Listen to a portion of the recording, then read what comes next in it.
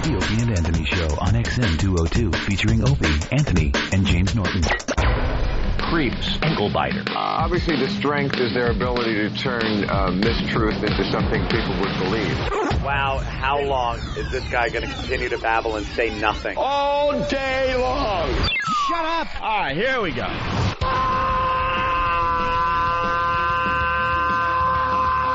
Welcome to the Opie and Anthony Show. It's worse than I imagined. That's terrible. I'm sorry. We are a bunch of dopes. I think we're lewd. And we're probably pushing 20 arrests because of this radio show. Out of touch cornballs. 3 retards. We have the effect of Tylenol PM.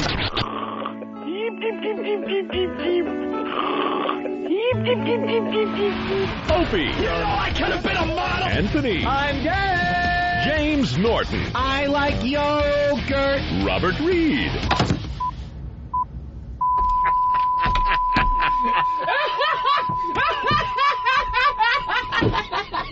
But enough of this palaver. Let's get the show on the road. Yeah, he already has one. I don't wait. He doesn't wait for nothing. You like it? He loves it. Oh, I love it. We could start by talking about that in a few seconds here. After we play some of these clips. It's Friday! Friday! It's Friday! Dang. It's a conspiracy. What a dope Conspiracy. What a dope. Conspiring against me. Thanks for giving us energy for today's show, you dope. All of radio, You terrestrial dope. radio, sees this show as such a threat that they've hired a publicist to go after me. Really? Have they? You ass. Good morning and welcome to the Opie and Anthony Show. It's the ONA virus spreading across America. We're getting bigger every single day. Every day. Every day. Our phone number 1-866-313-FREE. That's 1-866-313-FREE. While other people fizzle away with delusions, with your yes men that surround you telling you how great things are going. Are they? Are they really?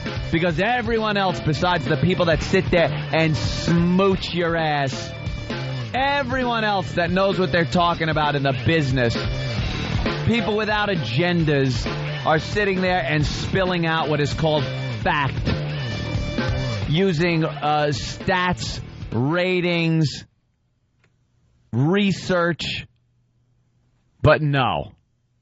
It's a conspiracy against me. Unbelievable, this doddering old woman with his house N. I wish I could say the word. With his house, he got her off the plantation and brought her in the house. Oh. So, yes, sir, whatever you wants me to say, sir. You're a house N. And then that fat son of a bitch, Artie Lang, that sits there with her, with him, with both of them girls. Oh, enough. This guy finally has lost his mind. I keep thinking he's lost his mind with every statement he makes. I think, well, that's it. He finally went crazy. But this time, he's lost his mind. Is he actually convinced? I'm serious, people. He's convinced. We're not allowed to use that word. What? Serious. Oh, right. Right. I'm not kiddingly. Not kidding. Really. People. Ish. He actually believes that all of terrestrial radio, this entity that is terrestrial radio, which, by the way, is broken up into a bunch of companies and factions and this that doesn't get along with that and this trying to beat up that. But all of them have gotten together in this huge conspiracy to put out press releases against a guy that now has less listeners than any one of these stations that are conspiring against him, that have all gotten together.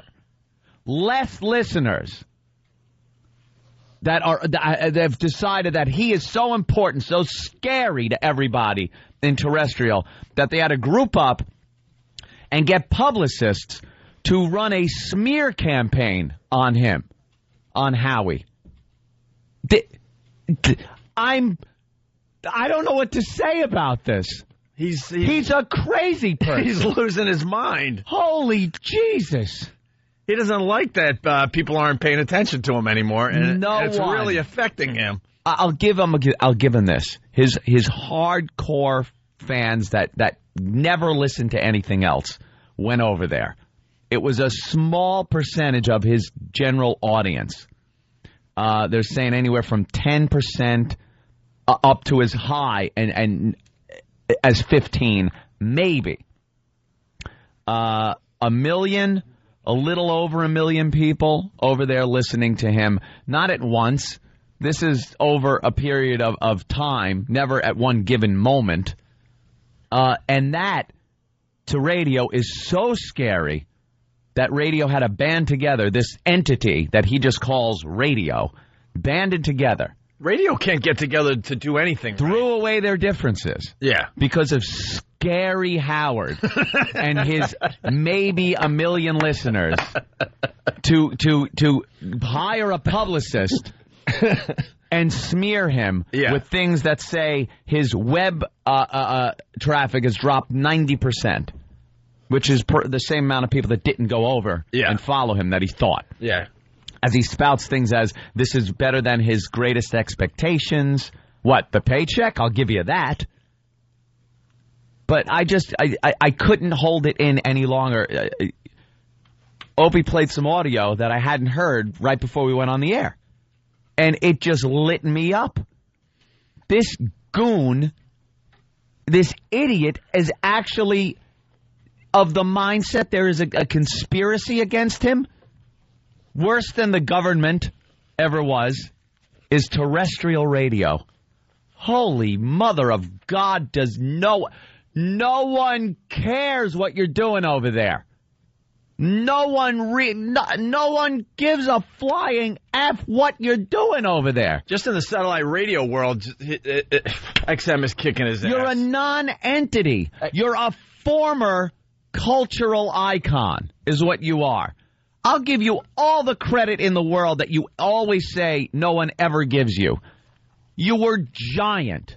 You were the biggest goddamn thing in radio for a set amount of years. It was the perfect time. You were the perfect thing for it. The crowds you used to have were amazing. That did happen. Yes, I agree wholeheartedly that happened. But now, you're not even on the friggin' radar. It's an insult to yourself to sit there like a doddering old woman and bitch that all of radio is conspiring. Howard, wake up. No one cares what you're doing. Like I say, your hardcore fans, they care. They love calling and saying Baba Booey like it's 1988. Like Jimmy pointed out yesterday, it's just sad.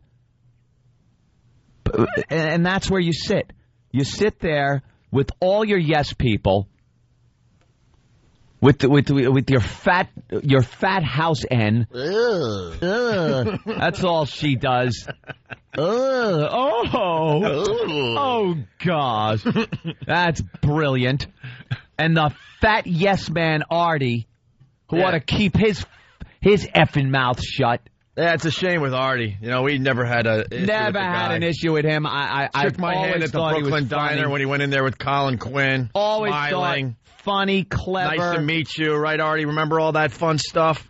The only guy that probably could have replaced Jackie, because he has a great wit about him. He's quick. He's raunchy.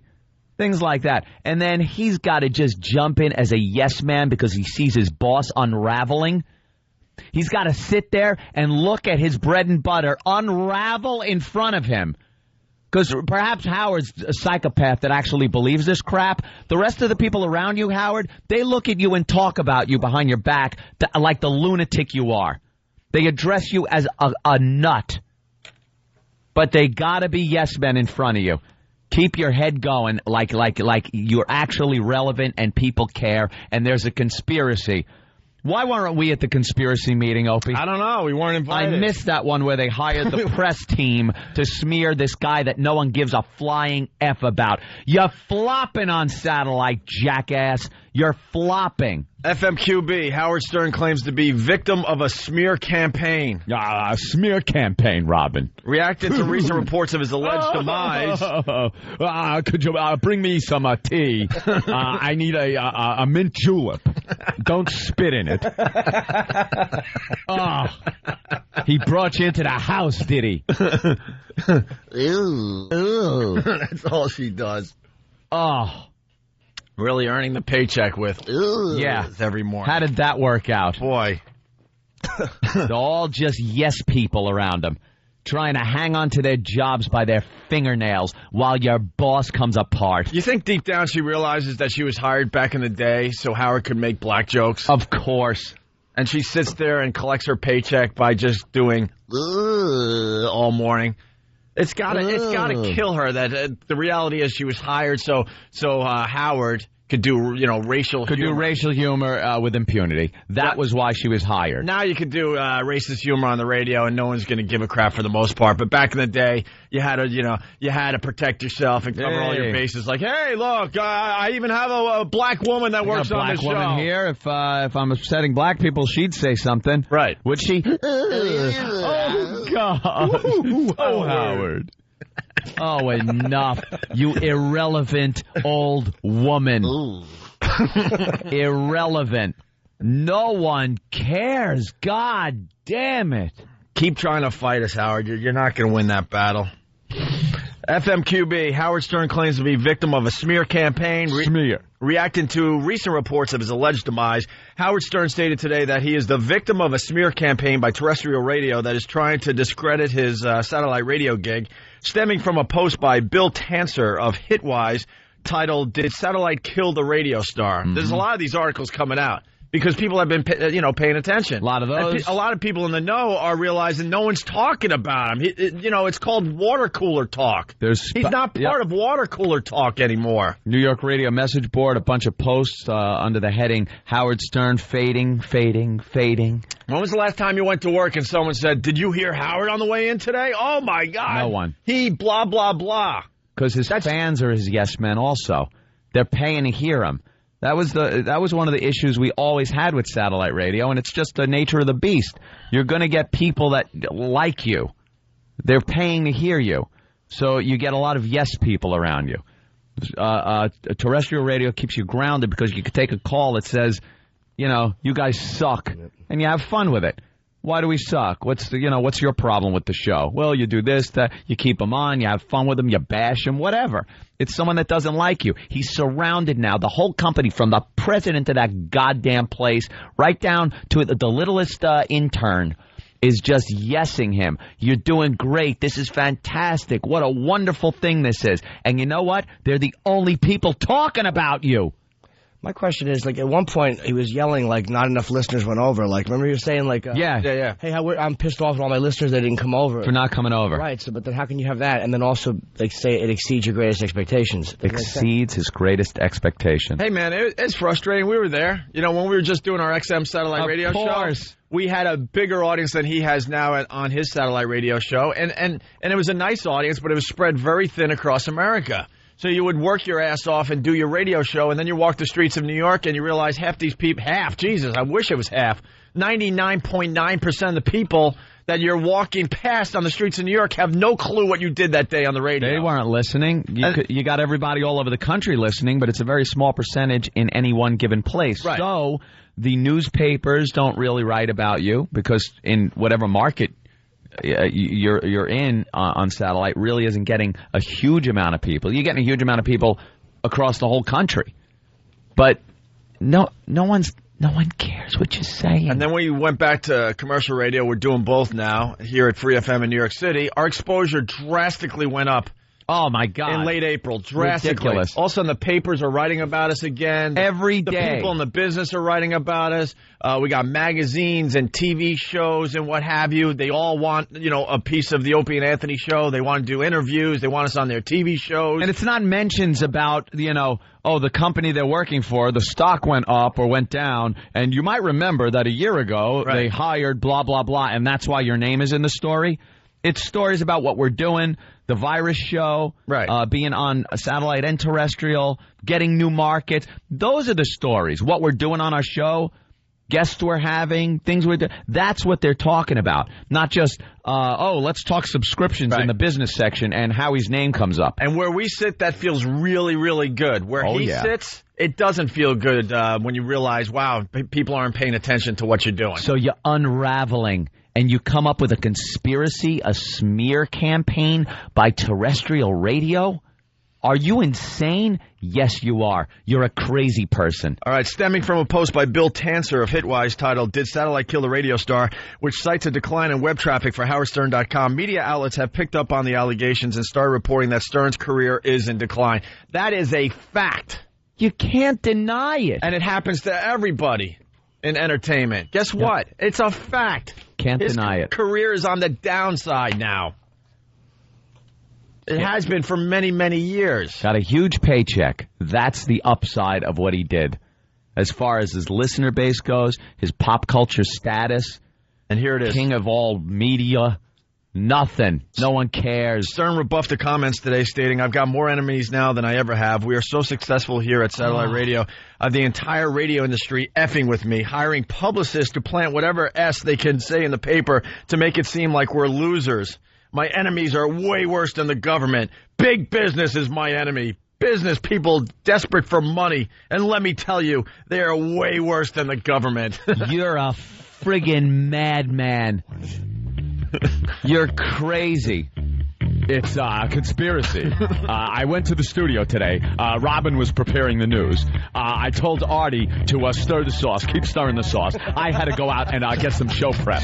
So I got in my car, my limo, actually. The limo driver was taking me around, and I looked up, and a black helicopter was following me, obviously hired by terrestrial radio. But I had things to do. I had to get out to the Hamptons and make sure they got the money for the new Howie mansion out in the Hamptons. So I drove out there, and the builder wasn't ready with my Howie mansion yet. So I hopped back in the Howie limo and drove back, and there were more helicopters following me. I called Artie to make sure he was still stirring the sauce, and I called Robin to make sure the show prep was... Robin, what? No! They're after me. Because that's how it happened. If it was a terrestrial person, I would have been dead. I never would have seen him coming. You paranoid ass. This is called being funny. So that's it, huh?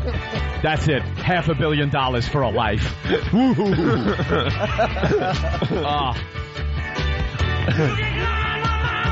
It's a good system. They took a lot of my listeners and cut it into little slivers. And I got one.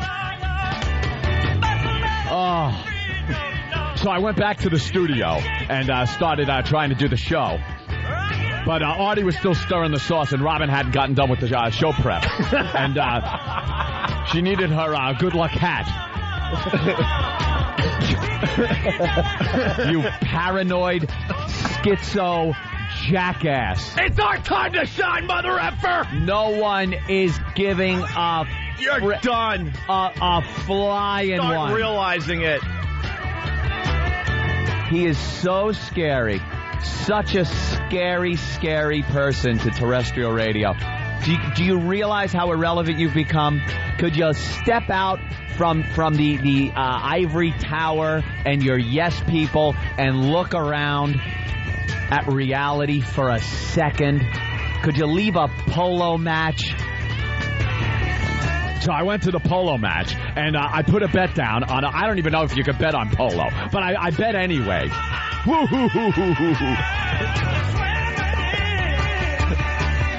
We had a bunch of old tapes that I wanted to play, but Robin panicked and flushed them down the toilet. We needed those tapes, Robin. Ooh, what are we going to do now? Ooh. Oh, they were going to find them, Howard. No, they weren't, Robin. Ooh. Oh. Unbelievable. You're paranoid. This is driving you crazy, and you're splitting at the seams.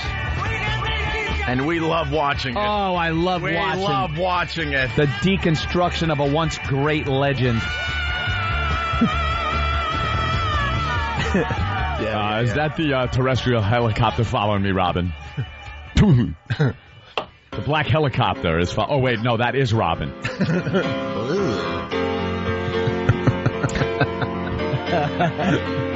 Artie and Robin in the limo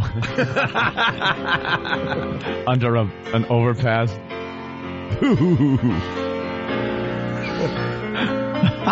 Anyway, all right. We should take our first break. We'll continue with the article. Got to play the audio because that's what set me off. Oh, yeah, we'll do that after the break as well, definitely. Jackass. He also talked about our Letterman appearance again. Yeah. Actually, Artie chimed in this time. That's where that fat son of a bitch Artie chimed in and should have kept his mouth full of food instead of spewing bullcrap about our Letterman appearance. If it sucked so bad, you tub of crap, you fat bastard. If it sucked so bad, how come a minute after our appearance was done, they asked us back? If we were bombing so bad, like you said. Don't kiss his ass. You have a career, you idiot. People actually enjoy what you do. Don't sit there and be this idiot's yes man as he comes apart at the seams, hanging on by your fingernails. You fat bastard. Oh, now I just can't stand him either. I used to enjoy him on the roasts and stuff. Now he just aggravated me by lying. Lying for your boss that is an irrelevant old woman. He finally drank the Kool-Aid. Yeah, drink the Kool-Aid, Artie. He finally drank it. What's the matter? Not enough confidence in the movie? You got to go and start kissing that shriveled ass? Going, oh, crap. Is that what you got to do? Maybe I don't have a movie career after all, so I better start kissing his ass. A friend of mine had it, it's always a friend of theirs, right. And they happened to walk in, and it was on. I don't know what happened. We went to look at something else, and the DVR started playing Letterman. I couldn't shut my eyes. This is like the third or fourth time where they're talking about our Letterman appearance and saying that, I was at a friend's house, and it just happened to be on. Oh, they locked me in a room like Clockwork Orange and threw my eyes open and made me watch it. Gary told me. Gary told me. Yeah, all right, whatever, Howard. No one ever watched it. It was really talked about. It went really well. We had a great time from beginning to end. The audience loved it. Letterman loved it. We loved it. It was a thrill of a lifetime. And this fat son of a bitch has to crap on it for your boss? Artie, you're savvy. You know what a bombing is and what a good appearance is on a talk show. Be honest at least. At least be honest about it. You don't have to kiss his ass so much. Everyone over there just smooching it. Ugh. Ooh. You doing the Robin impression again? Yeah. Ooh. That's all. I'm good. Add enough. That adds enough to the show, doesn't it? There you go. You better do more than that, or you'll be back out in the plantation. Howie won't keep you in the house where you can make a mint julep for the man. That whole crew over there disgusts me.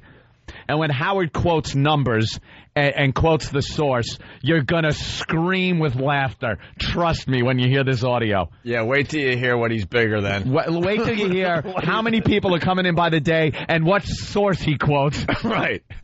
We'll do the Howie math next. Oh, Christ. Thank you for giving us energy this morning, Howie. Thank you. Lunatic. You had your time. It was great, but it's now our time. Everyone knows it. It's driving you nuts. Jesus. Hello, Jimmy. How's your coffee? It's good. All right, it's the One virus spreading across America. It's time for another Opie and Anthony Show Scream Along.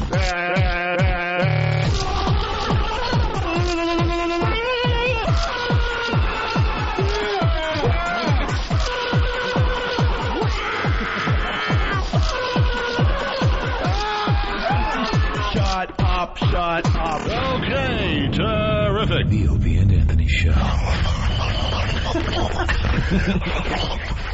Hear what everyone else is talking about. O&A Uncut and Live, continuing the show on XM Satellite Radio starting at 9 a.m. Eastern. Visit xmradio.com to subscribe. Opie and Anthony. The Opie and Anthony Show.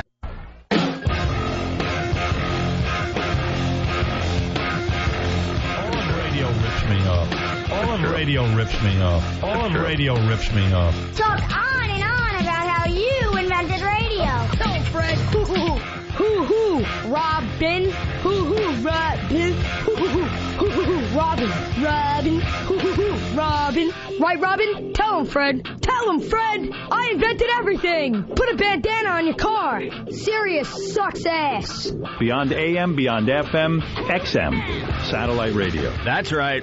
Good morning and welcome to the Opie and Anthony Show. The O&A virus spreading across America. Yes, it is. We got a lot of energy this morning. Howie Hater from Atlanta on the instant feedback. We got a lot of people reacting right now, Anthony. He writes, no doubt Howie is clueless, but why reward him with all this airtime? I'll tell you why. At this point, it's just great material for the Opie and Anthony Show. Exactly. The guy's losing it, and it's being documented on audio. And for any asshole that wants to perk up and say, oh, you can't even go a day without talking about him. It's we're at the point nowadays, we only talk about him in response to when he talks about us. That's how it works now. So when you hear us talking about him, it's because he's spouted off about us. But you probably didn't hear that part of it, because not many people are listening, and that's just the facts. Phone number 1-866-313-FREE. Lil Jimmy Norton in studio with us. Funny man, Jim Norton. Funny. The hyphen. Man. Hello, Flint, Michigan. Ugh. Hey, we're on in Flint. Oh, wow, our career's just taking off. Don't you diss Flint. Conquering all the AMs across America. Wow, we're just like Sean Hannity. Flint, Michigan. What's wrong with Flint? And the agent all excited. Guess what? I got you a new affiliate. Oh, yeah? Is it L.A.? Is it L.A.? It's Flint, Michigan. All right, that's kind of cool. It's on an AM. Are people going to hear us at the big car amusement park that we saw in Michael Moore's movie? I don't know. God, was that hysterical? That amusement park based on cars. We're going to weed out the Flint, Michigan listeners right away. I was watching my home be were you, fat boy? We beat up our own. The guy that just goes around. It. I'd like to say hi to the guy that just went around kicking people out of their houses. I love that on black Christmas. Yeah, we should have interviewed him. I'm just doing my job. We should have interviewed him yesterday, first day on in Flint, Michigan. Yeah. So back to FMQB. Howard Stern claims to be victim of a smear campaign. Smear. The article continues with this. Meanwhile, Stern also discussed XM Satellite Radio / CBS Radio personalities. Hey, slash. Opie and Anthony addressing the duo's appearance on The Late Show with David Letterman, in which they discussed the gag order Stern had placed on them while both were employed by Infinity Broadcasting. Stern said he didn't feel their free speech was interrupted, but rather that he shut down someone that was trying to hone in on his action. More paranoia. Hone in on his action? Hey, jerk off. We were working for the same company in different day parts. You were doing mornings, we were doing afternoons. How are we honing in on your action? How the hell were we honing in? Paranoia. We saw all this. As people start seeing him unravel. This is the stuff we saw years ago when it was starting. The guy's a psycho. He is a friggin' psychopath, a lunatic. Apparently in need of therapy every day. He's that crazy. Oh, yeah. Well, because he was a bad husband, a bad father. Yeah. And what does he do? A horrendous boss, doesn't even treat his own employees right. No. It's legendary in the business. Just enough. That's right. A bad father.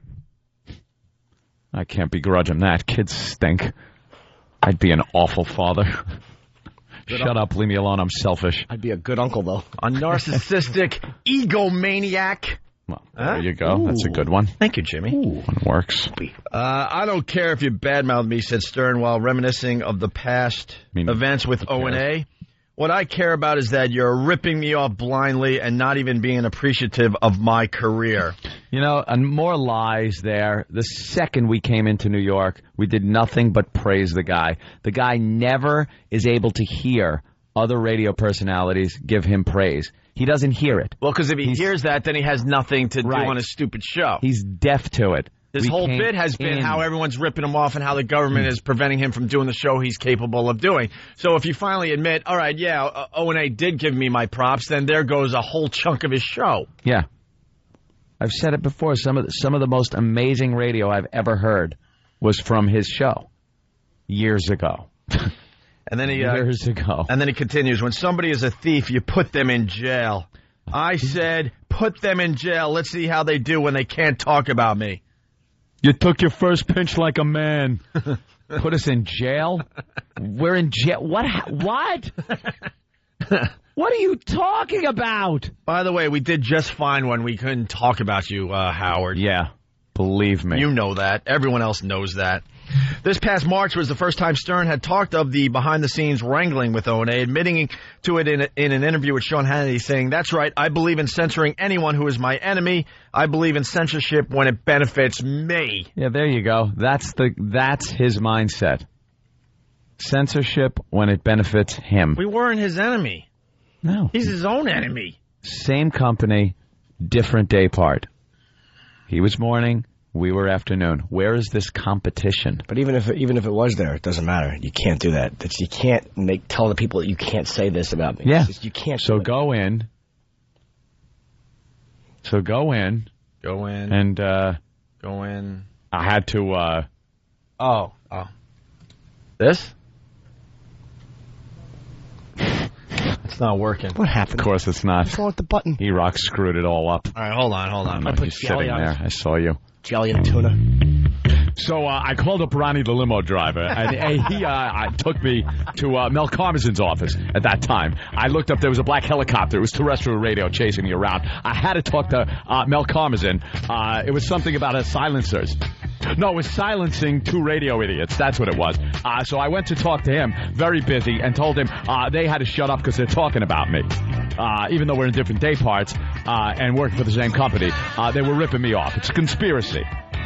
Then I hopped back in to go see if Artie was still stirring the sauce. Apparently the fat bastard ate all the sauce, sausage, and pasta. Ooh. Then I said, Robin, there's Robin. Robin, do you have the news ready? Very busy man. You paranoid, schizoid ass. Quick car, pull in the garage. Pull in the garage. They're following me. Terrestrial radio. In helicopters. I see Opie and Anthony in helicopters, Robin. No. Do ya? All right. Stern also said he got a call from Letterman producer Rob Barnett asking if he cared about the O&A booking, to which he stated, I've never interfered in anybody's career. No, huh? Never, huh? And didn't block the appearance. This news had come out before the appearance by O&A on Letterman's show, to which the duo challenged Stern to block the appearance if he could. Begged. O&A say they have been asked back by Letterman's people for a second appearance this December, which is the God's honest truth. Waiting on an official date, by the way. Yeah. We were told right after the show. Because we bombed so bad. All right, you ready for the big laugh of the morning? Yeah, this is great stuff. Howard is bigger than blank. Well, you know the answer. Do you know the answer, Jimmy? I know the answer. Wait till Howard is bigger than blank. If this was a special that we taped last night from like Bellevue or some other mental institution, and this was a person blurting out stuff strapped to a bed with medication going in, you would be laughing your ass off. Yeah. Because what he says is so utterly ridiculous, it's comedic. I was the victim of yet another smear campaign. I can't tell you how interesting this ride to satellite and Howard TV, Howard On Demand has been for me personally. No, it's interesting. He thought it was going to be a lot better than it is. Dude, he thought it was going to be huge. That it's a slow build. XM is doing great. Yep. Not trashing anyone in Washington, but the reality is, as far as having a big, huge show in New York, I'll just go with New York. Yeah. It's a very, very slow build. Yep. It will take years. He will never get up to the level he was when he was doing commercial radio in New York. Never. And it's going to take many, many years to get some kind of an actual presence in the New York market. That's if... That's the reality of satellite radio. If that company lasts. They... Howard doesn't seem to know that the big story, all the press he was getting, all the promotion he was getting, wasn't because he was going to satellite. He thought that was going to continue, and all the people would come with him. It was because he was leaving regular radio. That's what the stories were about. It wasn't about, wow, he's going to satellite, this is great. It's no, he's leaving regular radio. So once that was done, there's no story. I can't do the accent, but Johnny from Baton Rouge, a victim of the modern age. Poor, poor Howie. Poor Howie. I'm a victim of the modern age. Good evening. And then Don the Trucker. Who tried the Kool-Aid. Don the Trucker from Whack Bag. Interesting equals not successful. Right. Interesting. Equals not successful. Picking his words very wisely. Yeah, it's interesting. Is it? This whole satellite thing is interesting. Being a father is interesting too, right, Howie? Why am I alone? Dope. A horrendous husband. So now he's hanging with a face. That'll get you places. There you go. You dope. Bigger than... Oh, yeah. Bigger than what? Jimmy? U.S. Steel. We're bigger than U.S. Steel. Your father. I was the victim of yet another smear campaign. I can't tell you how interesting this ride to satellite and Howard TV, Howard On Demand has been for me personally. You know, now I am a big threat to terrestrial radio, evidently, and to satellite radio, XM in particular. In particular? Which other one is there? Big threat to satellite radio, XM in particular, as opposed to the one I work for, which I'm also a threat to because they pay me so much money. Hey, there was something... In particular? There was something called the Howard Factor when he went to satellite. That is so over now. XM is relaxing. Yeah. The stock went way up yesterday afternoon. They're noticing a trend there that it's just not quite they're not bringing in as many subscribers as they thought and as they were. Right. There was that initial push, and that was absolutely expected by everybody. He expected more. I've talked to a lot of people who say, like, yeah, I was going to go, but then, like, I just didn't do it because it was the holidays, and all of a sudden it's like 3 months, and I'm like, all right, whatever. And people are like, yeah, who cared? One guy emailed and said he was a huge fan, but just never got it. Like, wanted to, never got it, and then decided, I found something else. I got a 6-CD listen player. to other stuff. Yeah, either CDs or other radio stations or something else. Might even get satellite radio. A lot of people then decide you want to listen to something else in the morning. It's what happens. People have their own tastes. You weren't God. Sorry. A big threat to terrestrial radio, evidently, and to satellite radio, XM in particular. Love that. We've been tremendously successful and continue to be. Beyond my wildest expectations.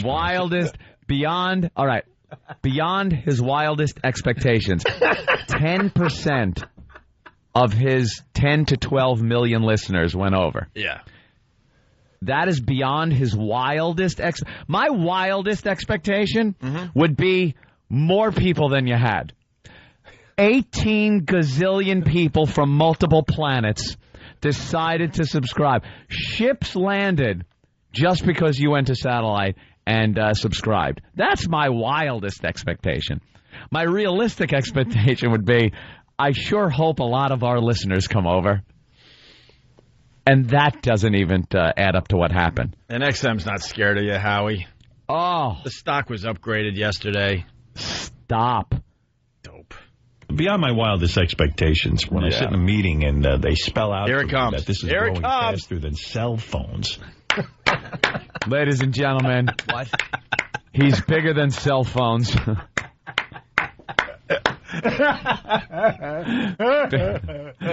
It's bigger than cell phones, Robin. Ew.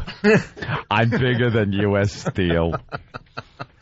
The trucks that used to haul the huge serious equipment. Your father's trucks.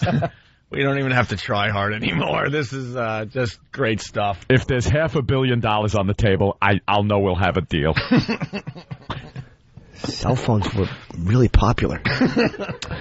Yeah, cell phones kind of took off. Yeah. I'm thinking they're kind of like mood rings and hula hoops, where it's just a fad. But right now, they're pretty popular. Growing faster than cell phones. If you, that's got to be a glitch. I want to ask people on the street, maybe during the walkover, do you have? I'll even cover all of satellite radio. Okay. You know, even though we're on XM, I'll cover it all. I'll go, do you have satellite radio? How about we do? And do you have a cell phone? How about we do iPod, cell phone, satellite radio? And see which one on the street has more. Yeah. Basic little survey. I'm bigger than AIDS in Africa, Rob. AIDS is nothing compared to me. Thank you, Smith and PA. I can't take credit for that. Yes, you can. No, I can't do it. Wow. It's a great line. Smith. Oh, hoo-hoo, I'm bigger than AIDS in Africa. Yeah, there you go. I grabbed it, but I got to give you credit. Thank you, Smith. Ladies and gentlemen, this news just in. I'm bigger than shoelaces. There's more people listening to me than there are shoelaces. I'm talking both pair. Know what drives him nuts? He knows that we're not scared of him, and we never were. No. Everyone else in this stupid business were scared S-less. Not many people are. Everyone anymore. was. Not anymore. Like, he's such a non-issue that the fact that we are addressing him is a little silly, and I'll admit to that, but it's only because... It's not silly. It's great material. Yeah, it's funny. That's all we care about. And when we first started goofing on Howard, it was great material back in the day. It's fun. When we started noticing that he was turning into Hollywood Howie, we're like, oh, this is great fodder for our stupid radio show. Years ago. And that's all we were doing. We were making fun of him and Imus and everybody else in the market, stupid Scott and Todd and Rocky Allen at the time. And he was the only one that couldn't take it. Yep. The only one. I'm bigger than cell phones. Well, let's hear that again. When I sit in a meeting and they spell out for me that this is growing faster than cell phones, when I'm adding 6,000 new subscribers a day, as Bubba pointed out. Wait. All right, that was the line that killed me. When we're adding 6,000 new listeners a day, as Bubba pointed out. Oh, he said as Bubba? Dude! I didn't hear that part. I didn't know. Head financial advisor, Bubba? What is... Who is... Where is... When is... Another one that has to lick his ass. Who the hell? Wait, 6,000 a day times 30 would be 180,000 a month. Right. What's 180,000 times 12? That'd be 1,800,000 plus 360,000. A little over 2 million, maybe. Yeah. Maybe 5,000, 6,000. Yes. 42. What did you say? 6 times. 42,000 a week. Well, yeah, okay, 42,000. So over 2 million a year. Just over 2 million a year. But that cell phones are growing faster than that. The cell phones, there's a lot more than 2 million cell phones. I would think so. No, well, a lot more than 2 million cell phones a year. First of all, being turned on, of course. I think the SEC ought to take interest in the fact that he's blurting out numbers. Right. There's no way. We know this business. There's no way. Stop it. You could add 6,000 a day. For one radio show. And he's talking about radio. Yeah, he's talking about him. He's responsible, first of all, for every sub that they have. Right. He's taken credit for every sub that they've had since he's gone on board. Maybe the company's growing that fast. Maybe. I don't know. It's just natural that the company, is growing. It's getting subs. They're not all attributed to him. But he does the Howie math and make it sound like there are 6,000 people a day signing up just to listen to him, and that's just not true. That is just a downright lie. I just got to check a text on my Sirius unit. All right, we're going to have to do one more break on this because there's even better audio. Wait. What? It's official. We just passed the mark. I'm bigger than toilet paper. I'm actually bigger than, and I'm talking each square on the roll. You psycho. When I sit in a meeting and they spell out for me that this is growing faster than cell phones, when I'm adding 6,000 new subscribers a day, as Bubba pointed out. When I'm adding more than 6, as Professor Bubba has pointed out, the chief financial officer of Sirius, Bubba. He got away with his lies for so many years. So many years. Ladies and gentlemen, we'd like to now bring up a very important man to the convention here. Ladies and gentlemen, Mr. Bubba. The plot, Mr. Bubba, who's going to now release subscriptions for the year. Is he? So is that official? I guess it's official. Is that out now on Wall Street? He's bigger than cell phones. He alone is bringing in 6,000 a day? All right. Take that as official. There you go. Maybe Securities and Exchange Commission ought to look into those numbers that Howie's just blurting out over the air. All right. Why don't we take another break? We have just a few more clips to go. Mm-hmm. Because he can't just spew this crap without us reacting. By the way, he should friggin' thank us. This is the most people that have heard his voice since he left. What, 9 months? The most people right now are hearing Howie's voice that have heard him since 9 months. He left radio. Yes. Sam walked in with an interesting stat. Yeah. As of 1999 to 2001, there were 86.1 million cell phones in the U.S. alone. In the U.S. alone? I'm just trying to do a little bit of math. Bigger than cell phones. And those numbers have to be even larger now that it's 2000. Coincidentally enough, I invented the cell phone. Right. Dude, there's China. So I'm fighting myself. There's China. There's China. That says it all, dude. There's China and Japan. Just pick a small little country. Oh, he is too friggin' much. He's lost his mind, people. It's too obvious. He's not barely to see. growing faster than Flint, Michigan. The ONA virus spreading across America.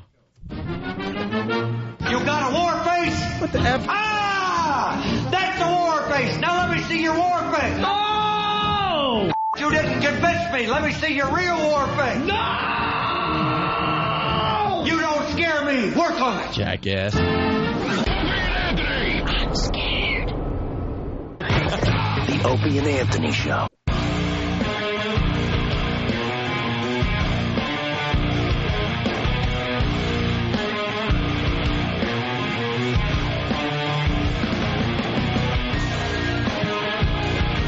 Good morning. It's the Opie and Anthony Show. Hope you're enjoying the festivities. The ONA virus spreading across America.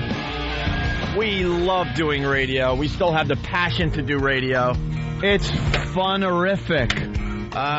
Here's the clip again, because we did a little research in the ONA lab, didn't we, Anthony? Yes, it didn't take long. Believe me. Here's the clip again. Beyond my wildest expectations, when I sit in a meeting and they spell out for me that this is growing faster than cell phones, when I'm adding 6,000 new subscribers a day, as Bubba pointed out. That's Professor Bubba.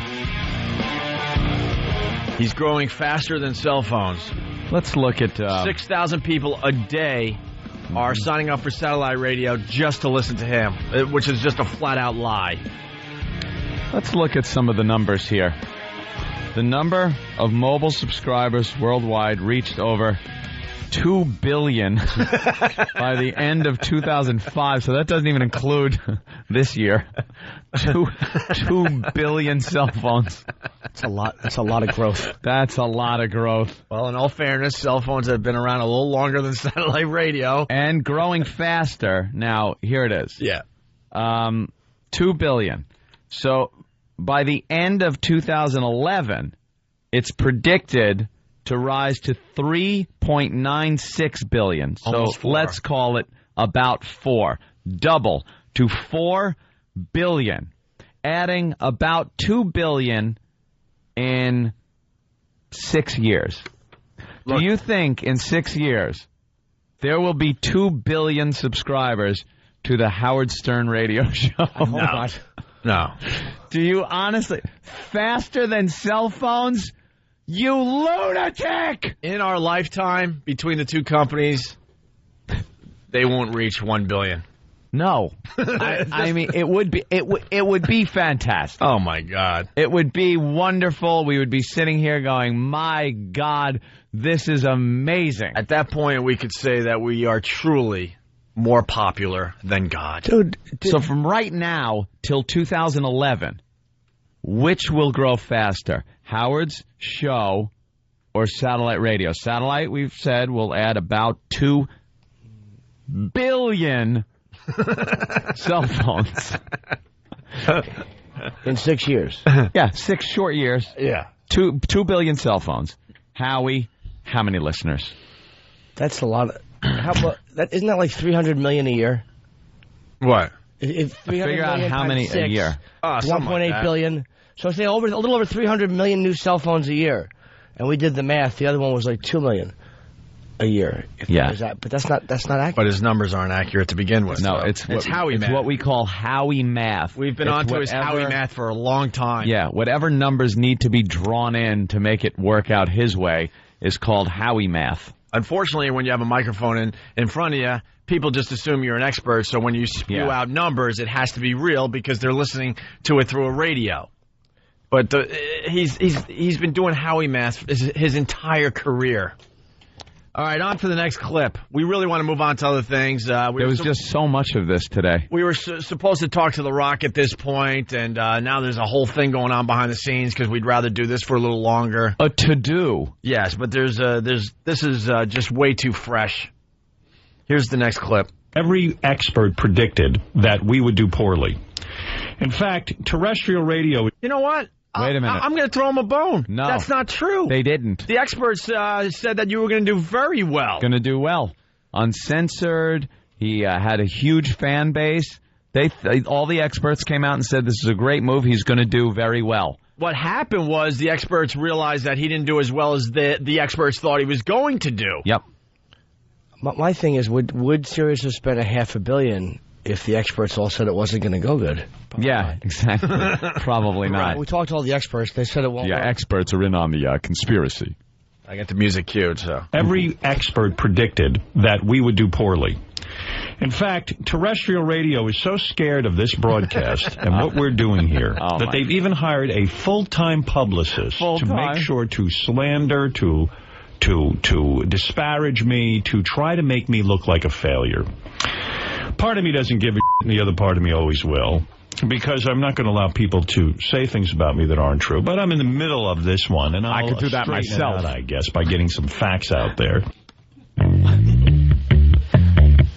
Part of me wants to say, who cares? The other part of me does care. So the part of me that cares got into the limo with Ronnie. All right, we drove down the street. All I could do was pay attention. The helicopter's back, Robin. The helicopter's back. It's terrestrial radio. They're following you, Howie. They're following me. They're following you. To the Hamptons, Ronnie, to the Hamptons. I got to get to my retreat out in the Hamptons. That's where everybody is. I got to get my old tapes. I got to bring them to Sirius and play them because I'm going on vacation for 18 weeks straight. But the listeners won't care because I'll play the old tapes. But I got to go get the old tapes. And I get there and the old tapes aren't there. So I call Artie and make sure he's still stirring the sauce and adding the sausage. But he's left. He went to do some movie that no one's going to see. Robin, is that you? Robin, get the news together. So Robin's getting the news together that no one seems to care about anymore. And I just have her in here to get her off the plantation so I can talk about black people. Keeps the FCC off of me. But I don't have to worry about the FCC anymore. The government even, I don't have to worry about them anymore. Now I'm worrying about terrestrial radio, but I really don't care. It's big business, Howard. Big business. They're all after me. They're following you in their trucks. Let me tell you what they've done. Terrestrial radio has personally hired a publicist. All of them got together. First, they played the Zapruder film, talked about the assassination that they were behind of Kennedy, and then decided to put this smear campaign against me. Howie, 9/11 is a conspiracy, too. You know that, right? You know, people that are out to get me are growing faster than me, and I'm growing faster than cell phones. And Artie is growing faster than Jupiter.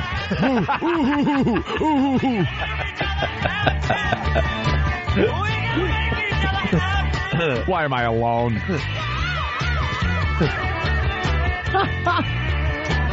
Oh, is he out of his mind? This just in. The hell is this? A horse is following me. Why is the horse following me? It's. Oh, hi, Beth. This just in. Lon from Georgia. I heard that instead of the Freedom Towers, they're going to build the Howie Towers, where the World Trade Center used to stand. Howard Stern, bigger than iPods. Learn it. Oh, Howie is bigger than cell phones in Ethiopia. That's Stu Pitt in Jersey. Yeah, don't pick cell phones when you want to say something that you're bigger than. Guys, you just missed a qualifier. He was bigger than cell phones in 1980. Oh, okay. There you go. He was, right. Bigger than cell phones in 1980. Big show. Not many cell phones. Pick something that grows a little slower than cell phones, like cancer cells. How about something harder to research? We're growing faster than people that collect Lionel trains. Because, we'd have interns going crazy going, I can't find the Lionel train stats. Cell phones? 2 clicks, and you know how many cell phones is sold. All right. Oh, my God. Moving on, because we're going to try to do other stuff today with the radio show. Yes. Then they got into the Letterman appearance again. Yeah, this is where a fat idiot who should keep his yap shut, Artie, chimes in to kiss a little ass. I don't know why. I really don't know why. The guy's a funny comic. And he stayed out of it for the most part. He did stay out of it. I don't know why he's jumping in now all of a sudden. I enjoyed when he used to goof on putting each of us with different radio personalities. That was kind of funny. His roasts, I think it's funny when he's on roasts, things like that. He's a talented guy, a talented comic. He doesn't need to jump in and just jump on the bandwagon because you just see your boss unraveling like this. Everyone sees the truth that's around him. He's, I think, just delusional and insane and really believes this stuff. But everyone else has to go be a little nervous about, subscriptions, things like that. So, you don't have to jump on the bandwagon and kiss his ass this hard. Our Letterman appearance was amazing. Believe me, I was nervous as hell that we were going to bomb. I'd have been the first one. I consider myself a pretty realistic, humble guy when it comes to the show and what we do. And I'm pretty realistic if things went well or didn't go well. That Letterman appearance went better than anyone could have. We couldn't ask for better. And better than my wildest expectations. Right, and there's pictures of us before Letterman in the Escalade and in the dressing room and stuff, and you can see that we're just freaked out nervous. Yeah. We'll admit that, of course. It's anyone going on Letterman for the first time especially, of course you're going to be freaked out. It's a huge moment. And then there's video of us coming out of Letterman, and it's a completely different scene. You see us all relaxed and happy because we know it went well. Sat right down, got right into it with him, talked about our show, talked about our various firings. It was a get-to-know Talked about session. Opie being a lunatic. Talked about, there were so many things. And then Dave brought up the Howard thing. Of course he had to. It wasn't to bail out the segment. We played the segment. It was to because it was such a bug up our ass that Howard had said that he could, shut the appearance down. That he felt qualified to bring it up. That he wanted to bring it up. That's fine. And Howard had been on Letterman so many times, I guess he wanted to kind of cement their relationship a little bit, maybe throw a couple of jabs at us to see how we'd respond to it. And the response got an overwhelming yay. People loved it. Yeah, they were only going to give us 4 or 5 minutes. It was going to be a quick little, segment. Really quick, talk about what we're up to and all that. And it wasn't a man-cow type sitting there bashing Howard thing. No. It was funny because people related to it. They saw me goofing on Howard the way they know he should be goofed on. like he invented everything. People know you're ridiculous. They know that whole concept that you invented everything is ridiculous. And that's why they were laughing. Going into it, we decided to keep it fun. So even when the Howard came up, Letterman really wanted to get into it. And we're like, you know what? No. Nope, let's keep it fun. And Ant diffused the situation by doing like a dead-on Howard. It diffused it. Letterman's laughing his ass off. The audience went nuts. And we kept it fun and light like we wanted to. Like the show. And like I said, the segment was only supposed to be 4 or 5 minutes. If you were in the audience, you saw produced pieces that they were going to run that night. And they got huge laughs from the audience. Yep. Huge laughs. They cut all that out and gave us 11 minutes. They restructured commercials. They restructured the whole show to give us more time because that's how well it went. Yeah, These are the every facts. bit of it. Those are facts. It was on YouTube. Everyone was checking it out, but unfortunately, something about copyright, they took it down. But, many people saw it for themselves. We were on for 11 minutes. You don't do 11 minutes on David Letterman if the appearance sucks. If you're stinking it up. No, they chop it up. They chop the hell out of it. But apparently Artie walked into some Best Buy, tripped over a DVR, and the appearance came on, and he saw it on one of the TVs.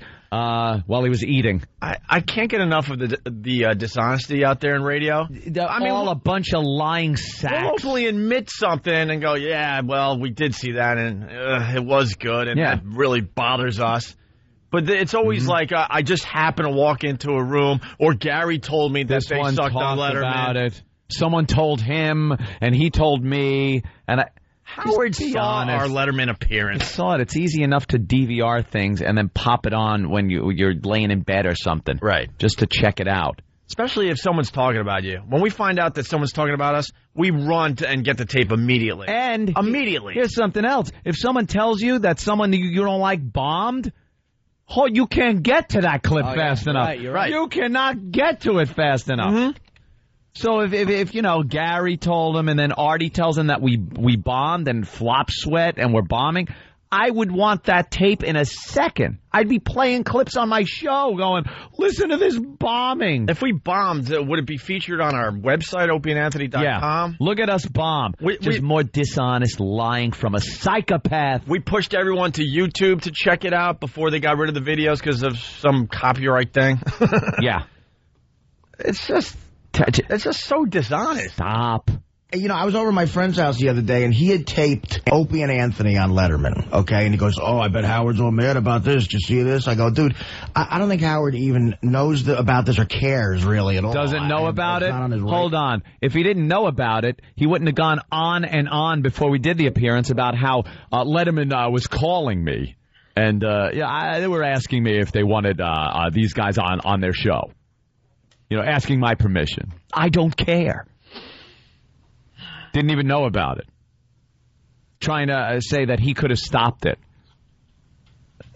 Just more crap. And more people try to beat me up. Anthony kept it fun. You, Letterman, no talker, didn't. I got laughs. I got laughs on Letterman. Laughs? I didn't talk as much as Anthony, no. But I was very happy with everything that went down. Knows about this or cares really at all. It's not on his radar, but he goes, you got to watch what they say about him. So I watched I see the radar don't work on a sunken ship. They are tanking. By the way, when his friend said you got to watch what they said about Howard, he basically said it was really funny. But I already can't say that in front of Howard. It was pretty good. Yeah, his friend is saying Howard must be livid. You got to see what they say about Howard. Right.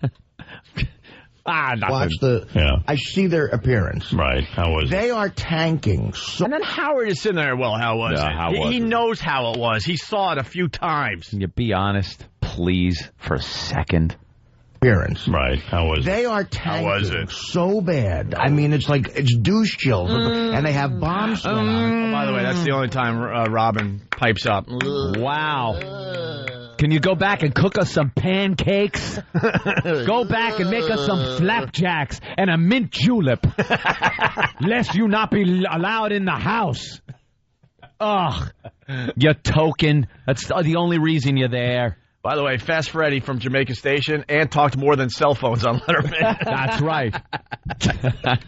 They are tanking Kathy, so I am. bad. I mean, it's like it's douche chilled, and they have bomb sweat on him, and Letterman doesn't know what to do. And he threw him a life server, in my opinion, by mentioning you. He goes, okay, now what about your fight with Howard Stern? You could almost hear the audience get interested. Right. And gave them a platform to actually get a response. They were really they were just being so dull. And it's a smaller version of what you're talking about right now. You're a newsmaker. You're a guy who listen to. Stop it. See, that's how they're going to spin a great appearance on Letterman. That's how Artie's going to spin a great appearance. Yeah, we sucked until we got it, or Anthony especially got a huge reaction with the Howard stuff. That's how you spin it? What a jerk. Bombing. Believe me, if we were bombing, I'd have been the first to know. I'd have been sitting there going, oh, my God, we're bombing. Now, you know what it is? It's like when you see your friend's ex-girlfriend, and she's banging a much hotter guy, and you got to go back and tell him about it.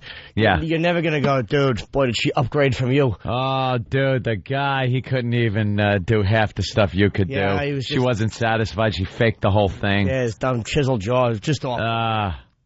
And then I forget who told me. They said that the big Opie and Anthony thing is to go around saying how I shut them down when they were on terrestrial radio, and that's their fight now in life because... It's not our fight in life. How about you admitted it on Sean Hannity, you jackass?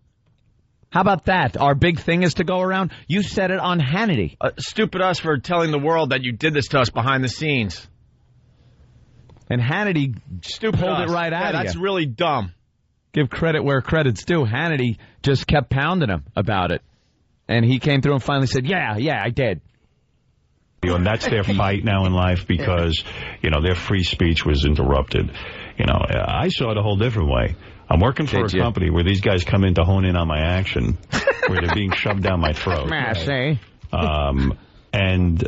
are we shoved down your throat? They finally found another successful radio show in the company. Threw us on in afternoons. We were on the same stations in a lot of cities. Yeah. And those stations were doing great. Very successful. We weren't taking listeners from him. He had massive ratings in these cities, and we had massive ratings in Afternoon Drive. People got to drive home from work. They were listening to us. We didn't hone in on crap. The guy doesn't like anyone doing well. We made you work harder, I'll tell you that much, because we were starting to get a huge buzz in New York until we effed it all up. Well, we shoved down my throat. Right. And the company comes to me and says, what do I think? And I said, I don't give a who you put on these radio stations, but it's all out war for me when some guys who do this. It was all out war? Really? Really? You got to fight. You look like the biggest pussy out there. There's no excuse for ever silencing guys who you're more powerful than in a company. There's no artistic excuse for doing that. He blamed Don Imus for the same thing.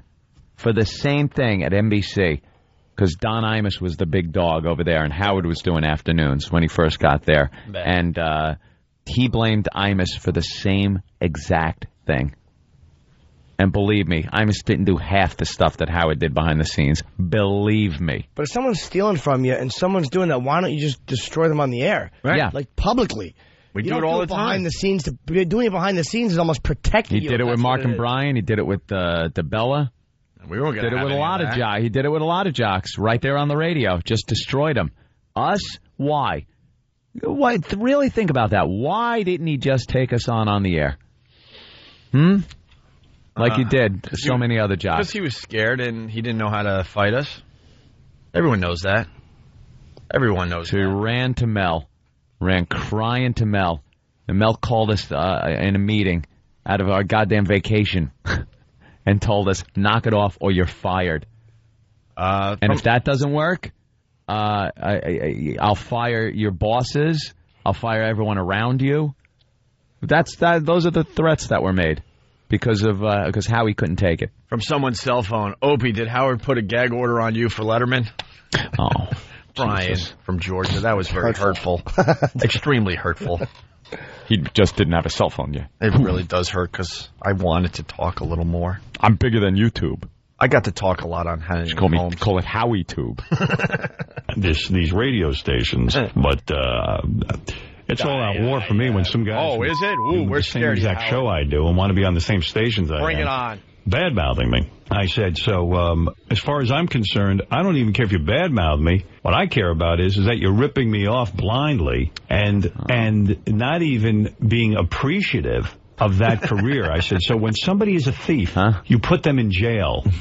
And I said, put them in jail, and let's see how they do. Let's see how they do when they can't talk about me. Well, and let me tell you, and then you saw they just exploded because, they didn't know what to do. They went off. And I don't even... What?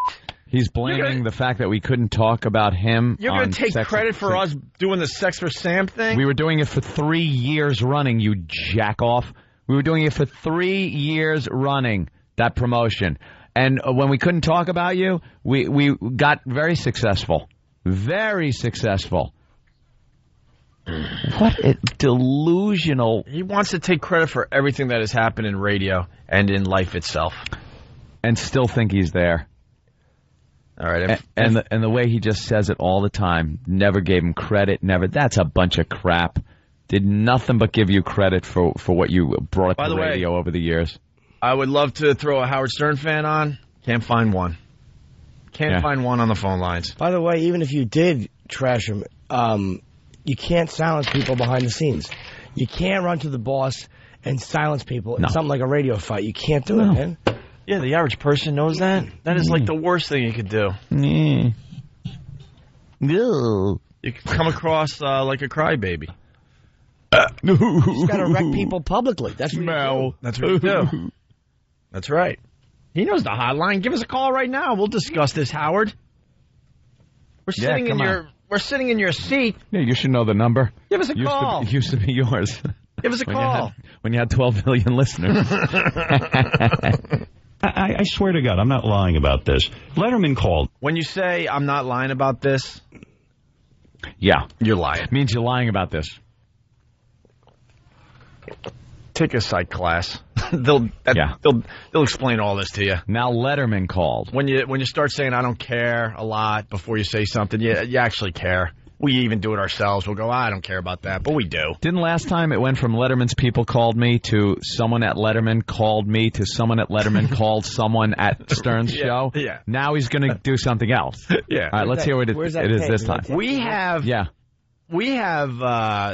don't like us talking about them, but we have a couple of writers that work for Letterman. They are massive fans of the Opie and Anthony show. Yeah. We pulled them aside. We're like, dude, what's the deal with this? We want to get to the bottom of it. And they said, to the best of their knowledge, it just didn't happen. Yeah, it just didn't happen. I swear to God, I'm not lying about this. Letterman called me, not Letterman, Rob Burnett, who produces it, and said, look, these guys are being pushed on us, thrown down, pushed on us by the executives at CBS. They're desperate to have them succeed on the radio. Right. You're such a... Freaking Leno called us too, you ass. Yeah. Forced on them. So forced that minute after we got back to the dressing room, we were invited back. Right. So forced that our 4 to 5 minute appearance turned into 11 minutes. Yeah. At CBS. They're desperate to have them succeed on the radio. We don't know what to do. We don't want to piss you off, but how do you feel about them coming on? I said, I said, do whatever you want. No one cares about you. You have my blessing to put anybody on you want. And there's a short list in the world that would get a phone call like that. That's Artie. What are you, Artie? Shut up, you yap. So as far as me interfering in anyone's career, I've never interfered in anybody's career. You go do whatever it is you have. Look, they're working. They're doing very well. They're around. Well. That's it. They're on the radio still. Yeah, have a party. I mean, I'm so we happy do every day. Here. I'm so not a part of their world or Mancow's world or all the guys who supposedly have a beef with me. I don't even listen to them. I don't know anything about Mancow. I don't know anything about Opie and Anthony. I don't know anything about them. No, you seem to. I can only imagine, like what Bubba said, that whenever you say, I don't really know them, I haven't heard, it must kill them. I've never heard their show. Oh, shut up, Robin. Why does Bubba get quoted? And first of all, Bubba was one of the rip-off, idiot, jerk-offs that you couldn't stand. That was a rip-off, and now he's your pal. It doesn't... Why does everybody quote Bubba? Yeah. They're talking about this guy like he's running the whole ship. It's, according to Bubba, I mean... They're just delusional. We didn't have a million meetings about Howard behind the scenes. Howard said this, Howard said that. What's your story? Didn't care. You're trying to say Howard doesn't know about it. Didn't listen, doesn't know what we did. Then how come you had us dragged in front of the head of the company, Mel Karmazin, to tell us to shut up about you? How come? What about the meeting on January, 2nd? Yeah. Where we were called back from vacation, and we were in Mel's conference room, and he wanted to fire us because we were talking bad about your daughter. Yeah, some little incident that happened. At Jingle Ball. Yeah, remember? We heard things, whether it was alcohol, pills. We don't know. We don't know. I don't know, 'cause this story... We do know you were in an emergency room, so we goofed on it. Never even mentioned you or your daughter, but it was still a major problem. Yeah. That we were dragged back from vacation and almost fired, but you don't know about us? Robin, he doesn't know about us? Never heard Trust me, he knows about us. Doesn't know anything we did? Trust me. When we went down to the Plaza Hotel, when he was having a press conference about that bomb son of a beach or whatever. Yeah. And we went there for the free food, and this was early on. We were just working for the same company. We were invited. So, we'll go for some free food and stuff. And Howard sat in his limo outside the Plaza Hotel and refused to do his freaking press conference because we were inside. Till we were removed. But he doesn't know about us, right, Robin? No. You lying sack of twat. Oh, that's not going to... Oh, boy. What? That part didn't make it? No. The part of him sitting in his limo? Yeah, that probably made it. And he refused to come in and start the press conference? Till we were because we were inside? Yeah. But he doesn't know about us? Yeah. Doesn't know about it. And everyone's sitting around looking at their watches like, man, this was supposed to start at noon. It's now like 12:40. And then one of our bosses comes running in, like sweating profusely and trying to drag us out so he doesn't get fired. And we weren't even going to do anything. We were just sitting in the back row and enjoying a piece of a freaking hero. Maybe he was sweating because he was biting a pillow minutes before. And then we actually walked out of the plaza, and there's the limo sitting there with him in it. And he doesn't even have the balls to roll down the window and confront us. He had to do it on a phone with bosses. A cell phone that I'm bigger than. Imagine, like what Bubba said, that whenever you say, I don't really know them, I haven't heard, it must kill them. I've never heard their show. I don't know anything about it. Flat out lie. I don't care. Flat out lie. I've been told it's reminiscent of our bits. Truly, I listened more to David Lee Roth than Oh, Robin. Oh, did you? Oh, you better cook something up for Massa. Did you? Enough. You listened to Oh, that's terrific. They all just sit there and lie to each other just to make Howie feel better. Hope it's working. Hope your week, every day of the week therapy's working. I hope all your kiss asses, kissing it every day is working for you. Hope your $500 million's working for you. Whatever. Have a great time. Have a party over there. We're happy for you. Just keep your lies to a minimum. You, Aunt Jemima, and the fat load of crap that just put out probably could be one of the worst movies ever. That is going to get confused with the Broken Lizard movie. Yeah, that's going to be funny. You want to talk about tanking? We'll take a little look on Monday there, Artie. Yeah. We'll see who really is tanking. Let's see how much promotion you could really pump out on Hey, you guys. On Sirius. You guys talked about the movie for over a year over there, or close to a year, right? We'll see how it does on Monday. We'll see. All right. I'm done. I want to talk about my midlife crisis. It is pretty funny, actually. All right, we got to take a break. We're really late. Otto and George, I saw them in the green room. I invented puppets. I did. Well, you're the puppet master, aren't you? Puppet master. I pull the strings. Pull the strings. All right. It's the only virus spreading across America. Go get my limo. Anthony. I got my herdy. Jim Norton. That makes me sound like a really talented comic. It's the Opie and Anthony Show. Only creeps listen to this program. That's right. That's a bunch of lies.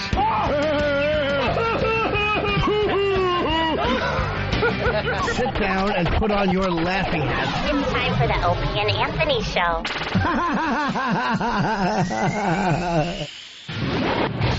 It's the Opie and Anthony Show.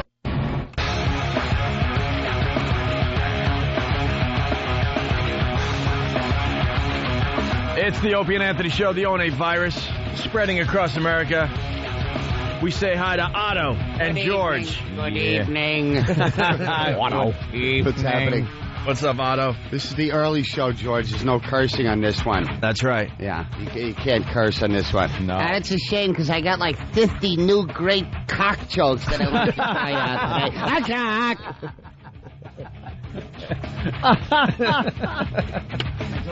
George has to calm down. Yeah, he might have to calm down over here. Otto doing Cleveland with us the 23rd of September. Great, we got him on another show. If you're in Cleveland right now and you're listening, tickets are on sale. Yeah, there's a special. They call it the Jim Norton special. Of course they do. Make you want to vomit.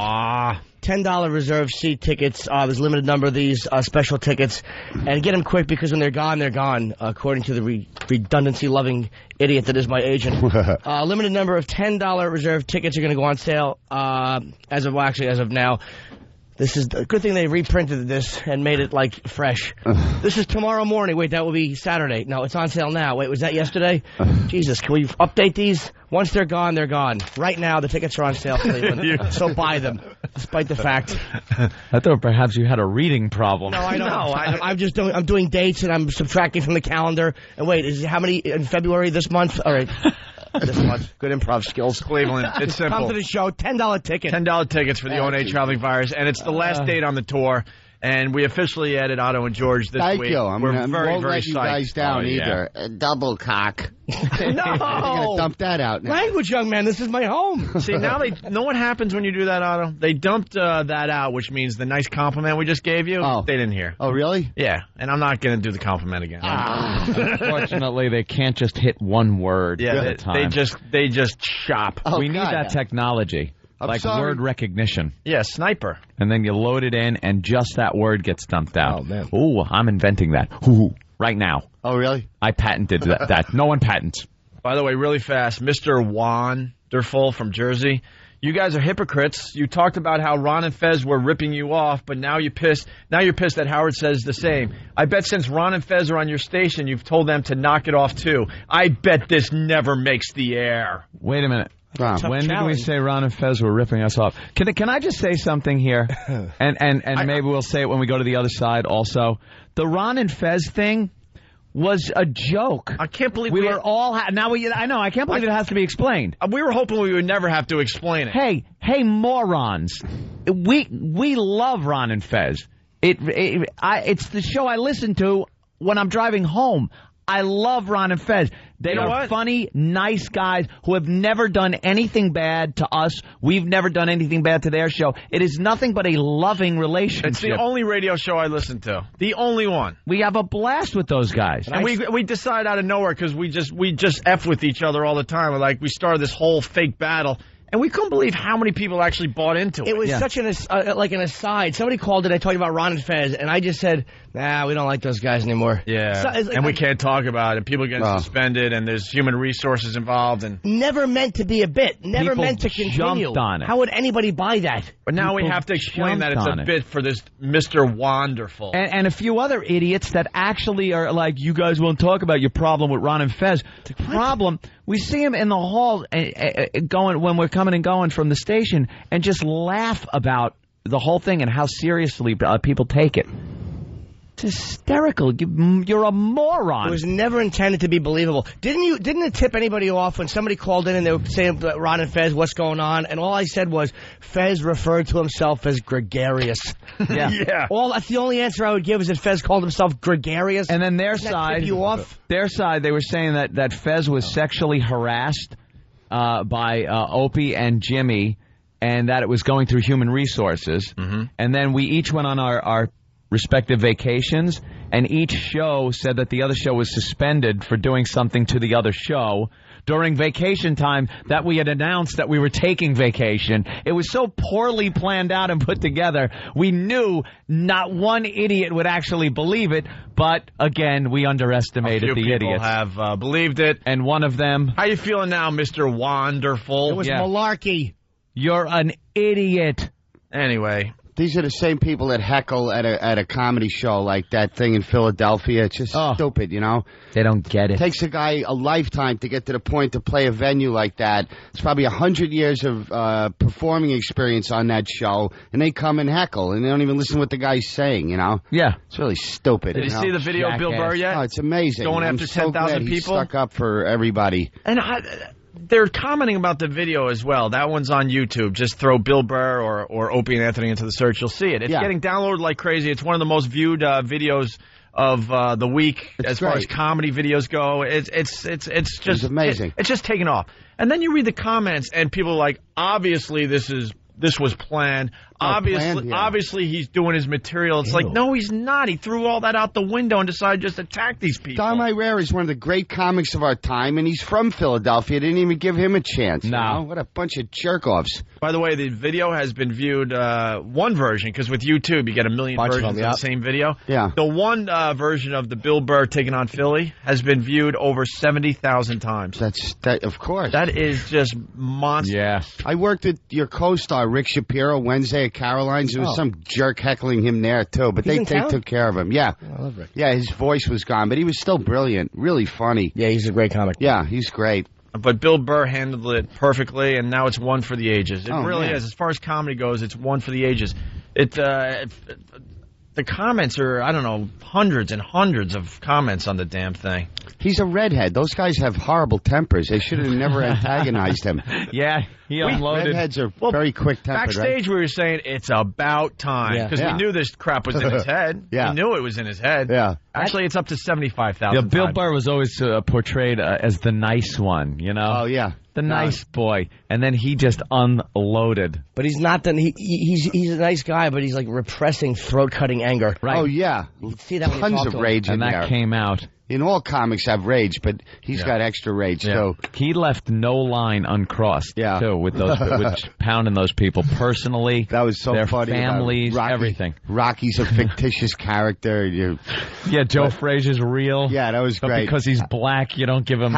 How did Dom Irrera take that whole experience? It took it with a grain of salt? Yeah, he's a pro. He's a comic. Yeah. He's fine with that. He knows what it is. Schubert kind of just went into overdrive. Did you see Schubert's clip? No. They booed Schubert off. Oh, wow. Really? Yeah. He's a local boy, and idiots. They just didn't give him a chance. They never gave him a chance. Yeah? His whole set was, the booing was louder than his material. Yeah, that one was uncomfortable. That was douche chill. Do you think it would help the cause if you guys introduced all the performers instead of Voss, who's kind of generally hated by everybody anyway? Voss actually did very well and brought the crowd back a couple of times. Did he? Yeah, he did really good. Did he? It was actually his best appearance as far as the overall traveling virus. Yeah, I remember you said that on the air. It really was. As a human being, he's hated. That's absolutely a fact. And they started going at him, and he had the best line that calmed everyone down. They were kind of like, abusing him and maybe starting that booing thing. And he goes, if you guys don't shut up, I'll bring Jimmy Schubert back. And the place just lost it. Oh, okay. And then he had him. He had him for the rest of the night. Okay. He really, really kicked ass. God. I would trust me, we would love to jump on and say, yeah, he sucked, and we love beating up Rich. But the reality is... The reality is he was unbelievable. You got to be fair. Tracy went on after him. Tracy Morgan did really well. Did he? Yeah. Everyone got like a little bit of crap, though. Philly, they're just animals, man. Yeah. But how about you? You just treated like an icon, right? Well, no, they were good to me. I went on after Bill, and, it was fun. Jimmy did fine. Jimmy killed. Wow. He did. He was unbeliable, too. All right, James, you were there, right? Yes, sir. Who did the best? Yeah. You don't have to say that because I'm here, sir. It's okay. I know. It's so embarrassing for everybody. I know. It makes us all uncomfortable. Or at least, maybe pause like you're thinking about it. Yeah. See. I'll give it to Jimmy. Yeah, a little acting would be nice. Yeah, that was really bad. Who would you say did the... Jimmy, I saw it. Jimmy. By far. I'm looking right at him, so it has to be Jimmy. Best ever. Crocodile hunt the joke. Nah, you got to be topical. What are the odds of being killed by a stingray? You're more likely to be run over by a stampede of Jews going to pick up a check. Unfunny. That was a good one. Unfunny. All right, we're going to take a break. Otto, what are we promoting today? Oh, that thing in Philly, comedy, what is it called? Oh, the Helium Comedy Club? No. Comedy Cabaret. Well, I gave the competitor. Oops. There you go. We welcome all hecklers. Oh, what do I know? I'm just frightened. The Comedy Cabaret in Philly this weekend? Yeah, I'm really curious to see how these radio plugs draw people there, because I haven't worked for this Scarpati in 20 years. You kill Otto didn't do Philly with us because we had booked in advance, but he did PNC, and you murdered on PNC, man. I mean, everyone was talking about your appearance. This show's going to sell out. What are the comedy cabarets are small clubs, man. So just get tickets. Don't try to walk up, you Philly dopes. Okay. There will be no seats. Oh, thank you. Yeah, Comedy Cabaret with Otto and George. We highly recommend you. Thanks, man. Check them out. Which Comedy Cabaret, though? There's a few of them. Do you have a phone number? Best Western. I got a phone number somewhere. Oh, man. All right. Well, you are the worst at plugging your own gigs. I know, man. I know. We're just trying to help you out, Otto. I know. You think maybe the guy that shot Eric Bogosian can get the You should just have it tattooed on your palm. That guy was a friend of mine. Rockets Red Glare.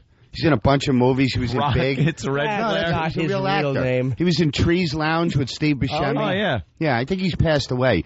But he used to be a bouncer at this club called UK Club on 13th and 3rd. I used to go in my cocaine days.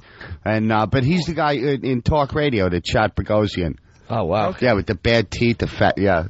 Not a compliment. We're going to take... It's not a compliment, James. We're going to take another break. We got to catch up a little bit. We went way long with the Howie stuff, so we're going to take a quick break. When we get back, we almost forgot the deaf reporter talking about burn victims. Oh, man, there were a couple of more segments. And also, Survivor started last night, and I saw it, whatever. Didn't Howard also invent weather and gravity?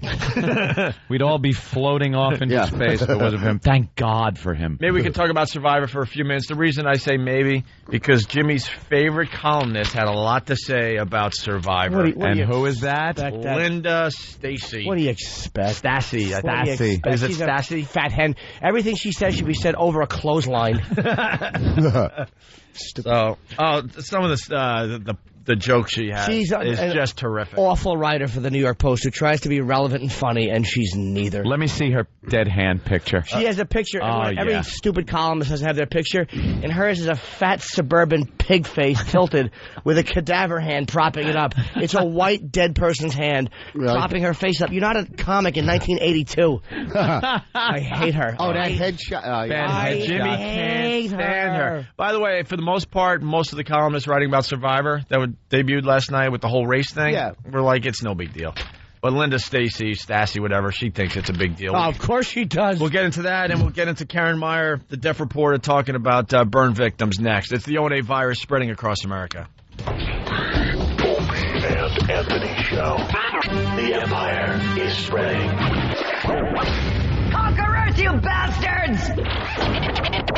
Opie and Anthony! Hear what everyone else is talking about. O&A Uncut and Live, continuing the show on XM Satellite Radio starting at 9 a.m. Eastern. Visit xmradio.com to subscribe. The Opie and Anthony Show.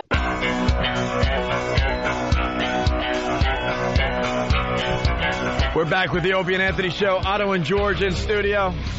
Doodle-doo. You got the plug finally, Otto? Yeah, Northeast Philly, Best Western, 11. This is the worst plug I've heard. My God. Give me it. It's right in front of you. I'll be on Do you need reading? in, that was the worst plug I've ever... it's south of Maine. It's somewhere in the Northeast. I'll be somewhere over there. My mother and father, they were there. Over there. All right. You're in Northeast Philly.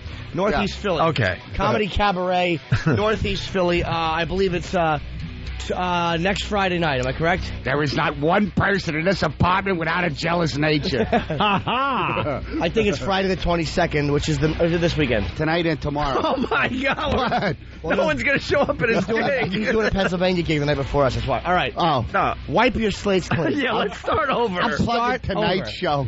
Tonight. Which is, what's the date? September 16th. 15th. Oh, my God. Okay, wipe again. Wait. Okay, let's start over. The Otto and George plug by Lil Jimmy Norton. Okay. Tonight, Friday, September 15th. Tomorrow, Saturday, September the 16th, Otto and George will be appearing at the Comedy Cabaret in Northeast Philadelphia. Here's the phone number. Oh, this should be easy to remember, too.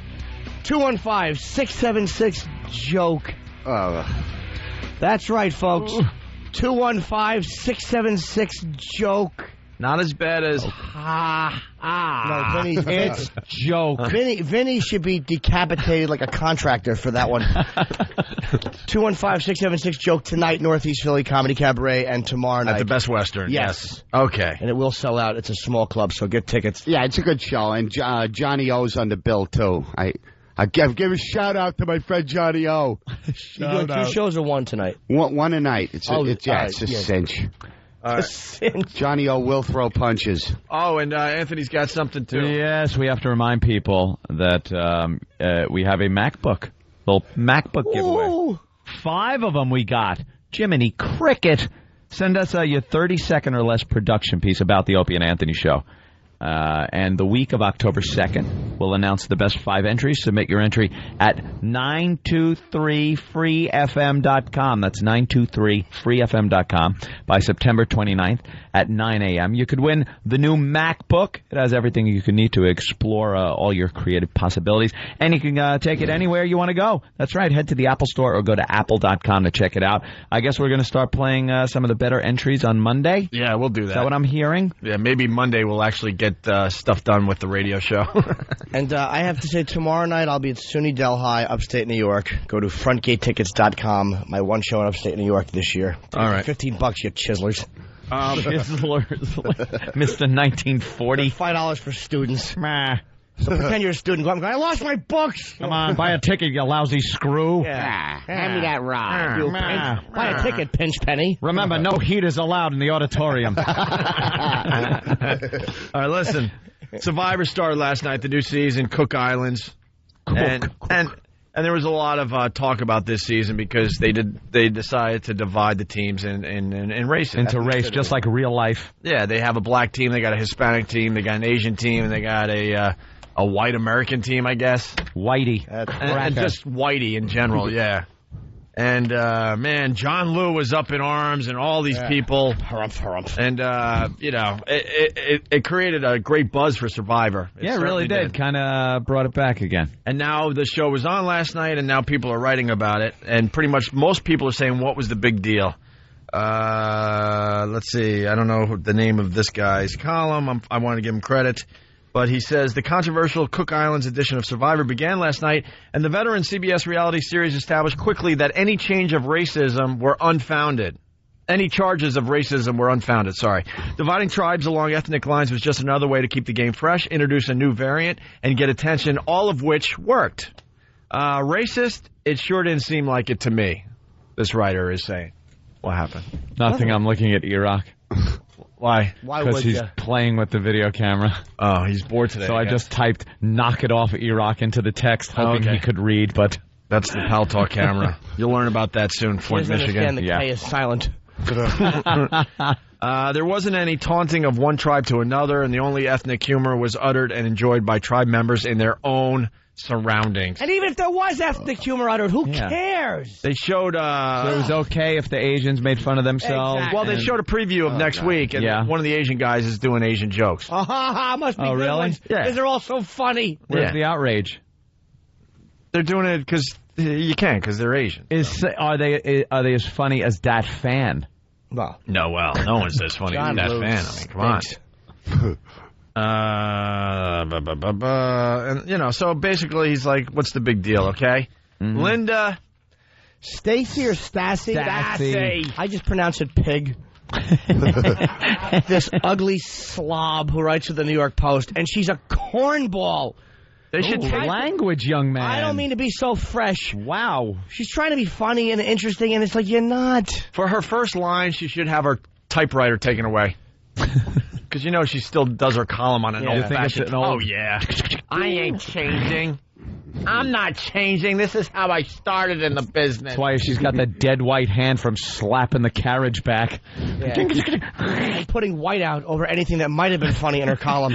I laughed so hard I had to buckle myself onto my couch. Did you, pig? Did you really? Why do these columnists insist on trying to be funny? Because if you're a funny person and you can get away with it, great. But they all try to throw that little funny line in, and it bombs horribly. This is why I'd like to blow anthrax in her fat face. Listen to this opening line from Linda Stassi. She doesn't like the new Survivor because it's racist. The subheading is TV ought to be ashamed of itself. Again. It certainly should, Linda. Good point. And this is Fatso's first line. I'm mad as hell, and I'm not going to take it anymore. Hey, she's original, too. She certainly is. And for once, I'm actually in a position to do something about it. What is that you're in a position to do something about? What position is she in to do anything about it? The dead body hand propping up your mullet face in your stupid headshot? She has a mullet. Oh, dude, you're reading the wrong Linda Stassi column. They gave her 2. Oh, did they really? As they should have, Opie. Go to the other side. But I like the how she's not going to take it anymore. Where? Opie, where? Because that is she's talking about the Nancy Grace suicide scandal and the Anna Nicole Smith thing, which we can get into no problem. But I'm sorry. Here it is. Oh, I got scared. They gave her 2 stories. No, they gave her her one. 2. It was broken. It was columns. 2 columns. She said, you're right. She gave it 2 stars. Yeah. She said, maybe we should just call it Amazing Race-ist. LOL. I didn't see it coming. Show called Amazing Race. And this should be called Amazing. I didn't see it coming. That hyphen is a hoot. Hey, what about the headline? I don't know what it means. A diss, D-I-S-S, and under it, G, and then in parentheses, race. How much wordplay can you do? A diss. A disgrace. Grace. It's a disgrace. Disgrace. Oh, that is such a she's reach. Such a hack. Maybe we should just call it Amazing Race-ist. All right. Yeah, she's clever. But let's get to more. I can't wait to be invited to your cocktail party. Her pale white guilt. Yeah, of course it is. I'm talking about the last night's newest, much-hyped season of Survivor, in which the teams are divided by ethnicity, or, as host, Jeff Probst. I hate his name. If you have a B, an S, and a T and a row in your name, change it, Jeff. Jeff Probst. What a douche he sounds like. Who's this? Jeff Probst is calling. Probst. With a soft T. Probst. You can't put like a B and a T together. Why would you? No one does. Or an S or a Probst. Describes them. Asian Americans, Latinos, African Americans, and Caucasians. How come only some of us are Americans? Why is it if you're Asian, you're an American, if you're African, you're an American, but if you're white, you're just a good deed puller? Just a spreader of sunshine. Conspicuously missing are American Americans, a.k.a. Native Americans. Conspicuously? Yeah. Oh, God. What? They're all drunk somewhere. Yeah, exactly. We couldn't find any of them that were sober. That's right. They're either alcoholics or iron workers or both. Not to mention that old Survivor standby, bartending Americans. Oh, my God. Opie just fell out of his chair. Oh, women are funny. Knocked over the garbage. Oh, women are funny. Uh-oh. Go get the interns. Did you spill? Everything. Who cares? Let them pick it up. And don't get the white ones. I couldn't help myself. It was so funny. Picking up everyone else's breakfast. Let it go. Let them do it. Eggs, coffee, fruit. While he's picking that up, I got to read something from Steve from Bayshore, who was actually just quoting the brilliant Ron Bennington from Ron and Fez's show. They were talking about this, and he said the blacks will be good at sports, the Hispanics will be good at gardening, the Asians will be good at math, and the whites will land on the moon. Ron Bennington. From the Ron and Fez show. I got to tell you, I was watching last night, and it just gives you permission to make racist jokes as you're watching, though. Of course. It's a lot of fun. Because their first challenge, the teams, they had to put together some kind of boat so they could paddle out to get like a torch or whatever it was. So what are the jokes? Of course. The black team didn't get their boat together right away, and I'm saying, well, that's because they're scared if the boat doesn't work, they're going to fall in the water and they're not going to be able to swim back to shore. Either that or they built a boat where they just lay on the bottom of it, head to foot. That's the fun of the game, though. And the cruise takes 3 months. Right. But they're sitting in the water. Okay. They're sitting in the water up to their waists. And they're taking their time putting the boat together because they're like, they don't want to risk it and paddle out there over their heads. I'm telling you, this is going to be the greatest Survivor ever. The Asian team builds a big junk that is later boarded by a PT boat and everyone is shot. All right, getting back to Linda Young Stassi. Captain. This is what I love about her, is the fact that she would criticize something for being racially charged, and you write for the New York Post. The drivel this newspaper pushes is with Fat Nick from Brooklyn. Your paper is racially obsessed, just like that stupid John Liu, who he's Asian, and that's all he sees himself as. That's all he views himself as. And it's okay for them to identify themselves and use race, but as soon as a TV show does it, that's exploitation. I just can't stand her. I really don't want to read the whole separatist column. She's an unfunny cornball. You want to read it? I hate her. I hate her. She's a dead body hand. None of it was highlighted. I don't know what's interesting. Dead body hand. Nothing. It's her article. I don't know. After bartending Americans, do you understand why women are not particularly funny? It's just a TV show. She writes, problem is what these strangers do, whether they like it or not, reflect on their whole ethnic group on a national scale. Why? Why does that affect your ethnic people? Why? Yeah, I don't get it. I don't either. How does that reflect on other ethnicities? Typical stupid white. The Asian tribe, including Are you kidding me? Was I couldn't attempt to pronounce that name. Was very conscious about the possibility of racial stereotyping. Yet the members fell right into the typical Asian stereotype by swiftly figuring out 2 intricate giant puzzles. Those Asians, are they smart or what? Let me tell you what the intricate puzzle was. What? You had to, make the letter N, and the letter S, and the letter W, and the letter E. With various puzzle pieces? Yeah. Oh, wow. I'll take 2 G's for 1,000? Yeah. Yeah. Was there anything in the puzzle solving that involved a small mule? By the way, problem is what these strangers do, whether or not they like it, reflects on the whole ethnic group on a national scale. Why don't you write something like that about a gang? Stupid. Let's see how much balls you have. Why don't you write something like that about a black gang and how that reflects on blacks as blacks? I would love to see you have the moral courage to write that. No. Well, Jimmy, speaking of the blacks, the Schwoogies, if you will, the African Americans also fell into a typical racist stereotype, but a much more demeaning one, when they had the worst time trying to put together the puzzles. Rednecks all over will be screaming with joy. Now, what? What? I don't understand this. Why is rednecks okay? God, Linda. Why is that okay to lump all white people with rednecks? It's okay to say redneck? Linda Stassi has liberal dope. I was going to say, Linda Stassi has some of that white guilt. Of course she does. That Jimmy taught us all about. Some of it. That white guilt. She's better than black people, so she needs to talk to them like they're children because they're not equals and they don't understand what she's saying. Did they have trouble with the puzzle? I don't know. Then what's the problem? Probably. Why comment on it that's a stereotype? Her commenting that the black team not being able to solve a puzzle is a racial stereotype. God. That's racism. Right there. Instead of realizing that maybe there's 6 dopes who couldn't do a puzzle. Maybe they're just stupid people. Maybe they're just stupid human beings that can't put a friggin' puzzle together. The team that loses and all of a sudden she thinks it's an issue of melanin. Yeah. Well, we got a call on the line that doesn't agree? Jason in Georgia has something. Yes. All right. Jason? I'm sure it'll be good. Up and out. How y'all? There you go. Hey, Mike. Quick question for you. What do you think about the white people just maybe hiring the Mexican tribe to build their You're not from around here, are you, boy? Stupid accent. You wanted to say, but the Waffle House. This is the first phone call of the day, by the way. And what Jason wanted to say was, did the Mexican team build the whites camp? They're Latino. We get it. There's Caucasian, Latino, and then Asian American, African American. Latino.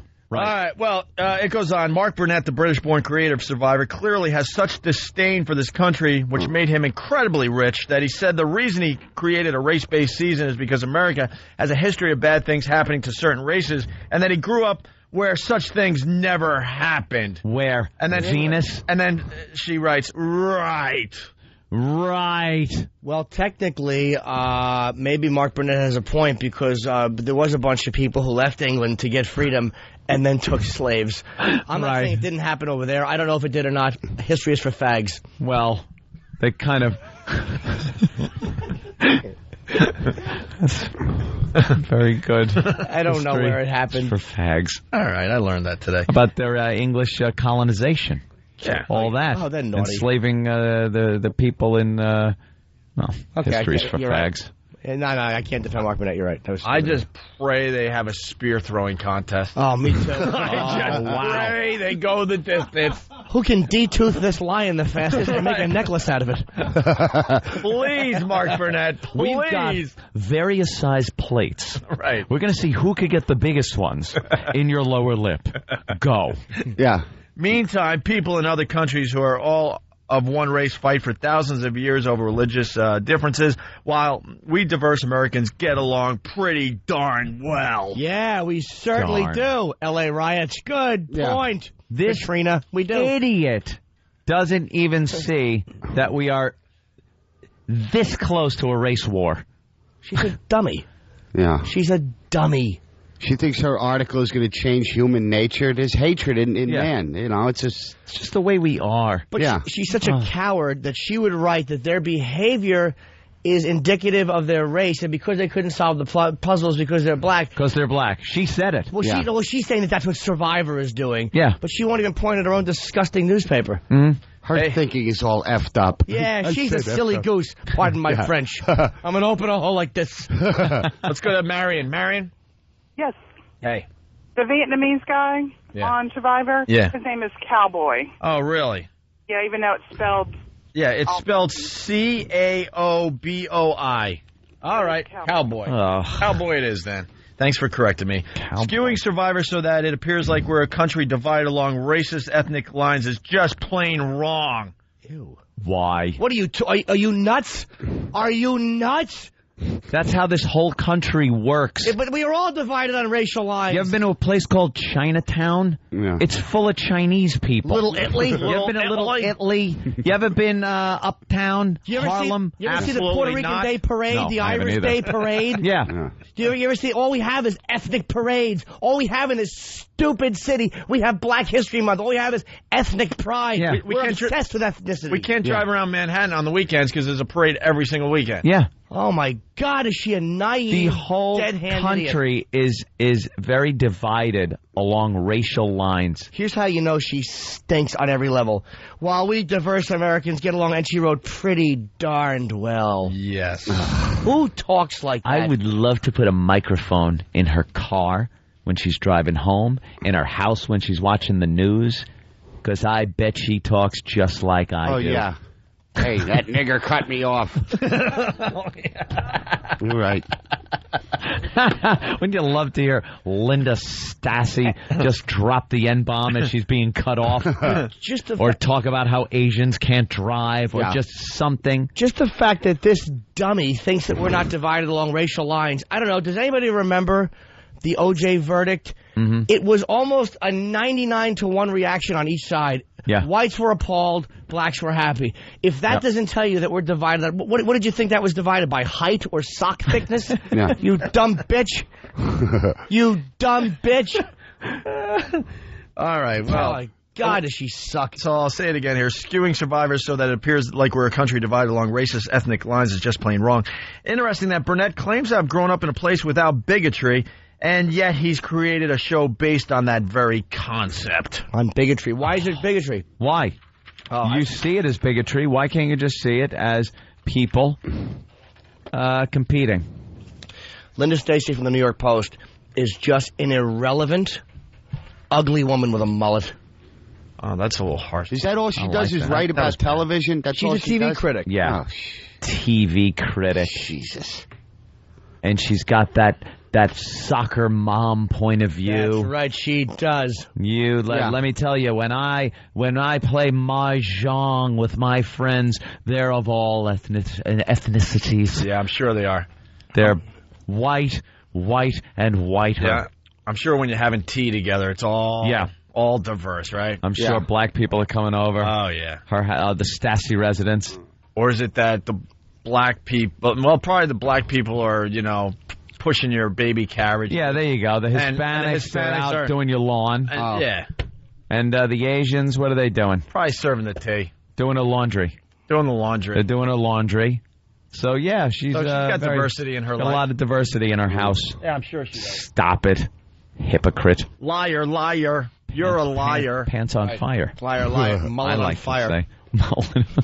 All right, listen, Deaf Reporter. Mom bunt pants on fire. Deaf Reporter from yesterday. What? and your midlife crisis. What? Your midlife crisis thing. What's that? Doing the we got an update on Anthony's car that he wants. We'll do that next. Not a midlife crisis. I have to defend myself. All right, you can do that. Otto and George in studio playing somewhere in Northeast Philly. That's all we got out of him tonight so far. And tomorrow night, Comedy Cabaret in Northeast Philly. It's in a Best Western, and I'll be in upstate New York at SUNY Delhi, and we're all going to have a lot of laughs. Thanks, James. I love your sock joke. Ooh, me Very too. funny. Sock and thickness. I got it out without tripping on it. LOL. Good. And I will be buying drinks at F.H. Riley's all weekend long. All weekend? 400 New York Avenue in Huntington, my brother's restaurant in Huntington Village. Drink blowout from Opie. Can please a bunch of listeners show up? If you understood how newsworthy what you just heard is, please, I want 1,000 listeners to show up at F.H. Riley's. Why? When you only need 3 from Whackbag. You know those drunks. I'm going to try to invite... drink that place dry. Some of my friends have a little dinner there. Yeah? See how the joint's doing, yeah. What am I doing Friday? Come on. Friday night? Where is it open? Talking tonight? Huntington, Tonight I might be at another restaurant with my mom in Greenlawn.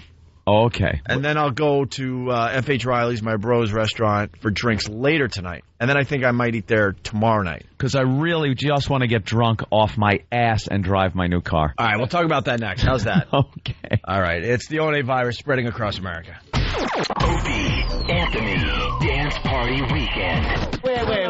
Nah. The Opie and Anthony Show. Comedy gone too far. The Opie and Anthony Show.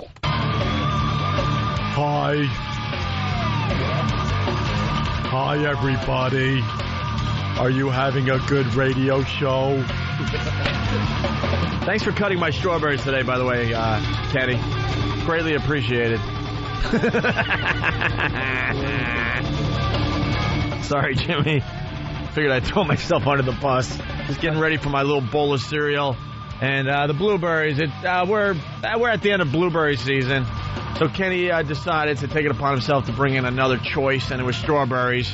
And then he asked me if I wanted them cut. If he acknowledges that he actually cut the strawberries of another man, I'll never make eye contact with him again. There's a picture of Kenny holding an umbrella as I walk down the sidewalk from yesterday's walkover on OpieandAnthony.com. Aren't those the worst pictures? Looks ridiculous. He probably cut them the same way they cut the garlic in Goodfellas.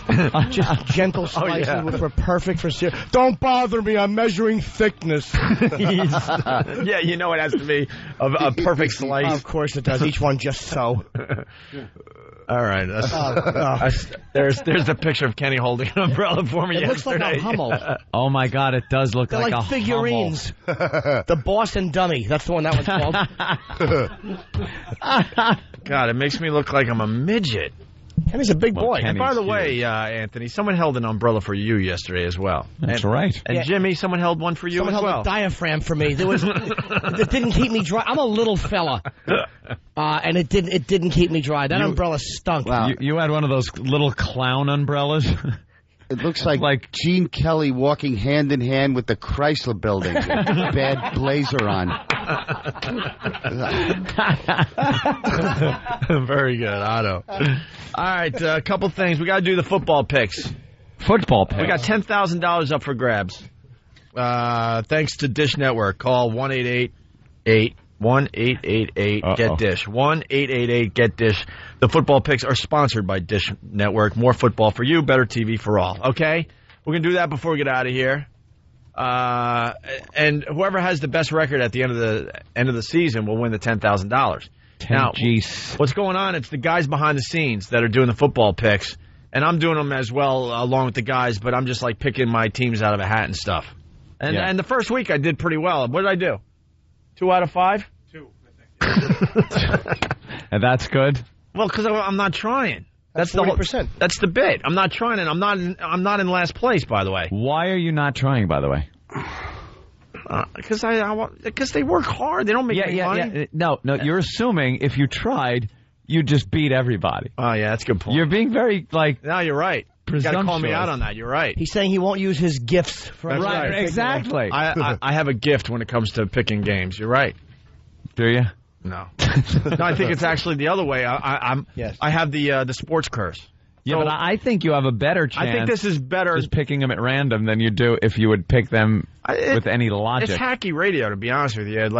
Just imagine if I actually win the whole season by just doing it, picking the games in stupid ways. Then I win the $10,000, and I want to throw it from a helicopter from one of the cities we broadcast in. They're chasing me, Robin. So I really do. I want to take $10,000 if I win this, thanks to Dish Network. More football for you, better TV for all. 1-888 get Dish, and I want to throw my $10,000 out from a helicopter over one of the cities we broadcast. But you're saying I should really try. I'm not saying you should or shouldn't. I was just saying that you're being very presumptuous by saying, I'm throwing the guys a bone by not picking them like you're, the greatest pick guy ever. The faithful listeners know about my sports curse. So you would... Every team I pick loses. So you would pick a team and then go the opposite and absolutely win. So I figure I have better odds of getting some winners here if I'm just doing it in dumb ways. Like today I want Otto to... Oh, we got some whack job. I hope that's not one of ours. Oh, I certainly hope it is. Oh, wow, what a... Oh, he turned around. Is it a bit? He turned around. He's yelling at the guy. Are they doing a bit? Oh, is it a bit? Yeah, it's funny, too. Yeah, it's a bit. Oh, yeah, he just pushed him. What? Wow. That guy's funny. Is that hacky? But he has a really long, thin head. This guy's very funny. Oh, that's it. We ought to bring back the assault on the media just for this guy. Just for this guy. Oh, the guy to show him what it's really like. Was that a bit? Yeah, it had to be. Of course it is. You know how fast they would have muscled. Oh, my God, of course it's a bit. That's my friend. Who? The guy that was just jumping up and down. He's a cameraman for Fox 5. That's your friend? Yeah, Tell your friend he stinks on camera. He's a good guy. He may be a terrific guy, but on camera, he doesn't make love to it. He's a really good guy, actually. Thank you. All right, so that was... What time does your wife get home? I'll be at your gym and the other joint. All right. What am I going to do here? Oh, you want to talk about your midlife crisis? Well, they're calling it a midlife crisis. People are saying. People are saying. Message boards are saying. I just see it as, they always call certain things a midlife crisis when they are. You just weren't able to do those things in your 20s for, financial reasons, perhaps. I purchased a motor vehicle yesterday. I wanted a car. Yeah. I've been driving SUVs for a long time. I'm still keeping my SUV because I wanted a fun car. And, it's not a car you drive in the snow or lousy weather or anything like that. Or on ice. Or on ice, something like that. So I decided I want to buy a car. And what am I going to do? Go out and buy, a Taurus? Attaboy. I don't want to buy a Taurus. I don't want to buy a Saturn. I don't want to buy, I want to buy something that's fun. It's just there for fun. It's not a car you commute in. It's not a car you, drive a lot. So I bought a 2007 Shelby GT500. You could zip right to the Hamptons in that. No, I don't go to the Hamptons. I do not go to the Hamptons. It's a nice car, man. This is just a car to have some fun with. But apparently, a few people think it's a midlife crisis. But I see midlife crisis as you're in a point in your life where you're not happy with where you are. Maybe you're married, you got kids.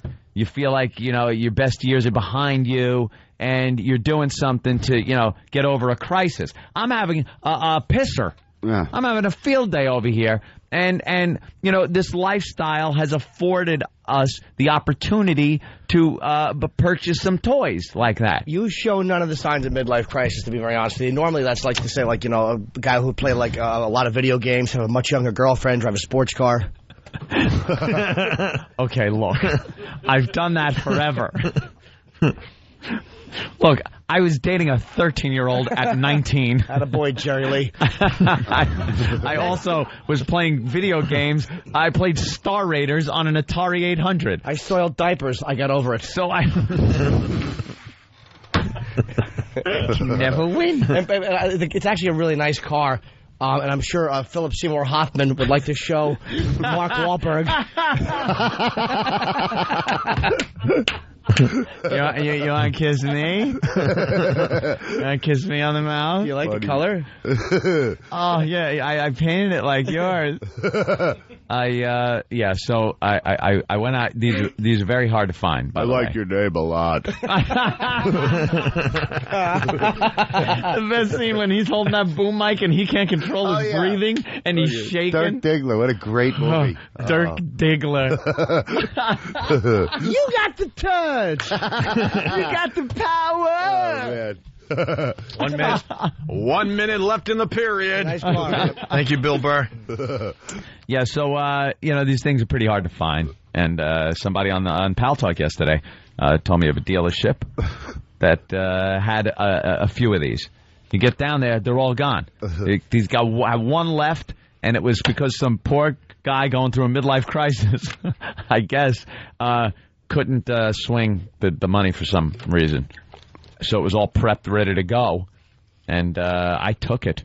That's it. It looks like it might have a loud engine, like really like loud when you rev it up or anything. It purrs. It purrs? Hums. It does? It's supercharged. It's 500 horsepower. Wow. So it's a monster. And I know that a lot of people have already heard, dude, you should have gotten the Vet.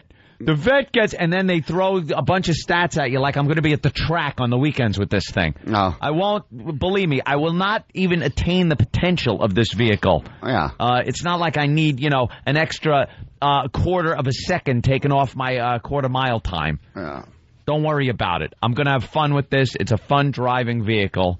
And that's what it is. But I'll tell you how nerve-wracking it is to drive a new car like that home. And it's a shift. It doesn't come in an automatic. 6-speed manual. You got to shift. Nice car. And, man, anyone gets next to you? Oh, thanks. What do you get? Oh, you just were handed something nice. What is that? Keys to a police car? That's pretty much what I'm going to need. That's pretty much what he just gave you. All I see is going about a quarter mile every time I get pulled over in this. It's just going to be ridiculous. But midlife crisis, I don't know. I would say no. No, midlife crisis just means you can finally afford stuff. Yeah. Like, why is it considered that? If I could afford something nice when I was 25, I'd have done that, too. You would have got this at 22 years old. No problem. It does depend on what someone's doing with their motors. Like, when older guys, when a guy's 50 and he gets, like, a long earring and grows a rat tail and gets something that's a midlife crisis. That's a midlife crisis. But just buying something you finally can afford, I don't know. Well, you just... Hey, sorry. What you just did, I hated, because the faster you go, the more danger you are of hitting something. Which, listen here, Paycheck. No. Why don't you stop? I want you to, like, all helmeted up in little scooters doing 8 miles an hour. Yeah. I still commute in my big beast. I want you to live across the street and go home in a rickshaw. We're just getting into this. We'll have to talk about this more on Monday, Anthony. First half of the Opie and Anthony show is over. We're heading over to XM. If you're not joining us, thanks so much for checking out the Opie and Anthony show. By the way, I'm going to just show you how powerful I am when it comes to picking games. Oh. I studied it, and these are my picks. I did not pick them out of a hat. I'm just proving you this is how great I am. Yes. Okay? And then we'll go back to picking them out of a hat next week, because I'm going to do really well now. All right, good idea. I looked at all the games. I take the Lions over the Bears. I take the Giants over the Eagles. Sorry, Philly. I take the Redskins over Jimmy's Cowboys. No! I take the 49ers over the Rams. Ooh. And, of course, Steelers over the Jaguars. Those are my picks this week. Watch how well I do. That's right. Take the mirror image of that, and you're in good shape. Oh, and I got to thank, it was McCarville Ford out in Center Ridge that actually had it. Thank you, McCarville. Oh, we're not going to leave that alone. We're going to get into this big time on Monday. I want to ride. Yes. We'll do a whole thing on midlife crisis stuff. Otto, thank you so much. Somewhere in North America. Northeast Philly. Tonight, Western. tomorrow. Yeah, Comedy Cabaret. Comedy Cabaret. We highly recommend if you're in the area to stop by and check out Otto and George. They're great. Thank you, my brother. And they're on the Cleveland O&A Traveling Buyers. Tickets are now $10 for that. $10 that show. That's going to be great. I'll be Ticketmaster. I'll be at SUNY Delhi tomorrow night, and next weekend I'm finally coming to Pittsburgh. Yeah. Is that next weekend? No, we'll be in Cleveland. I don't know. Just shut up. I ruined it. The end of the month, Jimmy. End of the month. Suck. All right. Have a great weekend.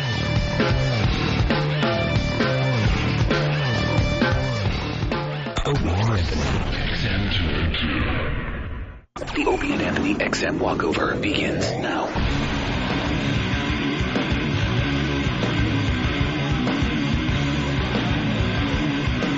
I think his countdown stunk today, too, because I heard the music start and you were still counting. Yeah. Like I knew we were already on the air. Hi, everybody. It's the walkover. We got a couple of people out here from South Carolina. Yes. Yeah? Welcome. What brings you to New York, sir? Well, we got $9 plane tickets to Boston, and we rented a car and drove. $9 plane tickets? $9. What is that? They pulled the wing on. Spirit Air.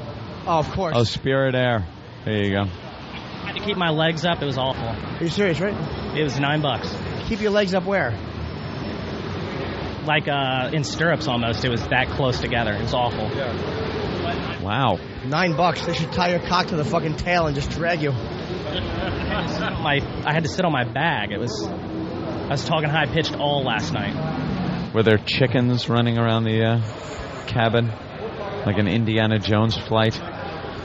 And love little Jimmy, O&A Pest, south. Because we don't want anybody to ask us which way was north, so we put south. All the jokes. They got all the jokes. I like it, though, man. Yeah. And we got a couple from, where, Philly? Where you from? From Philly. They're here to see Stephen Lynch in The Wedding Singer. Oh, very cool. Oh, enjoy. And, nothing says mug me like two people that look exactly like you lugging luggage around. I think those piercings are going to, scare some off. Yeah. Some. Like who? Not which way is north. Yo, man, you know which way? No, we're not from here. And bam, right in the head. Yeah. Blindsided. Francine is here, and she's carrying a hat box. And she's got an oldie time, Lucille Ball hat box. What is that? It's pajamas from Eric. Susquehanna Hat Company. Wait, pajamas from No, Eric? not pajamas. Eric, What'd you Eric say? E-Rock. What are they? Pajamas. No, yeah, she Eric said pajamas. Pajamas? What are they? Pajamas. Pajamas? Pajamas. Really? Why did E-Rock get you pajamas? I don't know, but I like it. Wow, he is a creep. What is he trying to do? Creep. Where is E-Rock? Hey, E-Rock. Is that his normal seduction move? He buys them sleepwear? Are you trying to fuck her? Where is he? Be real here. Where is he? Talking to Tom. Talking to Tom about nonsense. Tom is a busy man. Yeah. Like he needs the likes of E-Rock talking to him. Where is that fucking... Ew. Is he way over there? And Tom, then there was this guy, and then what happened, and then, all right, shut up. I'm the boss, you idiot. And I've always had a haircut like a child. And you gotta love this echo. E-Rock! Wow. They're leopard print. They're leopard print pajamas. They're very sexy. Are they like, is it like a lingerie type pajamas? It is lingerie. Are you going to put them on? Sure. Oh, I'm going to whack my bag. Wow, you're going to put them on? Yeah. In the studio? Yeah. I'm gonna fill Wow. She'll have those on when she reads the transcript. We're doing the transcript. That's good. All right. E-Rock should then be praised. But he's too dumb to think that far in advance. Yeah, whose idea was it? Yeah, what's going on with you and E-Rock? Nothing. He just gave them to me when I came in. Is there a card in there? No. I see a piece of paper on the bottom. No, it's not a card. I wish it was a love letter. Oh, man. Where's Otto? He had to go somewhere. He's not going to join us for the second half today. He's cool, though. No, he has things to do. Oh. Things. He's got a couple Actually, things. George had appointments. Yeah. All right. We're That's waiting scary. for... Here comes E-Rock. God. Come on, E-Rock. You're holding up the whole show. You're holding up the entire show, Mr. Rock. E-Rock. Yeah. Why the pajamas for Francine? We were cleaning out the office. We had a bunch of stuff, so she's the only girl I knew that would take that. She's going to wear it for the reading. Why wouldn't you do that to a girl you're banging? The only girl. We've had so many girls come by. Yeah. Do you have something for her? Are you getting some feelings there? E-Rock has a little jungle fever, perhaps? You want to get into that, right? A little jungle fever? Yeah, E-Rock. Yeah. Nah. She's a nice girl, but not. You know what they say? Like that. Once you go black, you're still dressed like an 8-year-old. That's right. That's right. He's got his Popeye the Sailor Man shirt on. He does. Francine, would you like E-Rock? I'd like some of that nice. colored pusky. Well, blow me down. I like the Negroes. I'll eat me spinach so I can fuck like a colored man's.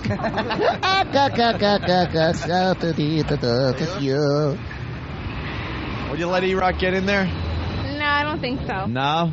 Not a fan of E-Rock? What if he just wants to lick the pusky? Well, that he can do. Nice. Do your eyes bug out when someone licks your... You see her eyes bug out when she was talking about pussy licking? I like that. Are you shaved, or is it like the sea haggy? Shaved? She's not talking. I like it. Shaving a pusky is like taking the barnacles off of a ship's hull. Makes it go faster. She probably yells out the worst shit when you're being sexual. Oh, it's got to be. Reading her pussy, it's going good. And all of a sudden she yells something like, that door needs varnish. Completely disinterested. Right. All right, why don't we go? Let's go to XM. He has a big fucking head. Another awful day in New York City. Head. Lots of umbrellas. No rain. None for us, though. To navigate. Hey, look at this umbrella. Rain continuing until, I believe, Sunday. Nice umbrella. That's good, a good one. That was good, right? Oh, nice. Yeah, make fun of people's broken umbrellas. Yeah. Like, gee, your umbrella's broken. It's broken. Fix it. Hey, Fabio. That did look like him, right? It certainly did. Go over there and talk to him. He's dreamy. What's the matter? This girl don't want to, use an umbrella? By the way, Anthony, I'm doing my own survey today.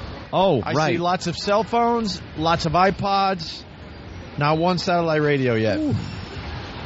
Hi. I'm sharing one with E-Rock's girl. Ooh. Oh, just a hand. That's okay. I have a hand over my head.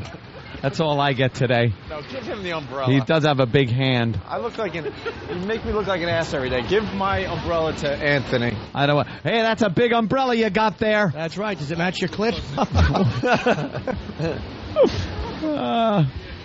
Ma'am, do you own a cell phone? All right. Do you own a cell phone, sir? No one wants to answer me. Thank you. Motherfuckers. First question is, do you speak English? Yeah, it should be. Okay, this couple. Oh, fuck them. Oh, you better watch it. That was close. That's This right. lady's got one of those 1976 umbrellas. The big clear bubble. one? Yeah. How you doing? That's to fit that big beehive hairdo under.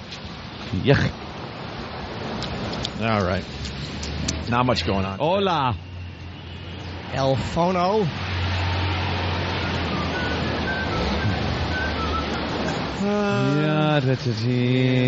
Yeah.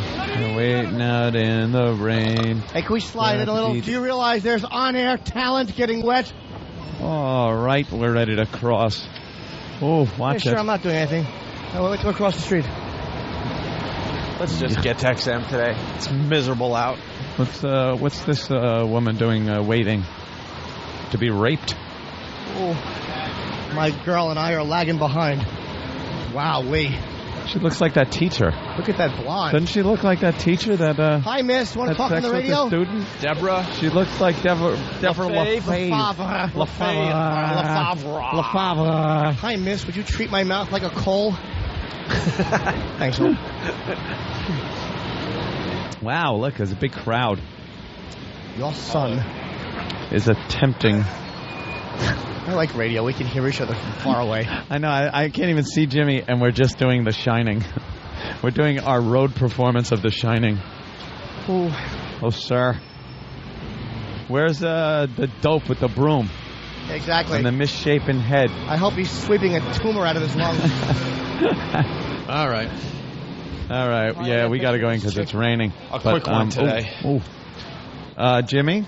Oh, I'm taking a picture with the broad. Are you going to say hello to what? The guy at the desk today? I've never seen a guy behind the desk. It seems like every day somebody comes in, you're welcome, and takes a giant shit behind the desk, and it just stacks up, and someone throws a tie on it. Let me see. Is that what happens? Yeah, there's a steaming pile of shit that someone dropped a tie in, and apparently noise comes out of it. There must be a transistor radio in there, too. He fucking hates that guy. Oh, it's a different guy. I like this guy. Oh. How are you, sir? See? All right, good to see you. Hi, sir. That's right, a human being. Going finally. Upstairs and gonna the other guy die? Do a radio. The other guy died. All right, we'll be back after this very short break. Masochist. That sucks. Lesbian. I like that in a woman. And every other kind of deviant. I love paying for sex. This moral decay weakens our resistance to the onslaught of the communist masters of deceit. We're a bunch of scumbags. These abnormalities are corrupting the minds and the hearts of our children. Jackass. I can't believe it. It's pedophile humor. It's depressing and horrendous. It's awful. It's a bunch of idiots. Perversion for profit. Here it comes! Here it comes! The Opie and Anthony program. El virus de Opie and Anthony. God, that irritates me. It's just like somebody took a bat to my brain.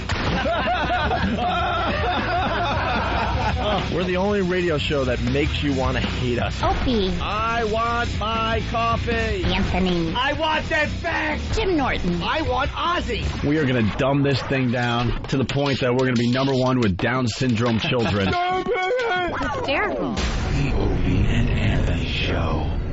But enough of this palaver. Let's get the show on the road.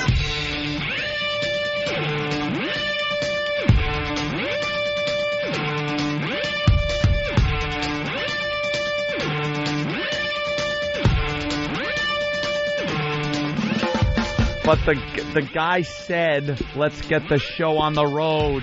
That's what he said. But everyone's peeing. That's right. I'm bringing us back from break. The walkover is over, and it's back to the radio show. Here we come. Oh, this is the Opie and Anthony radio program.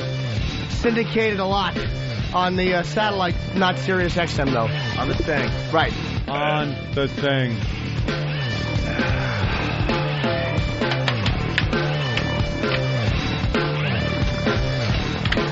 We got Chuck Liddell. Is he coming in, that animal? Is that today? No, that's Tuesday.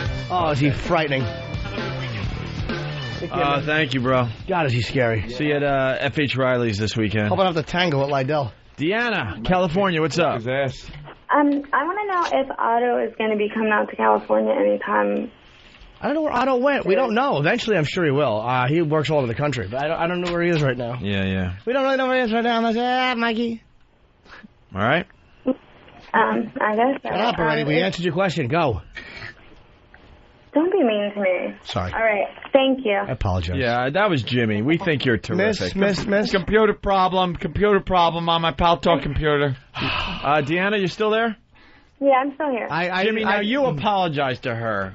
Listen. Hey, What? You don't have to apologize. All right, good. You keep talking while I'm trying to be nice. No, Sorry. I have an idea. Next time Otto's on the FM show, you guys should give him the bell so that whenever George cusses, then he can just use the bell. That's a good idea. Another idea that would be nice is if you turn over a lawnmower and put your face in it while it's on. It would, wouldn't it? Why? It's not a bad idea. It's an awful idea. Give Otto the bell. So he's got a puppet in one hand and a bell in the other? Shut up. Your idea stinks. Maybe we should give him flowers, too, and do a photo op. He's very good with his hands, apparently. He's great with his hands. He's a great comic. Yeah. But that's why he doesn't have to hit a fucking bell. He's busy thinking about George. So that George can Give Otto a bell. Let him ring it. Maybe go to the stock exchange and ring the bell. Shut up. Why don't you bring your clit in and let him step on that every time he curses? Your dumb ideas.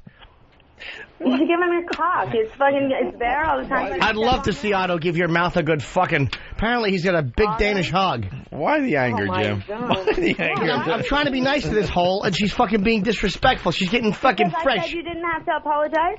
Yeah, because then you start getting fresh about giving Otto a bell, and it's a dumb suggestion. It's not a good idea. It's not. Okay, it might not be, but it was an idea. Right, so what? So is shutting your face. That's an idea. How about putting a fucking hose in your car window and the other end in your exhaust pipe? That's an idea. Really? I missed something.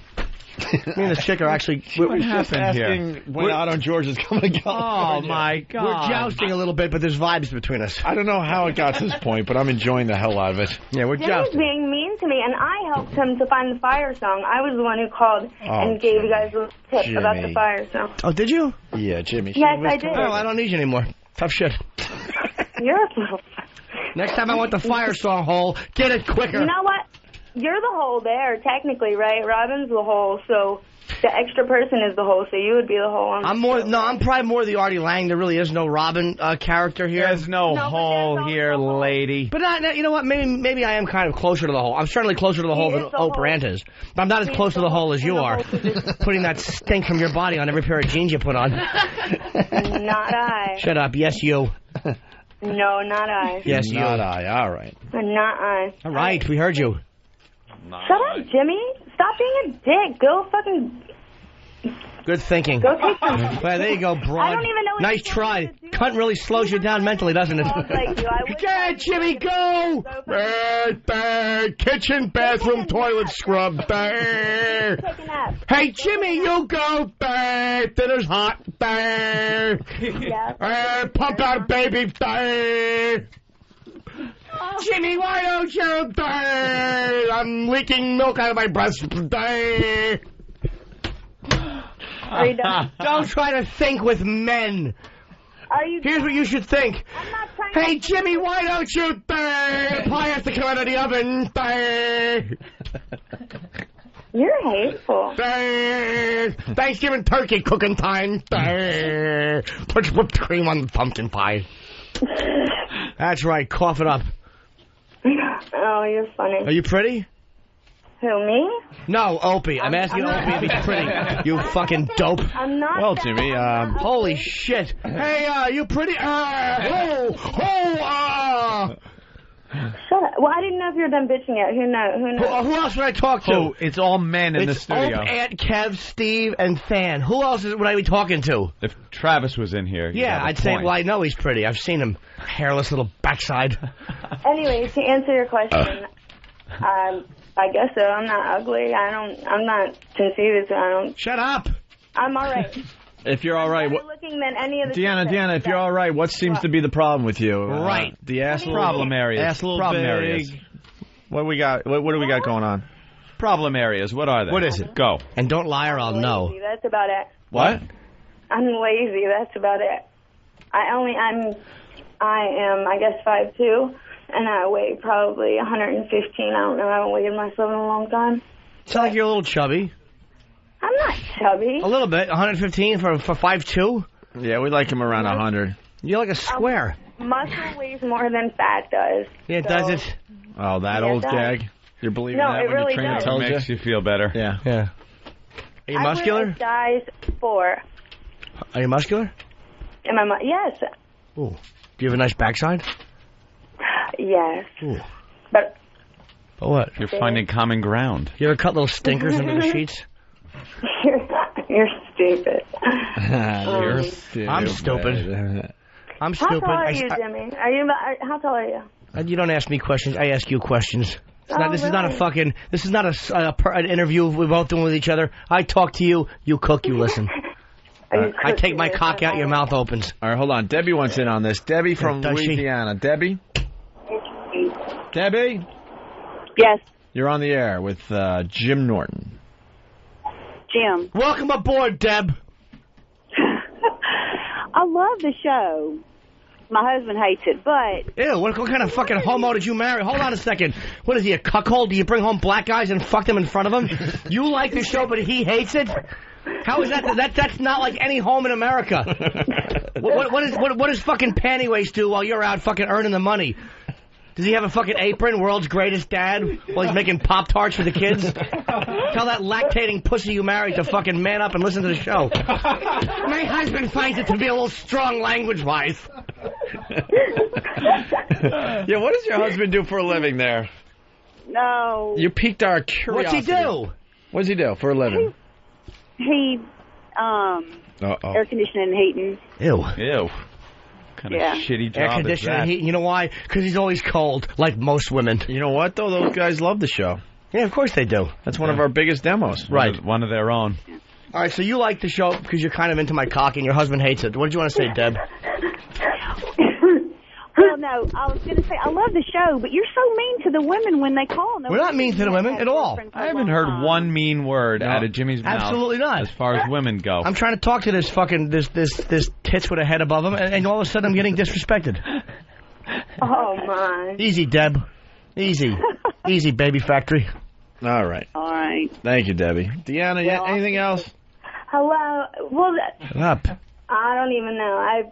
I'll call another day when when his PMS is gone. Good thinking. Right. That's a good one. All right, Clark in Sacramento, go. How you doing? Hey, OP. Yeah. Got a Palm Pilot, cell phone, and an iPod. It's for your survey. Jimmy, you roll. Thanks, bro. I'm punching out. That's all you want to say? All right. Also got I was only kidding, by the way, to the girls. I know. I love women. Jimmy loves them. But they don't know it. I know. I'm a sweetie. Jimmy is terrific. When I talk to a girl, I always hold her chin. Sometimes he goes... When I scratch her neck, I'll go... And then I'll go, I didn't know you had this fuzz under here when I met you. Shave it, monkey. And then I fuck your mouth. Pete on Long Island. There is nothing funnier than Angry Jim. I'm not even angry. I'm just being a cutie pie. Being playful. Yeah. Yeah, that's how I joust with a girl. Yeah. Mm-hmm. She says potato, I say cunt. There you go. Anthony, congratulations on your new car. Oh, thank you, sir. I have a personalized license plate that I'm willing to give up for you. Uh-oh. What do you got? XM202. It's a New York State Reggie. Oh, see, we can't do that. Do you think I want to put a personalized plate? Why not? On my car? Yeah, XM202, vroom. You can't put cunt on license plates. No, you can't, but I don't want a personalized plate. I used to have an XM satellite radio sticker on my car, and people started following me home. Yeah, so it's not the smartest thing for us to do. And considering they make the connection real fast. XM, wow, I listened to Opie and Anthony. Oh my God, it's Opie driving. Let's see where he lives. Considering they've only made a very limited number of Shelbys, right? You're pretty much going to know it's me. Right. I don't have to advertise it with a with a license plate. That's right. All right, Pete. Thank you. Let's go to Eric in MD. That would be Maryland. Right? Maryland. You suck. What? Jim, you suck. Why, sir? Why? He's given us a lot of laughs already. Laughs. And Flint, Michigan describes him as funny man Jim Norton. That's right. You apparently don't read... Tree spec, anybody. Sir, you apparently don't read all the newspapers in Flint, Michigan. Shut the fuck up. Sir, you're just babbling and no one can hear you because there's a performer to... Hold on, don't cut him off. I did cut him off because... Damn it. Why? Because he was being hurtful. So call back, sir. I don't want you cut off. Call back. Let's as much as I don't want to. I don't like you. Actually, I don't want you cut off. Actually, we're just trying to do things today. All right, let him call back. All right, he'll call back. Jimmy's Chest. What's up? What's up, boys? Hey, Jimmy. Yeah. You're the funny man in Michigan, according to Flint. When you come into Michigan to do a show? I'm booking a one-nighter on Tuesday since we're on in Flint. I'm sure it'll sell out. I don't know. It'll be a little while. Thanks, man. Hey, a quick question for Opie. Opie, I'm begging you, please take the Bears against the Lions. It's too late, sir. It's too late. Oh, you fucked me. My picks are official for this week. I'm going to win that $10,000. You watch. You do the opposite of whatever Opie said, you're golden. Right. All right, Jimmy's Chest, thank you. You're in like Flint. Well. Please, next time, take whoever the Lions are playing. All right, it's too late. I'm sorry about that. All right, boys. All right, Lions over the Bears this weekend. Jay in Connecticut, what's up? Opie, what's going on, boys? Hey.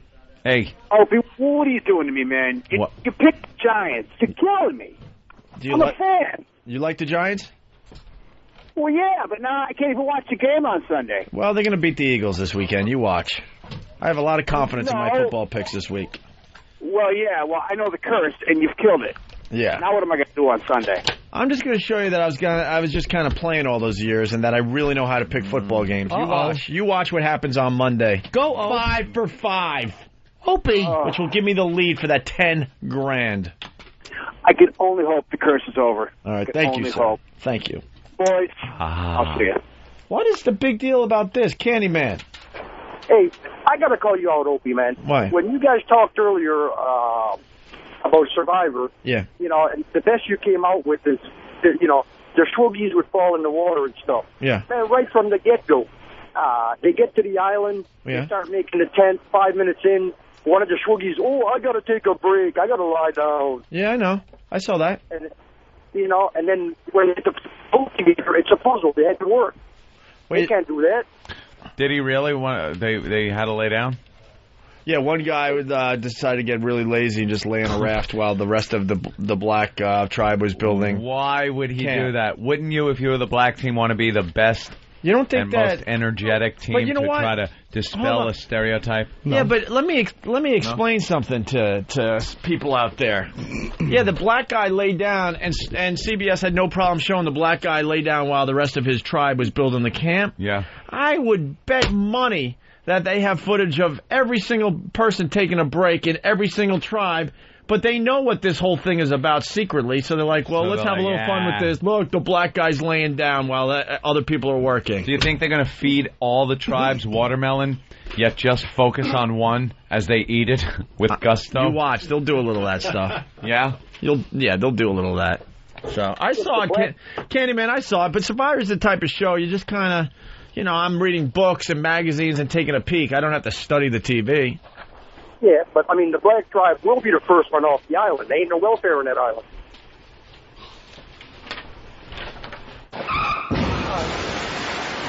All right. Car crash. We got it, sir. All right, thank you, sir. Don't worry. After the car crash, he goes, car crash, no shit. You want to explain this, Bob, in Pennsylvania, Bob? Yes, Bob. Hey, by the way, congratulations, Anthony, on your card. Nice choice. Thanks. How come, are you getting a little secret poo-poo from the higher-up stuff for not going with the GM product, sir? No, I own 2 GM vehicles. I own an Escalade, and my girl has an SRX. And why not 3? Because I really wanted the Shelby. And GM doesn't make the Shelby. Ford makes it. So I am now the proud owner of not only a Shelby, but one with Sirius satellite radio. Oh, it's funny. I know. Can you get XM put in? I'm driving around. I'm like, yeah, I could get it put in. I will. You should keep it. Good enough, sir. All right, sir. I was just, and the smart asses over there, a bunch of fans work at the dealership. And it was tuned to Howard Station. Lefty. Oh, they're busting, you motherfuckers. They're busting your balls, yeah, busting balls. That's breaking your balls. That's pretty funny. Let's go to John in Indiana. John? Yeah. Hey. Yeah, I'm here, man. Yeah. Yeah, I just wanted to ask you guys, what kind of other shows do you listen to on XM there? Boneyard. I had my my Inno at the gym actually yesterday, and I was listening to Ethel. And you listening to Ethel? I like Ethel. I like Chill, XM Chill. I'm enjoying Bob Dylan's show on Deep Tracks. Basically, music's what you're into then, right? Lucy, Ethel, and I like the Decades channels. Decades channels I love too. 70s, 80s, 90s plays a little too much of the shit. Shit. Yeah, Big Tracks is kind of interesting at times. Sometimes Big Tracks and Top Tracks. Yeah, but you guys ever listen to like 163, 164? My favorite show, before you, hold on, sir. Does anybody know if Cool Guy is still doing his show on Boneyard? That was my favorite show, actually, even though we had a thing with him. I really don't know. I love this. See, the Boneyard goes too deep for me. Yeah, it's heavy metal.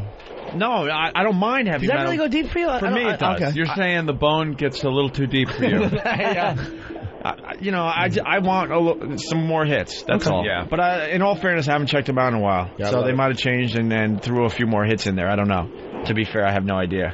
What were you saying there, John?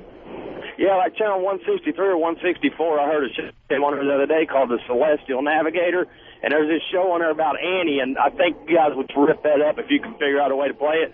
It's kind of long, but, I mean, it's got this retarded girl in it, man. I think it's got some killer humor in it, man. I don't think they intended it to be humorous, but it's just the funniest shit, man. You guys could tear that all to hell. All right, what's 163, first of all? I don't know that. Well, I'm not sure the name of the channel. It's just channel 163 on XM, man. They play book shows and like Twilight Zone and. Oh, okay. But yeah, if you can find that little Annie deal they do there by Celestial Navigator or Celestial Navigations, whatever it is, you guys check it out, man. I'm telling you, you're going to rip that up. I think it'll be a killer bit. Thanks a million. All right, bro. Oh, Sonic Theater. Okay, Sonic Theater. All right, thanks, Sonic sir. Theater, that's it. Thank you, guys. All right, let's go to Chris in Toronto. Chris. Yeah, hey, boys. Hey. I got my Cleveland tickets last night. Oh, awesome. Hey, Jimmy, I sent you a picture of Carla last year with her tits out. Who? Carla. From the transcript that we're reading today, right? Oh, you sent me a picture of her with her tits out? Yeah, don't you remember I sent her a picture? Pictures last year. So you sent them again? I don't know if I still... did I ever get back to you? Yeah, you said nice tits. Oh, man. Not mine. Not mine, hers. Could you send them again and put who you are? Yeah, I got to find them. All right, we got. We're going to read the transcript today. It's going to be pretty unbelievable. We really got to discuss this on so many levels today. And we got Francine. She's going to play a part. Jimmy's going to be the narrator, and Steve, I think, is going to do the other role. Yeah. All right, because Steve is sexy. Steve is the best actor among us. He's great. So. MSNBC's is Ann Nicole's son. Murder? With a question mark there. Yeah, they're starting to say, man. Did you hear what a mess the room was? There was vomit and blood all over the place. Yeah. With her trying to revive her son. He's probably freaking out. But there's something very suspicious about this whole thing. There may be some kind of a cover-up. Is that your diagnosis, Dr. Jim? He was probably freaking out? I'll concur. I'll concur. All right, let's say hi to our friend Jim Gaffigan. Jim! Hey. How are you, Jim? Jim Gaffigan. I'm just getting fat. Oh, getting fat. Why are you getting fat? I can't stop eating. You're married, though, right?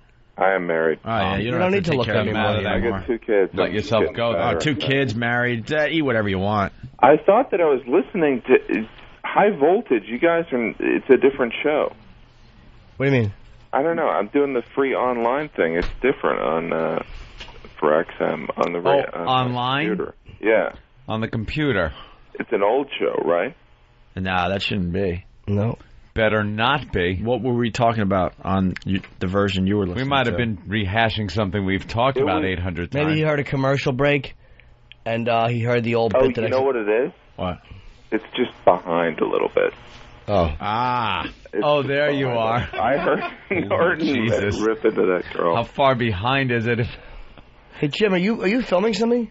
Yeah, I'm working on this show for TBS called My Boys. Okay.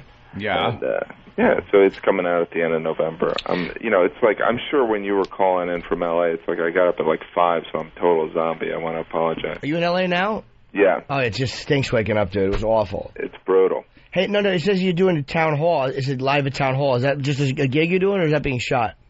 No, that's just I'm just doing town hall. That's cool, man. Yeah. Gaffigan on those theaters now. It's fun, man. It's really fun. I wish I could have done some of those dates you guys are doing, but I don't know. Yeah, some of the crowds were a little antsy. Really? Yeah, you'd have loved Philly. Yeah, they're all right, but they just like to fucking. Yeah, have you checked out the Bill Burr clip yet? No, I haven't. I've heard about it. Oh, everyone has heard about it at this point, especially in the comedy world. But of course, he's like Audie Murphy. It's running in. It's on YouTube. Him taking on 10,000 people during the ONA traveling virus in Philly. Yeah, it's the tour is pretty legendary. You ought to get the Comedian Congressional Medal of Honor. Do they have that? For Above and Beyond? No. They should. No, they don't. No. But they should. You get a better class of box. That's our medals. You fuck chicks that weigh less than the ones you fucked last year. Whatever works for you guys. I actually have to run to the airport, but I just wanted to call and tell you that I love you. Where are you flying to? Yeah, where are you going to? I'm going to Baltimore to do a college. Baltimore. Row, Jim Gaffigan's coming to Baltimore. I gotta go see Jim. It's like I'm calling in to brag to fly. Yeah, I'm just catching a plane. Well, that's impressive. What time's your show tonight, right? Yeah, and I'm in L.A., so I'm a total zombie. What hotel you staying at? The Holiday Inn? Do they have a concierge service? It'll That's all Sal talks about is the concierge. And you're promoting, by the way, that you're performing here at Town Hall in New York City the 14th of October. Tickets are on sale at noon today on Ticketmaster.com. Yeah. Go to JimGaffigan.com. That's noon today for October 14th, Town Hall. You sell out everywhere, dude. As a comic, I don't know if I'm happy for you, if I want to shoot you for it. But probably shoot. Yeah. I only got love for you. Thank you. Because I'm not selling out. Thank you, Jim. All right, well, thanks, you guys. Your show was just, it was great today. Ooh. Oh, thank you. Bless you. Have a safe flight, love. All right, thanks. We'll see you next Bye. time you're in New York, Jim. Okay, bye. All right, Jim Gaffigan, everyone. Why don't we take a break? We're going to regroup. When we get back, we got the transcript that Francine's going to help us read. We also have a nursing mom story. She wasn't allowed to pull out her boobies in Toys R Us. Good. We got the car thief thing that we never got to. About blacks admitting, what's the story again? Says his job is taking white people's cars. Oh. Yeah, right? And look at me assuming that it's a black guy. What's the news there? Look at me assuming it's a black guy. Usually when white is mentioned, it it's says black. white people's All right. cars. All right, I'll take a chance on that. The fact that I was right there. And that wasn't what made you take the chance. It was the word car thief. And other things. We just got to decide which ones we want to do today. So get us out of here for a little while, Derek.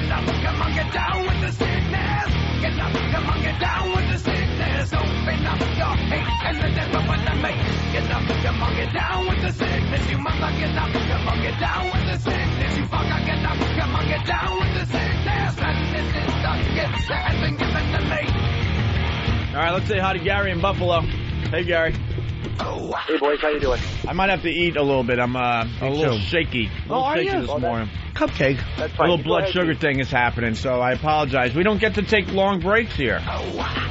Man, you could have thrown me a bone. Give me 5 minutes. Yeah, punk. You're getting nothing. He wants another bone now. They're working us to the bone around here. Another bone. Hey, guy. Hey, boys. Hey. I got a quick question for Jimmy. Jimmy, any plans on coming up to around the Buffalo area, or even better, someplace in southern Ontario? I will get up to Niagara Buffalo. Falls, or like either Toronto or something like that. I live in Niagara Falls, Ontario, actually. Yeah, And, I definitely will get up to Buffalo. Yeah, Buffalo's a great market. Yeah. I'll get up there eventually, and I want to do Canada, too. I haven't done Canada in a long time. We love XM You've Canada. been up to Canada before, though, have you? Yeah. We're gonna do our trip to Canada in the spring now. To Montreal. It's already winter, so cold. All right, thank you, guy. Okay, boys, have a good day. Oh my God, I'm eating an egg sandwich. My mouth is so dry. Look, I drank my cold smoothie too fast, and now I'm freezing. Wait, you want me to snake my tongue in there? No. Oh my God, this is so dry. Oh, I need some water. Drink something. I'm eating an everything bagel with turkey. I have turkey, lettuce, tomato. Turkey. And deli mustard. Mustard. And I'm, Cut it out. Diet Coke. And some almonds. Mm-hmm. Almonds. Which clips we wanted to play? What didn't we finish? Damn, that was the other station. The nursing mom. I just broke my mic. Right, nursing mom. Now you did it. Why? For what? Jimmy, pick another mic. Grab a mic. I don't want to have to lean in and talk. You have to lean in now. That stinks. You broke it. Why'd you break it, What'd you do? I was trying to Did you punch it? You broke it on purpose. Did you hit it? No, what? You were abusive to it. I was turning it towards me. Jesus. Well, I'm trying to enjoy my lunch. Let's use this one. Thanks, Dan. Good boy. Kev, take that. Don't bother me. All right. Welcome back. How's that? Oh. Test. 1, 2. 1, 2, radio test. I'm trying to suck the moisture out of the strawberries because my egg sandwich is so dry. Ew. What audio were we in the middle of going to play? We got the nursing mom. Right, nursing mom. This is a great little story. Where are you guys at on the whole breastfeeding thing? Hate it. The kids tickle my nipples. Oh, mothers. When you see it, does it depend on how hot the chick is? On how hot the mom is? Or do you hate it in general? It's usually not how hot the mom is, because at that point it's very rare you're going to find a really hot mom, because they're obviously they have a new baby, so they're a little chunky. Oh man! Problem? Are you kidding me? Problem? You don't see hot new moms out there? I said rarely. I didn't say never. Most of them are fat because they just had a kid. Because they just had a kid. I don't see that all the time. And their boobies they're all get a little misshapen. No, they're all swollen. But the nipples aren't the riding. milk is just being produced, and it's just trying to hold all that milk in, and it's leaking, and it needs to be released. Is it fetish? Ew. I know. Those were not random words. That's the mantra he repeats to himself as he comes all over his sock. No, that's not the nipples riding high, nice firm. They get kind of sloppy. And then a kid chewing on them is something that, no, it does nothing for me. Thirsty work, isn't it? In Silence of the Lambs, the book. Toughened your nipples. He didn't say that in the book, though. In the book, he didn't say toughened your nipples. He goes, did you breastfeed her? And Sandler goes, yes. And he goes, thirsty work, isn't it? Or wasn't it? Thirsty work. And she said that hurt her because she remembered how thirsty she got when she breastfed. Apparently, women get very thirsty when they breastfeed. Oh, really? Thirsty work. Didn't know that. I don't know if I'm for it or against it. Like, I really don't want to see it, but you have to be for it. I mean, only repressed fucking American idiots would be against a woman feeding her baby naturally. I would never chastise a woman or say get out of here. But I think in this case, the people that did try to tell her not to breastfeed had a point. They had a point, and I think it has something to do with our line of work. What? To tell you the truth. What do you mean, Anthony? I think there's a similarity here. What are you talking about? I don't know. I'm trying to get you to play the clip so I could comment on it. Oh, okay. Well, I was going to bring up a story from the old days, and I wonder if E-Rock, now that we have all our tapes, we have our tapes too. Hoo-hoo. Yes. The mom that was breastfeeding her 3-year-old in front of us? Yeah. Well, how old was the kid really? 9. 8 or 9. All I know is he was very aware that we were finding it very disgusting because he was looking up at us and pretty much smiling. Yeah, he was looking up. Saying, look what I'm doing right in front of you. Check this out. I still breastfeed. Yeah. Way too old. It was creepy. The kid walked in. Kate, her name was. You remember? Yes. How old was the kid? Do you remember? Don't remember. 7? She yeah, it was like 7. No, the kid wasn't 7. Yeah, I think it was. Maybe he was 5. Big Cat said 5. Maybe he's right. 5? Just put them together. He was 12. Wow. No. Don't worry about it. Yeah, we got a dead soldier there. Where's E-Rock? E-Rock. I don't know. He's never around when you need him. Than's always here. E-Rock, how old was the kid? Probably around 3 years old. Well, that's not what we said, so why would you say, yeah, probably? That's good. You came up with a whole new age. Yeah, just go outside. It was 6 months. It was really disgusting. He was agreeing with us as he came up with a new age. Yeah, Did anyone else pick up on that? No one said 8 months, 2 or 3. just like you said. No, yeah, 3 years. No one said 3 years old. We said 5, we said 7. 7 and 8. Do you know are you guessing? I'm guessing, yeah. All right. Do we have that audio? I can find it. Find it Not now. here, but we can find it. All right, maybe we could throw that on Monday or something, or Tuesday, sometime next week. All right. Because it was so creepy. This lady, she outraged a ton of our listeners that day because the kid was way too old to be breastfeeding, in my humble opinion. The kid walked in with a little baseball cap on. Yeah. She whipped one out, and the kid just started sucking right in front of us. Then she told me to get the car. All right, here's today's story about this. Anywhere a woman goes, she's allowed to breastfeed her baby. It's the law. But one new mom says that Toys R Us broke it when they tried to stop her from feeding her son. That's the mom. Like most 7-month-old babies, Mason Meyerson doesn't like to wait to be fed. And that was the case Monday when his mom Chelsea and 3-year-old sister Olivia were shopping at the Times Square Toys R Us. Chelsea was breastfeeding him when she says she was approached by a salesperson. She said it was not allowed and it was inappropriate. And I said, you mean to tell me I can't breastfeed my child in a children's store? And she said, no, there are children running around. She was appalled that I would think that that would be okay. Mrs. Meyerson says more salespeople arrived and she was told to go to the basement. She says they even called security, but by the time the guard arrived, she was finished. I was stunned and appalled and absolutely humiliated. I just couldn't believe that somebody would harass me for feeding my child, especially Shut in a that children's kid up. store, that she could respect breastfeeding mothers. You know what? I'm not buying it. You know, if you were so humiliated, why are you on TV talking about it? Wouldn't you want the whole thing to go away? Here's my tie-in. And maybe get back at Toys R Us or something behind the scenes. If you're so humiliated, why are you bringing this story to everyone's attention? So she can sue later on. Here's my point with the show, how it ties in. At a Toys R Us, I personally could give a flying fuck, but it's inappropriate for her to pull her tit out in front of kids. If we can't even say the fucking word tit, we can't say it because the FCC has deemed that scary dangerous for children to hear. The word tit. Janet Jackson pulling that fucking nasty thing out with that fucking thing on it during the Super Bowl. America outraged. Why? It wasn't because the guy might see it or that. It's families are watching, and it's not their choice to decide whether they want to see a female breast on television like that. Yet, a breastfeeding woman in Toys R Us where kids are running around can pull her fucking tit out with impunity, and we can't even say the word tit because a kid might hear it? Don't you think that to kids, very young kids, a tit is no big deal? Tit's no big deal to anybody. Well, I think young kids, they see a tit like, so. And then the tit is taken away from them for many, many years, and then it becomes a big deal again. Tit goes away. Then I'm serious. Comes back, and for Jimmy, different reason, it becomes a very big I think if deal. you were able to talk to, kids on a level, like very small kids, they'd go, tit. They wouldn't give a shit. Boobies. Boobies and all that, right. Boobies. And then it goes away, and then it becomes the wanted thing again.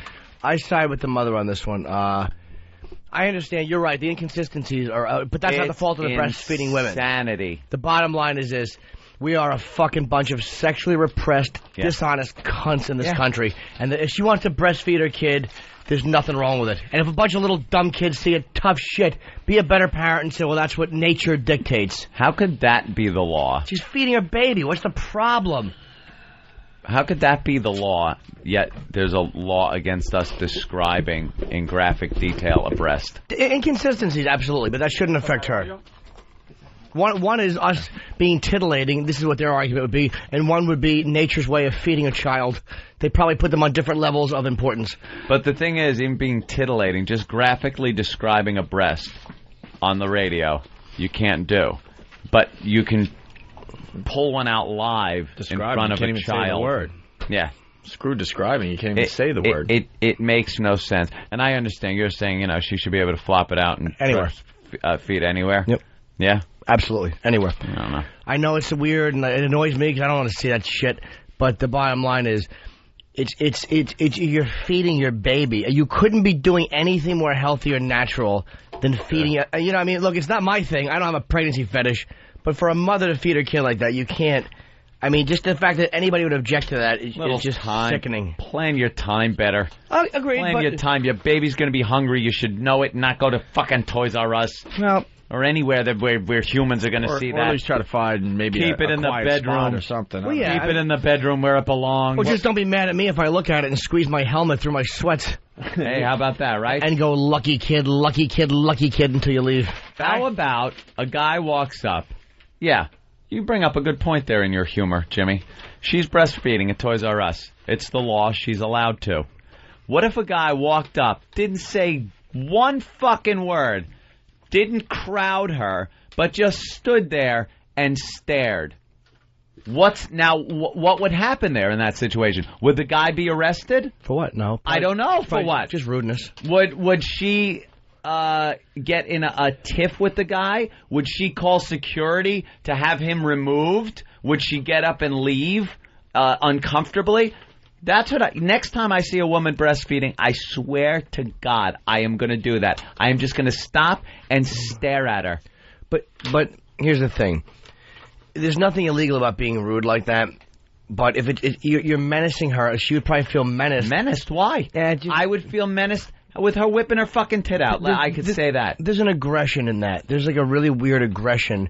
And let's be honest, men are not the victims of sexual crimes like women are. That's the reality. I mean, women are, what 95% of all sexual crimes or most of them. Unfortunately. Male and female. But you know what I'm saying? Like, so... There's another factor to a guy leering at you, feed your infant when it's for sexual purposes. When you're being leering. Even looking. Just looking because she's in a public place, and if she says, hey, I should be able to do this in public, then you have to deal with some of the consequences. And I don't mean some guy coming over and cutting her tit off. Right. I'm talking about, a guy doing more than just... Because that's what pisses me off about a woman breastfeeding in public. It inconveniences me in my... where I can look and what I can do. All of a sudden, you can't look in that direction. You can, though. Yeah, you can just you can't. You can just block it out. But just glance that way. You don't glance. You glance and you feel all fucked up about it. You turn and go, oh, my God, look what's going on over there. Usually I just turn a little bit to the side. And you got to turn away. It's a respect thing. It's fine. Don't want to. Now I'm just going to look. I don't know. You want to pull that out and feed your kid? Here, I'm going to look. I'm watching. I find it interesting. I was breastfed, and it helped my bond with my mother. That's right. Did it? And it's good for you. I don't think I did any breastfeeding. No? I don't remember breastfeeding. I don't know. I don't want to hear about it. I have no idea. It's one of those things that it happens when a baby, and that's the reason you don't remember it, is because you're not supposed to, because it'll fuck you all up. Don't talk about it. Don't want mom saying, you were breastfed until I don't want to hear it. My mom let me watch my sister be breastfed when I was like 9 or 8. Sicko. But no, it was cool. I watched it, and she was saying it's very natural. My dad told me what it was while we watched. By the way, the official age of the kid back in the WNEW days, the kid was 4 years old. 4. And said something like, Mama, I want nipple. Oh, yeah, he said, Mama, I want... Nippy, or he called it something? Ninny, right? Ninny. Wow. Andre. What a dummy at 4. He didn't know what a nipple was. Andre. Fellas, hey, I'm here in Boston. Hey. Okay. Great show and Worcester. Thanks for breakfast. And I remember the kid walking up, turning his hat backwards and saying, Mama, I want Ninny. Yeah. We'll get that audio for next week. Creepy family. All right, that's great. E-Rock's going to find it. Oh, sorry about that. Scott in New York, what's up? Hey, guys, how you doing? Hey. I actually work in the Toys R Us in Times Square, and, of course, details are left out in the story. If you've been to the store, there's an area where they have loose Lego bricks and a play table. This woman sat down on the floor right next to it, which we don't let anybody in the store do, and started feeding. 3 different people came up to her saying, you can't sit there. We have a place where you can go sit, feed your baby. It's not a problem. She refused 3 different times, and then 2 days later, we were approached by the group. Oh, okay, all right. So then maybe she is just a lawsuit, attention-seeking pig. That's very possible too. Yeah. If she was humiliated, why is she on TV? Yeah, she's probably just trying to go for a payday. All right, thank you, sir. You're welcome. A couple more here. Horny Hobo. Yeah, what's up? Hey, Horny. How you doing? First name Horny. Better than you. Last name Hobo.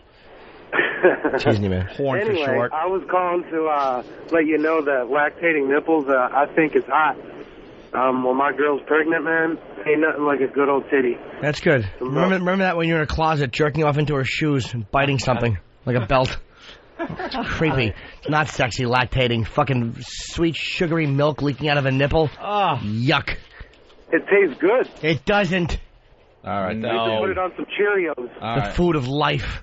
sweet, sugary milk leaking out of that big brown areola. You want some sweet, warm, body temperature, sugary milk?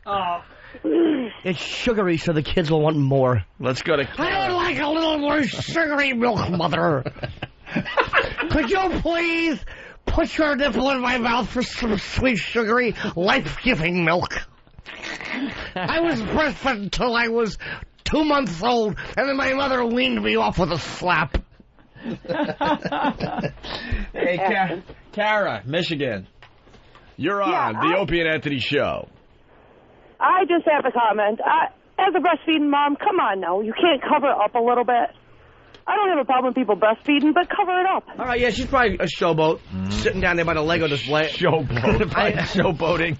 I know where that is. She was looking for some attention. Using no hands. She wanted to be the lady that everybody gave a, oh, wow, they did that to you? Yeah, right. All right. Probably wasn't even her kid. Thank you. Let's go to James in South Carolina. Small black boy she picked up. James. 14 years of age. Hey. What's happening? Your turn, James. Go. You get to talk. We were at a pool party on Labor Day. Were you? And this 7-year-old kid came up to its mom in her bikini and said, I'm hungry. She pulled her titty out and gave the 7-year-old, started sucking on it and drinking milk.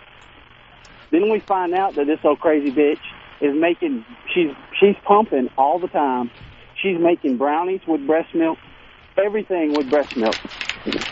Crazy bitch, That's man. taking over the nation. She has sweet, brownies with sugary milk. Sweeping the nation. Sugary, sweet, life-giving milk leaking out of those big brown areolas. All right, let's see what Toys R Us had to say about this. Their response. Toys R Us says it has a company-wide policy to accommodate nursing mothers, and that, quote, many of our store locations, including Toys R Us Times Square, also have private nursing areas. At no time was Mrs. Meyerson escorted from or asked to leave the store, end quote.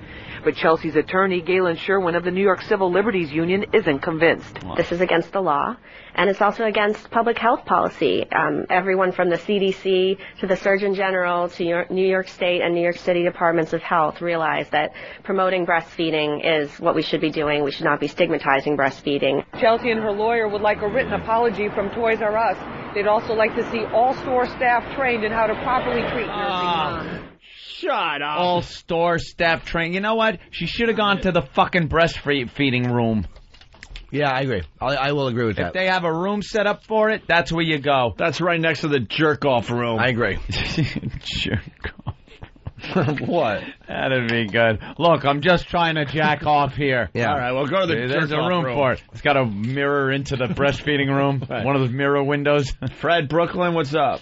Yo, What's what's that up, called? boys? Hey, one way mirror. Anthony's saying that tits are no big deal. I was at the PNC Virus show. Every time tits came out, it was like the scene from the fucking Boogie Nights or The Accused. Guys gathering around, fucking making a big deal. It's a public problem. Are you insane?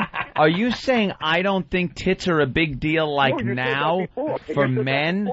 Yeah, no, that's what I'm saying. You think I meant like tits aren't a big deal? They are the most like now thing in the world. You're a mad person. But Ant, that is what you're saying. The caller's right. I was saying breastfeeding women's tits as they're feeding their fucking little screaming rugrats. The world. Not women at the fucking road shows flashing their beautiful knockers. What would have happened if a breastfeeding woman pulled it out and did it in that parking Nope, lot? wouldn't like it. Discolored, leaky nipples aren't hot, and you know what they're leaking? Sweet, sugary, life-giving milk. Body temperature warm. Oh, with a tint of brown. Oh, is there a little brown? Can probably some blood mixed in? Squeeze it into a bowl and whisk it into a meringue. It's so sweet and sugary. Make a lemon pie. Care for a life-giving milkshake, do you? All right, let's get Joel McHale. All right, with the fucking Muslims being angry against the Pope. All your fucking clerics criticize Catholicism and Judaism. Fucking toughen up a little. What a bunch of babies. Wait, the Pope breastfed? What happened? I don't know what happened. He said something about Islam, and they're angry. Oh, they're burning things. What else is fucking new? What else is new? We didn't like that. Let's burn things. I'm Frank the Fatwa. Fucking barbarians. Fatwa. All right, listen. The Pope's a douche. We all get it. We got a breastfeeding expert on the line, Joel McHale from The Soup. Yes, I am. Joel, how you doing? Well, I think everyone is upset because that woman actually has 3 breasts. Now that would be upsetting if it wasn't for. Oh no! Oh jeez! Oh, what happened? I don't know. Were you just hit by a car? Yeah, the car just flew right through the window. You're on a slippery road today. I don't know what happened there. Got to slow down your speed a bit. You you're married, right? Yeah. You have child. I have a child. Breastfeeding? Not you, of course. No. My wife was like, "This is way too hard." Yeah. See. And we went to the formula. Right to the formula. That's what we're in 2006 here, people. There's no reason to feed a baby like the cavemen did. Well, let's ask Joel though. You're walking around in public there, and you see a new mom breastfeeding. Do you look? Do you stare? Do you walk away? Do you ask for some? What's going on? It's interesting, definitely, because you don't see it that often.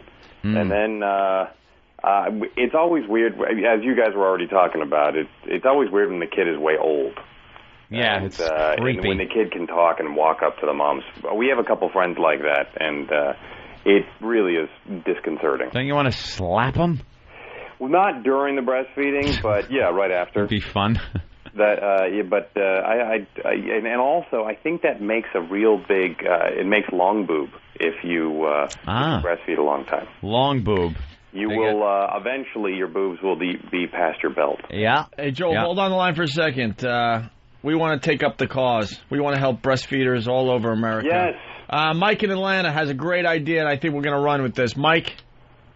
Yeah, I think you guys need to be activists in this issue and have a breastfeeding march on your walkover and have about a dozen women. Can we get a breastfeeding parade together? No. Can this show get a breastfeeding parade together? Where women just breastfeed on their way over on the walkover. Yes. Yeah.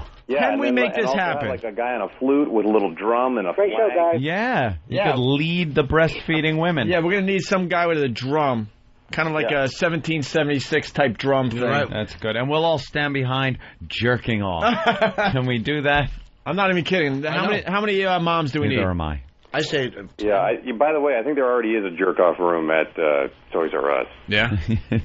Yeah. My guess is that quite a few guys have gone in there for that. I say we get 10 new moms for our breastfeeding parade. Yeah. Steve, should they contact you? Sure. All right, if you want to be part of our breastfeeding parade, give Steve an email, steve@foundrymusic.com. Can we try to do it a week for... Oh, no, we're going to be in Cleveland. Do it in Cleveland. Where they don't breastfeed. Can we do it next Thursday? Next Thursday. Can we get this together in 6 days? Sure. We're looking for 10 new moms to breastfeed. Wow, that's on the lot. Walk from Free FM to XM Satellite Radio. Find that many new moms. I don't know if we're going to find that many. But it's a parade. We'll get what we can. We'll get as many as we'll can. Even if they just have children like 10 years old, bring them so they suck on a tit while they walk over. You guys, as an incentive, give them a year's supply of formula. Yeah. Ooh. There you go. I'll save their titties. All right, new moms, email steve@foundrymusic.com. It's the breastfeeding parade coming soon to the Opie and Anthony Show. Back to Joel McHale. No. How's the show going, Joel? I think it's okay. It's been a very exciting week, so a lot happened. A lot of celebrity news. A lot of Whitney, a lot of Lindsay's vagina. Yeah, what's up with that? Is that a real picture, you think? It seems to be, because everyone's continuing to talk about it, and there's not something coming out, especially her people saying, yeah, that's not her vagina. Jimmy is saying it's not. I say no, It looks like a photoshopped vagina. It does look like she was filmed or shot with a camera that ages your lower half by 60 years. Yeah, it really is kind of hanging there. I think it ought to be blown up into a poster with the old poster that was over Mulder's desk in the X-Files. I want to believe. Like, I think that's what a lot of people are in the mindset. They want to believe it so much that they're saying that it's real. Yeah. But if you really take a close look, you can tell it's Photoshop. Hey, where is that picture, by the way? Our listeners have been asking for it for a while now. We could not license it, so we couldn't show it on the show. Oh, well, I don't think you'd be able to show that anyway, right? Maybe pixelated. We would put a little soup thing on it. And, little soup on it? The soup decided to cover her vagina. You put your own little soup on. Yeah, I mean, she's turning into Paris, where she's finding something to do each week embarrassing. Yeah, that's the new thing in Hollywood, huh? Yeah, you don't need to be in a good movie. You don't need to be a good actor. You get a DUI. You get caught blowing someone. You lose $1 million in diamonds. Whatever it is, each week you find a way to stay there. Just stay in the news. Hey, do you know about? Do you really do a lot of research on celebrity news and things, or people just kind of? Research meaning like? Because I'm wondering if you know anything about the what's her name's son there. Oh, Anna Nicole Smith? Anna Nicole's son. No, gosh, because I know they had to sedate her. Because now they're saying murder with a question mark on the news. It says murder. Well, the problem is that he died in the Bahamas, where I can't imagine the autopsy. Doing autopsy there, I'm sure, is just not as good as. Yeah, they're actually considering a voodoo doll as a viable explanation for the death. Pins sticking out. Pins and chicken legs. That's a phony picture. How do you know it's a phony picture? We got in front of us, the fact that it's look at the way. Help me out the here. The leg Jim. and the pussy are photoshopped. It's obviously phony. That's completely a phony picture. Here's what's scary. If it's totally phony, why is everyone? I mean, just think if it was a halfway decent job. Okay. People are dummies. Let me tell you why also. This is a different picture. There was another one of her just recently getting out of a boat. Right. And her vagina looked very droopy. Ooh. And then all of a sudden now there's a new one. It's definitely the trend now is to Photoshop her showing her snatch. Are you saying that there are knockoff pictures of her fake vagina? Knockoffs of fake vagina photos going around and making the rounds. You could almost see where they photoshopped that in. It's not a bad job. I don't know, man. They're not really good. Again, I want to believe. I want to think this is real. To believe. Not necessarily hot. All right, so you're going to talk about that on the soup this weekend? Yeah, we have to talk about that. And, of course, then Rosie, she's already said 1,000. Can I tell you something? The thing she said about the dog, I'm sure you Yeah. People are making fun of us because we're talking about The View. We can't get enough of it. We can't get enough of the View with Rosie completely just taking over the TV show. And everyone else pissed off that Rosie... out of touch Barbara Walters with the talking dog and what have you. Yeah, it is incredible television. It's great. From talking about her bush to from talking the dog licking the butt. What'd she say about her bush again? She said she was talking about. Well, first Barbara was talking about bathing with her daughter when she was younger, and then Rosie said, just the other day I was in the bath with my daughter, and she said, "Mommy, when do I get my hair?" Oh, yeah, that's right. I'll bet you Rosie's bush smells like the scalp of a left fielder. Why a left fielder? Just because they're running around a little more than the right. Yeah, they're running around with that hot hat on their head. That's how brilliant Jimmy is. They're busy out there. He even knows that the center fielder doesn't get as many plays as the left fielder. I bow to you. Done. Fucking asshole. The left fielder longer. Oh. No, I think he's turning into a circus. It's the greatest. Yeah, they obviously there's some tension there, I think, between Rosie and Barbara. It's going to be her show within a year. I think you're right. Because the ratings are going to go up, and the network is loving her, and it's going to be her show, and they're going to get rid of most of those players. You watch. Hey, do you try to get that little rat excuse for a dog on your show to say I love you? We didn't get him to say I love you, but I did let him lick my diaper rash butt. I did do that yesterday. Well, that's a must-see. You guys should film a vignette. Yes. Joel, you could take this idea. It's a freebie. Oh, well paid. Every once in a while, there's a story in the news about an old lady that loved her dog so much. There's one. We're still trying to find it. We had the story on our show about a year ago. And the old lady dies. And she has no real family anymore, so no one really discovered the body for about a week or two. And her little dog that she took care of, started getting hungry and just starts eating the old lady. Ew. Yeah, ate her. Ate her, body parts all over the kitchen or whatever, and this was her loving dog. See, that is awesome. And see, we would go to the E-executives and say, we have this great story about this old woman being eaten by her dog, and they would go, was she friends with Hillary Duff? And we're like, no, but she was eaten by a duck. Right. Was she at the Fashion Rocks show? No. Yeah, they would ask you, where's the celebrity angle? Yeah, where is it? Constantly. I have just been handed the photo of Lindsay Lohan stepping off the boat, and it's her with her panties on. Oh. This was the one they photoshopped. How do you know they didn't Photoshop the panties in to Why would you Photoshop panties over a real... Because maybe it's an embarrassment, so she got her people, they went into a lab, and they Photoshopped the panties on her. I don't think so. I'd like to believe that theory. Thank you. Thank you, Joel. Her underpants are showing. How do the panties look? Big. Like there's a nice fat bulge in them. Oh. Yeah, I don't think she's going around wearing no panties. Big in meaty situations bulge. like that. What do you got on Whitney Houston and Bobby Brown separated? Oh, well, at least those two finally found something they can quit. Well, for us, it definitely means that being Bobby Brown will not be back with Whitney Houston. No. My guess is Bobby will be doing a lot of embarrassing things in the next 2 or 3 years. Yeah. Yeah, he's just going to lose his mind. I think. And what do you think about her? You think she'll finally, straighten herself out? What do you think? No. She's a wreck. I think so. She was America's, sweetheart for a minute. There's never been anyone who's fallen farther. I'm trying to think, or more, that's still alive. I mean, when she sang the national anthem, and it was huge, and she also still, to this day, has the biggest single of all time. Yeah, right. How about Bob Denver? He fell. Yeah, he did. But he wasn't ever as big as she was. No. And then,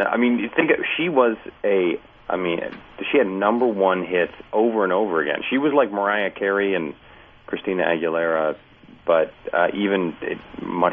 And she had a good reputation. Yeah. Like she wasn't, a dirtbag or anything. Yeah, movies. And then she kind of disappeared for a little while and came back a crackhead.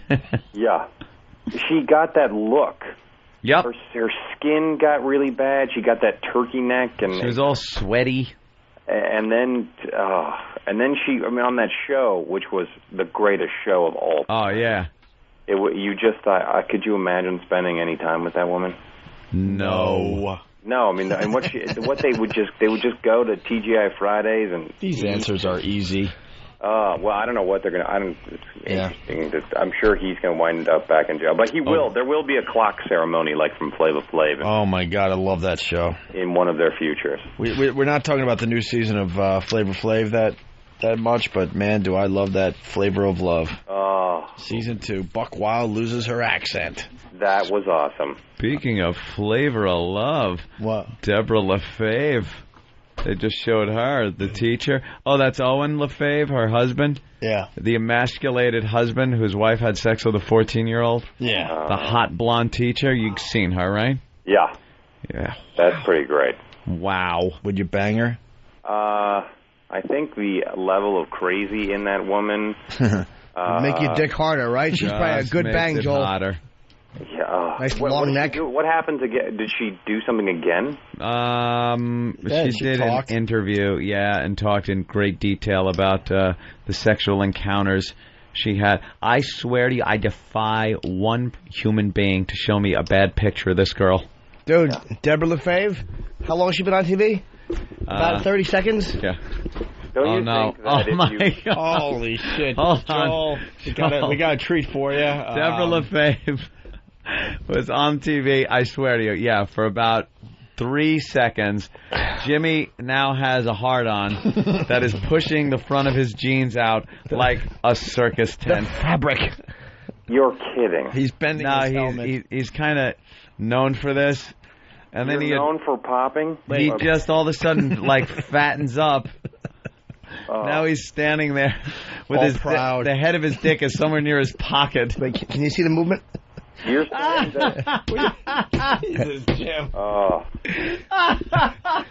Come on, it's early on the He's West making Coast, it twitch through his pants. It's just involuntary. It's like, hey. We're passing into homo territory now. No, we're not. Yes, we hey, are. Wait. Hey, what was the name of that case in Colorado? Oh, the Jean-Benet You cut it out. His penis is talking, Joel. I'm sorry. God! Are you saying you can see it past his gut? It's going. He's standing up. Yeah, and it's kind of pushing against his pants as it as he contracts the muscles. I can't help it. I do that. Oh my gosh, I don't even want to imagine. Is that normal to twitch your dick that often? Like when there's a girl leaning on it. I had a girl leaning on it the other day, but she wasn't being sexual. She was being casual, and I kept twitching it, and she finally moved her arm, and I was like, I felt really bad. Sorry, sister. Was that at like a family reunion or yes. something? Yeah. My grandmother fell asleep face first in my lap, and she woke up with mail on her chin. Wow. I thought the Devil of Faith stuff was getting weird. Yeah. Let's let Joel go. Joel, I want to hear more about his erection. Well, it's like 3/4 now, because since the guys are teasing me, it's going down a little. Right, ready? Since the guys don't like my cock. Here we go. Maria Sharapova. I don't know who that is. Ah, yeah. I care about all right, that. Joel. Hot blonde. Well, let's let Joel play along. All right, Joel, say something, and let's see what happens with Jimmy. Well, okay. Say a person's name. Well, you're not looking. You have to look. You got to try to figure out what makes him tick. Okay, I see. I see what you're saying. All right. Dakota Fanning. Oh, yeah. A little bit. I'm only half hard now because the guys didn't like my cock. Would you Martha Stewart put that away? What's that? We have to say that. I'm say only, that on this show. I'm only half hard now. Forget it. We can't play the game because the guys don't want to look at my cock twitch. All of a sudden, it's bad. Nah, I feel. I'm for sure we all feel pretty bad about putting an end to your. No. Nobody wants to see my cock. Forget it. Don't beg. It's done. It's done. Why don't you go outside, get the fluffer to work on it, and come back in? No, it'll jump up again as soon as we get into this story. Yeah, we got a crazy story we're going to get into next. It would be very good for your Hollywood career to hang up immediately. All right. I'm not even going to tell you what we're doing next. Oh, just man. imagine something really bad. Yeah, but it's history, and we're gonna. Yeah. It'll be treated with all due respect. Yeah, let's spin it. That's right. All right. So All right. Joel McHale, The Soup on Channel E, on the E channel at 10 p.m. Yes. Well, and it repeats 1,000 times. Yeah, right. And certainly does. Very funny. It's one of the shows I don't miss every week. Oh, I God do bless not you miss it. people. So God bless you, and congratulations on Letterman. That was awesome. Thank you, sir. Maybe you could have showed a little clip of our appearance. Well, why would I can explain to you why we can't. All right. You want me to explain it? All right, here's the deal. I don't like showing talk shows too much, like Leno or Letterman or Conan, because the network was like, because then the network would be like, you've got to show that every time, and then it would just be a show of those clips. More work. And it would be so much. It would just be more. It would be like, wasn't it crazy when they did that comedy bit on Leno? And it's like, no, that was a comedy bit. But now we're obligated Good point, to sir. show Good it. point. But you still own any of the friends, though. What? We're still what? They're friends. You could have showed a little clip. Yeah. Well, just a little one, Joel. Yeah. Look, there would be an off chance We're not of seeing happy, your erection. Joel. Well, all right. Maybe there's the two of them looking very handsome on HGTV. Oh, yeah, I can hardly wish my own mother a happy birthday. So hardly. Well, doesn't mean not. That's true. All right, Joel. Thank you. Godspeed, Joel. Keep in touch. It's when The you guys Soup. are on The View, we'll show it. All right, The Soup on the E channel. Thank you, Joel. Enjoy your next topic that I'm glad I'm not going to be part of. All right. Okay. Thanks. Bye. Joel McHale, Later. everyone. Let's go to Mike in Fresno. Hey there, Mike. Hey, Mike, what do you say, Bill? How's it going, guys? Paint each other up. The reason why your Bob Denver line bombed is because you said Bob Denver. John Denver fell, Jimmy. Come on, buddy. Now, sir, I wish you were here right now so I could put your face by my helmet imprint and then flex it against your mustache line. I was talking about... Hold on. Shut your stupid face, you name mixer-upper, bag of jism. I said Bob Denver, meaning Gilligan, had fallen from grace because he was smoking pot and doing a radio show. I didn't mean literally... Shut your mouth! No, dude, you made a mistake. I meant Bob Denver. I meant Gilligan. I'm not going to lie. I really thought you meant John Denver. No, I meant Bob. Denver, okay. That's great. No, I don't mean fell physically, dude. Yeah. I think Jimmy is lying. No, I'm not. I meant... Entendre's a better line. No, it's not John Denver, because falling literally... He fell. Get it from the sky! I always talk about people who fell from grace. That's the No, you would know. Go ahead. You explain it. You actually said the line. Go ahead. No need for me to explain what I meant. I wasn't here. You were in the room. You talk. I'm sorry. What do I know? I was just outside watching. Let's switch places. We'll bring Mike in and... You go right ahead, Mike. You know. Opie Anthony and their pal, Lil Mike. We've seen that all over the place. Mike. Funny man dash Mike. Mike, where you playing this weekend? Oh, Mike. All right, Mike. I love you guys. Bye. Yeah. No, I actually did mean Bob Denver. I almost said Gilligan, but I was like, how did that bomb? I figured because Gilligan all of a sudden was a hot TV commodity. I didn't know the history of Mr. Bob Denver. Yeah, and then he was doing radio and smoking pot. I knew he was smoking a little pot at the end of his life there, but I had no idea about the radio show. I like almonds. Let's go to Jason in Cleveland, and then we'll take a break. Jason, what do you got? Hey, what's up there, fellas? Hey. What's up there, little Jimmy? I'd like to thank you and your... Everyone's fine and up. What do you got? Yeah, we got to get to the tickets. We're doing the transcript yes, next. I got the $10 tickets. Thank you very much. Oh, nice. Oh, the Jimmy special. They're on $60 in surcharges. It's very special. Oh, sorry. You go ahead. It's your show. You're right. At least That's he right, knows. that's right. At least he knows.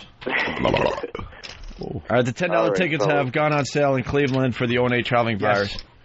They're going fast, people. I've heard they were going like hotcakes.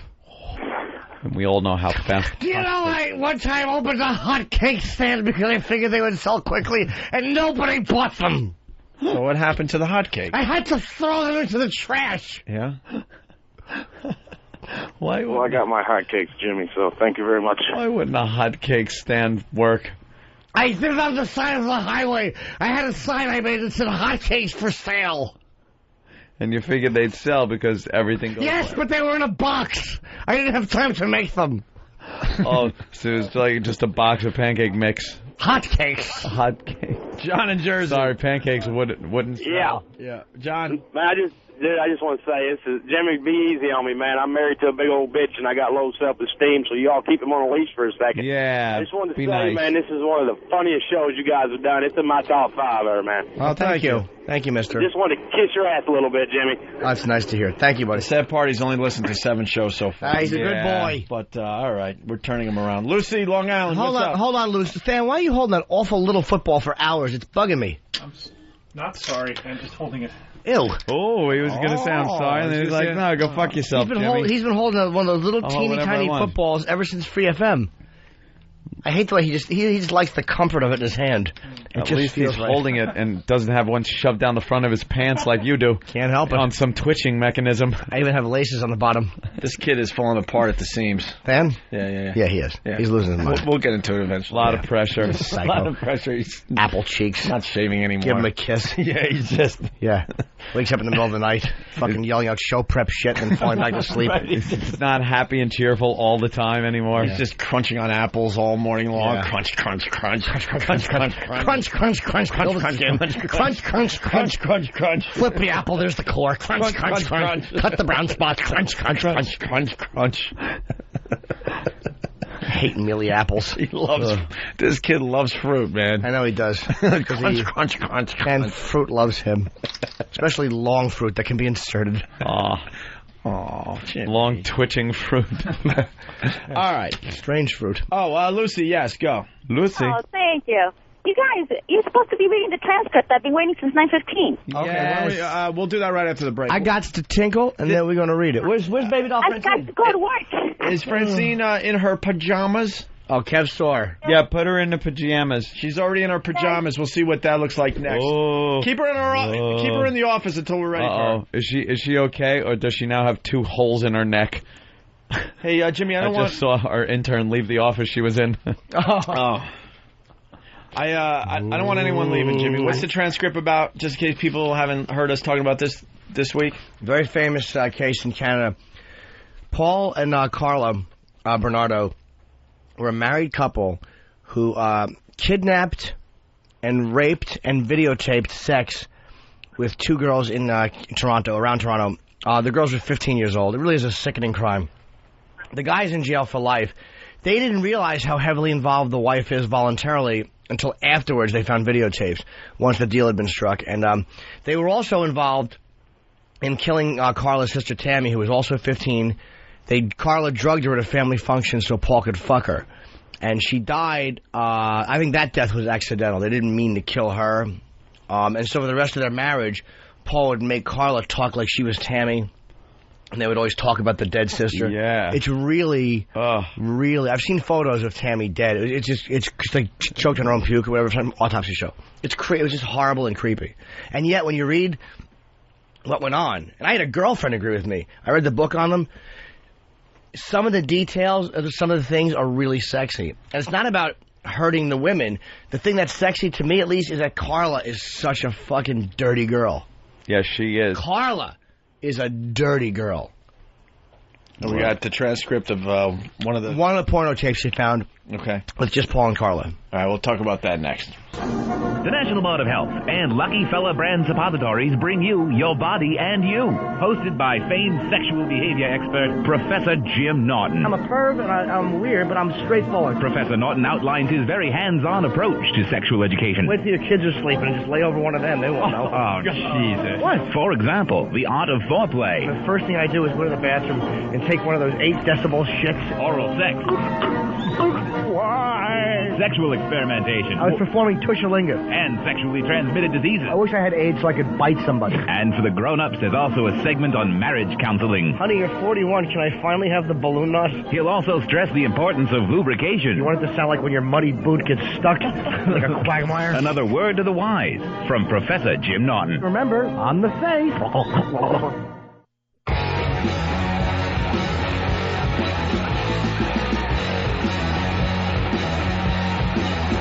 What's up with the spinach? There's a spinach alert. Bagged spinach. It's very dangerous. Story. You're getting E. coli. One person dead. Many more hospitalized for bagged spinach. How do you know this? I listened to the winds on the way in. At least one dead and another 56. 56. Geez, that would be 50 sick. Wow. It's time to go home. They don't know what brand or anything, so they're saying don't eat any bagged spinach. I had spinach last night. Oh, Jesus. At least one dead and another 56. I said it again. Kidding. At least one dead and another 50 sick. As federal health officials investigate an outbreak of E. coli in 8 states. Consumers across the U.S. are warned not to eat bagged fresh spinach. Some fucking Mexican shit on the spinach in the field. Threw it in a bag. This just in too. John Mark Carr plans to fight 5-year-old. What? Plans to fight 5-year-old misdemeanor child pornography charges again. Oh, you had to He scroll. admitted killing a girl. He said he's saying that he killed a baby, but he wants to fight the child porn charges. But I don't have any nudie pictures on my computer. Yes, I raped a child, but I did not exceed my bandwidth. Just execute that piece of shit. Just back a truck over his head. Even though he didn't kill Ramsey, just the fact that you'd want people to think you did, you have nothing to contribute to any of us. All right. Let's get the cast in here. We got to roll here. It's 1:15 already. Yeah, let's go. We got some sexy business to get to. Where's baby doll Francine? I want to see her in her little PJs. That E-Rock gave her. Her pajamas, as she says. Is there going to be an audience for this? Oh. What the hell are those? Wow. Oh, wow. Yeah. Way to make it It's as very unsexy sexy. as possible. She's dressed like fucking Manny in Scarface when Pacino shoots him. Is that her hef? You look like a lioness. Wow. Grr. Oh, nice material. Ooh, I bet you the butt feels good in this. Yeah, could he feel your butt? There you go, Jimmy. Who's your pal? You are. Thank you, Opie. You have old lady panties on. Francine, why don't you wear thongs? No, I don't like thongs. How about boy shorts? No, but these are cute. These are pink panties. Ooh. From Vicky's. Okay. Vicky's? Victoria's Secret. I'm going to take you shopping there. Really? Yeah, if you'll model stuff for me, I don't even have to have sex with you. I'll just watch. Okay. Done. You're serious, right? You're right. Oh, yeah. All she'll have to do is come over and put the stuff on and let me look at her at it. I won't touch her. And you'll be all fold up. Can you please videotape that? Yeah. I'll buy her $1,200 worth of stuff. Whatever she wants. Jacking it. That's a deal. Oh, yeah. Yeah, of course I'll jack it, but so what? She doesn't have to look. Just turn around and talk. That's right. Face away when you hear me go, "Arr!" Count to 10 and turn back around. All right, we got the transcript. All right. And this is your long-suffering narrator. You're the narrator. Here's an account of Bernardo Homolka video clip played in court during Bernardo's murder trial. These tapes were to be played on 2 30-inch video monitors at the front of the gallery, one on each side of the courtroom. The sets were on 6-foot-high platforms that were directly sheathed in a somber black cloth. There were also 2 huge television sets in front of the jurors. Just before the tape was turned on that morning, Judge Lesarge looked down at the gallery that was filled to capacity and issued a warning. I want to caution the audience that what you're about to see next is explicit. If you wish to remain, you can. Nobody moved. Play it, please, said Crown Prosecutor Ray Houlihan. The first scene pulling out his cock. Yeah. He heard, play it. The first scene had been taped to the basement recreation room of the Homolka house not long after Tammy Lynn's death. Karla Homolka was on her back, lying on a rug before the fireplace, naked, her legs spread wide apart while she masturbated for the camera, which was positioned a few feet away, at knee level and pointed directly at her vagina. Whoa. Gasps of surprise and disgust, perhaps even shock, along with plenty of embarrassed giggles, could be heard throughout the courtroom as the camera lingered on Homolka's exposed body for several minutes while she stimulated herself. Too many in the courtroom showing that particular video seemed an amazing way for the Crown to treat the woman who was scheduled to be their chief witness. She was testifying against Paul. I just threw that in. Yeah. For the previous 2 years, ever since her arrest, Homolka's face had been almost as well known as the Prime Minister's.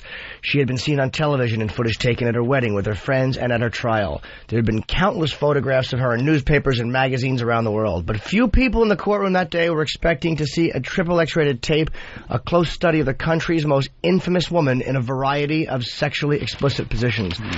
The prosecutors, though, had their reasons for showing the video. On it, she and Bernardo talked about the death of Tammy Lynn. Although Bernardo's trial for her death might well follow his trial for first-degree murder, the Crown wanted to present evidence on Tammy's death as part of its general picture of the relationship between the two. Homolka's dialogue on the tape, Houlihan had said in his opening address, had been scripted by Bernardo. That is, Bernardo had told her what to say when she was on camera, and if she didn't obey him, she was punished with a beating. But what the court saw was a seemingly relaxed Homolka pulling down her husband's pants, fondling his penis, which she called Snuggles. Snuggles. Aww. And then performing fellatio during most of the tape, stopping every now and then to talk about what happened to her dead sister. Holy shit. Now here comes the dialogue with Francine playing Karla, our own Steve playing Paul, which Paul is actually probably nicer to women than Steve is in real life, and I will continue to play the narrator. All right, now, I just want to give you a little direction here. Mm-hmm. This isn't just reading. Mm-hmm. This isn't just reading. It's acting. Acting. You have now got to deliver these lines. This is verbatim from an actual videotape. You can now deliver these lines as if you were in this situation. And these are the people. Look at how hot she is. She's a sexy girl. She's a beautiful, Karla. And Paul's a handsome dude. You got the... I thought they were like older creeps.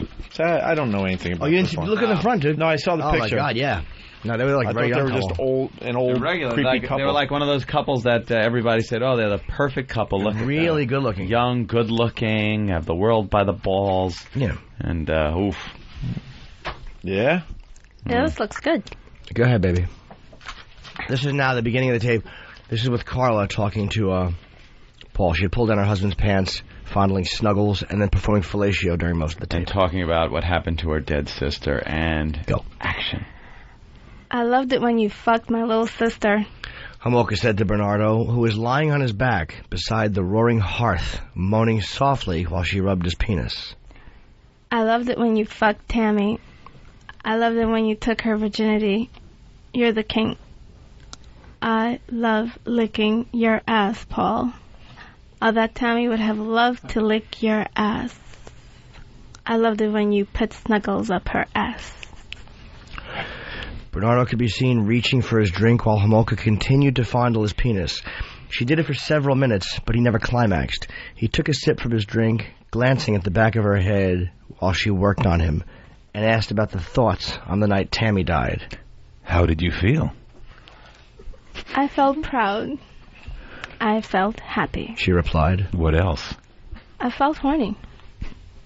It's my mission in life to make you feel good. This is why I'm going to marry her, Bernardo said, looking at the camera and holding up his drink while Homolka continued to perform fellatio. Skål to the king. I'm glad you made me lick her cunt. Homolka continued after pausing to take a break from the oral sex. Are you a fully fledged dyke? Bernardo asked, a reference to Homolka having sex with her sister. No, I'm not. You were having sex with your little sister. That was different. It was my little sister. She replied, stroking his penis.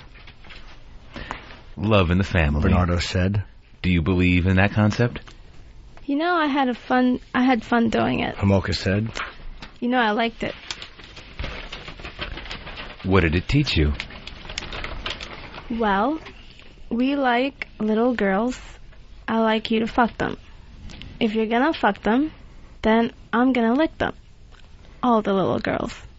What age should they be? 13. Why? Because it will make you happy. But why 13? That's a good age. Because why? He persisted. Because they'll still be virgins. What are you saying? Bernardo asked, looking down at Homolka's head. She stopped to look up at him. I'm saying I think you should fuck them and take their virginity. Break their hymens with snuffles. They're all our children, and I think you should make them ours even more. You're right, Bernardo said. You're absolutely right. That's a good idea. When did you come up with it? Just now. She replied. She resumed the oral sex for a while longer, then stopped and told Bernardo she had a surprise for him. She walked past the camera to her bedroom, beside the rec room, came back with a paper bag a few minutes later and sat down beside Bernardo. Inside the bag was a brassiere and a pair of panties. It's Tammy's, she said, handing him the bra. He smelled it while she began stroking his penis with the underwear, before resuming the fellatio. A few minutes later, when he still hadn't reached climax, she stopped and continued talking about her dead sister. I want to rub Tammy's underwear all over your body, she said, and did so. It'll make you feel so good. I'm so glad you took her virginity, Paul. I wish we had 4 kids, Paul. Yes? So you could fuck each one of them. How does the king like that? She asked, stroking his penis rapidly with her sister's underwear. Yeah. He replied in obvious pleasure. She continued for several minutes, but when he never climaxed, she said, I think the king should turn over. He did as he was instructed. Okay, he said. Because this little slave has some more things to say and do. Bernardo rolled off his back and got down on his hands and knees while Homolka positioned herself behind him. She then probed with one hand for his anus and began licking it while she stroked his penis with her other hand. She did this for several minutes, and he moaned in pleasure, at times calling her his little ass licker. When he failed to reach a climax, they changed positions yet again. Bernardo lay on his back again and rested his hands behind his head. Homolka took a long-stemmed rose from a nearby vase and dragged it slowly across his chest and then up and down his erect penis. You know what we're going to do with this? She asked, holding up the rose. We're going to take this to Tammy's tomorrow and put it on her grave. Why? Because it will give you pleasure. You loved her. She loved you. You were her favorite, you know. The things that you did, you know, I loved it. The way you fucked her in, 60 seconds? She loved it. She loved it. Your titties are bigger than hers. Oh. I know. Want me to do that again? No. And they taste better, he said. When Tammy was alive, what did you used to do? You made me lick it. She replied, resuming the oral sex. And suck it. And now I'm doing it on my own because I loved it, Paul. I loved everything you did with her. She was your little play toy. And we both loved her so much. Yes. Homolka agreed, fondling his penis again.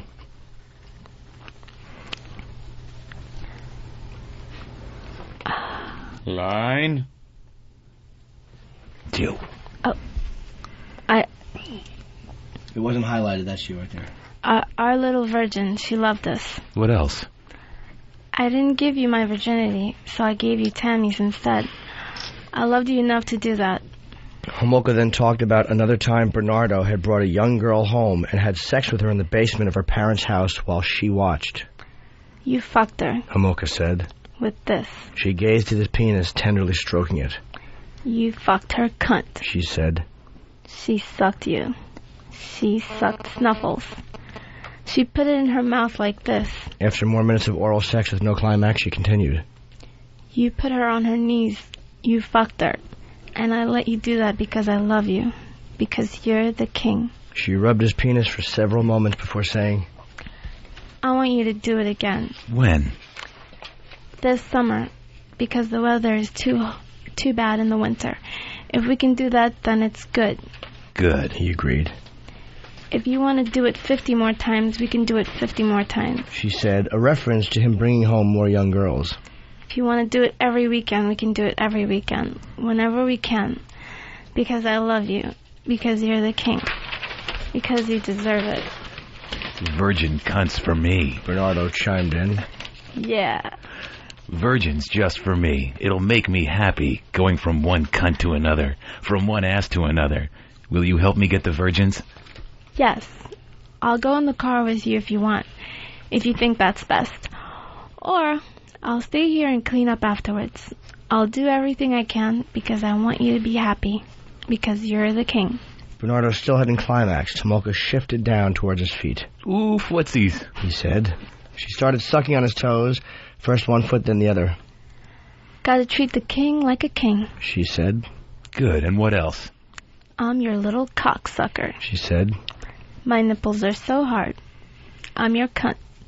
Your little slut. Your little ass licker. Your little virgin. It's good to be the king, Bernardo said, looking at the camera and raising his glass again. Homolka licked the soles of his feet. I'm your cunt-licking slut, she said. The keeper of your virgins. Your ass-licking bitch. And I love you. I want to marry you. And that's where the tape ended, with Bernardo still unable to climax. Crown Prosecutor Ray Houlihan said the video be played again to enable the jurors to follow the dialogue on the second viewing with a transcript prepared by the police. But before the monitors were turned on, many in the public gallery got up and left. They had seen more than enough of the illustrious couple on their first playing of the tape. First of all, whoever got up and left was wiping cum out of their pants. Faggots. Wow. Holy Jesus. Terrific. Now, I think it's safe to nominate Carla for Good Egg of the Year award. What a good egg.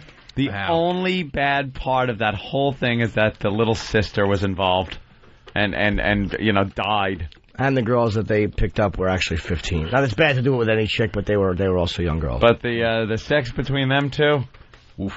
Jesus Christ. And the fact if the sister had lived and just been, like, woke up with a hangover, that would have been the hottest thing ever. You made me lick her pussy. Oh, what a dirty girl. Oh, filthy. A filthy whore. She's out, right? Mm-hmm. She did like 12 years. She did 12 years. So these tapes were all discovered after the... So what is she doing now? Oh, the tapes of, I don't know, marrying some lucky bastard. A little follow-up there. Be nice. Let's go to John in Pennsylvania. John. Yeah, I was wondering if you guys know any good doctors that could cut my cock off because it's useless now. That's disgusting. Yeah, you're right. Yuck. Take care. Steve sounded like, hello, Sydney. It was like the movie phone guy. Yeah. I was trying to figure out. I didn't know. Oh, no, the movie guy? In a world where people eat their sister's asshole. Yeah, it's good to be the king. Yeah, it's good to be the king. Let's go to Gary in Tennessee. Gary. Hey, what's going on, boys? Hey. Anybody missing the point here? Y'all are just giving Francine another reason to fantasize about Steve. Yeah, a little bit. I didn't connect that. No, I didn't either. Hot. Yeah. What'd you think of the story there, Francine? It would have been hotter if it wasn't her sister. That's the only thing I think. We're talking about missing the point. No, because I started having sex when I was 14. So. Oh, yeah? Yeah. How old was the guy? 19. Yeah. Real sex or, blowjob sex? No, it was real sex. Oh, okay. Ass? Twice. Little ass? Yeah. When you were 14? Mm-hmm. Wow, twice in the ass at 14. Good girl. Thank you. You are really a nice girl. Wonder I love you. Thank you. Jeepers. Sense what a good egg you are. Yeah, he got charged for statutory rape. He did? She's such a blabbermouth. She probably told everyone, Dad, guess what? Fucked me in the ass. He did? No, you know how my mom found out? He accidentally left a condom on top of the television set when he left, and my little sister picked it up and went to the bedroom and dangled it in front of my mom, and that's how... Was it used? Yeah. It was used? Dangled a used condom? Yeah, she Was it empty? Did she squeeze it out like space food? Did your mom smell it and go, Francine? No, she knew it was me. I mean, I'm the oldest girl in the house, so... So she called the police? Yep. And did he go to jail? Yeah, I think You were 14, he was 19? Mm-hmm. Wow. How long did he go to jail for? I think it was like 3 days, and his mom bailed him out. 3 days? You guys keep dating? Yeah, we still fucked anyway. Why not? He lived downstairs. Oh. Wow. Jeepers. Was he white? No, he was black. Aw, it's a shame. Sorry to hear that. Did you give him Hummers? Must have hurt. I didn't like doing that back then, but I did like once or twice. Okay. Yeah. All right, let's say hi to the wizard in Wisconsin. Fit in half the head in your mouth. Jimmy, you're a sick fucker. Get that pop tent put away. I don't have a pop got tent. one myself. Yeah, it's hard not to. Pup tent. Oh, my God, man. It's fucking sick shit. So I just moved it out and made it consenting fucking like rabbit thing. Yeah, and look, whatever you need to do, sir, just take care of Snuffles. The whack bag name taken yet? I'm sure it will be. Riven Rider, I think. Riven Rider. Yeah, how's it going, boys? Hey, man. Yeah, well, Carla there, ever since she got out of prison, has just been running around trying to avoid the media. Oh, yeah? The papers there have been posting rewards for pictures and her address and wherever she is, and she's got confidential agreement so the police can't publish her address and whatnot. Huh. Do they know what she's doing for, like, a living, or? Nothing right now. She's just hiding at her parents' place, and that's it. I'd pay her. She was writing letters to a guy in Montreal who's in a prison who's a sex fiend as well. Really? Yeah. So she's into all this shit. It's obvious from the transcripts. She is one freaky bitch. Well, maybe listen, we're on in Montreal, so maybe she has XM. Maybe her parents have it. Maybe she's a fan, and after that reading, she wants to call in. Yeah, Carla, you're more than welcome to come for a visit here in New York, do the walkover with us. Have you seen a picture of her lately since she got out of prison, though? No. Yeah, she looked okay, right? She kind of chunked up a little bit. She's not as hot as what you were looking at there before. Well, dude, she could, but as long as the same person's inside the head, as long as between the ears hasn't changed. Wow. That lunatic There's is some still... honesty for you. All right, Riven. All right, boys. Thank you. All right, let's say hi to Mike in Tennessee. Mike, what's up? Hey, man. Y'all just blew HBO's version out of the water. Whenever they had it on Autopsy, they took all the sexiness and anything out of it. Congratulations, Francine. That was the actual transcript right there. Yep. Oh, man. All right. Mercy. Let's go to Pinchy. Pinchy, what's up? Mercy. Hey, call for what did I learn? Yeah, all right, let's get out of here, sure. All right. Today I learned that history is for fags. Yeah, we did learn that. Hey, we did learn that. Very, very good. Cool. All right, let's go to Don the Trucker. Don? Hey, guys. Great story. Missing one thing, though. Needs a soundtrack. I suggest Benny Hill music. Well, that would have ruined it. Yeah, sir. Who could leak clear stuff with that music playing? All right, Wade in Toronto. Wade, we haven't heard from you in a while, Wade. How you doing, guys? All right. Ideal, Wade. Hey, those are some sweet numbers. The last fellow that called was telling you that she's roaming around. She's not roaming around. She's in Montreal. She can't move around. That's one of her stipulations. She was working in a hardware store, and she ended up getting fired from there because the owner had 2 sons underage, and she's not allowed to be around underage people. All right, there you go. There's the update. All right, Wade, thank you. I would have hired her. All right, let's go to Daffy I need Duck an in assistant. I need a Canadian assistant, Carla. Someone talk to Carla. Tell her to email me. I'll hire her as my assistant.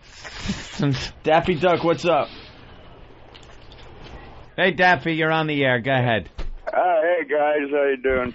Hey, listen, I thought the story was, totally hot, but, thanks for popping a bubble, Francine. Ooh, he got nailed for statutory rape. Ooh.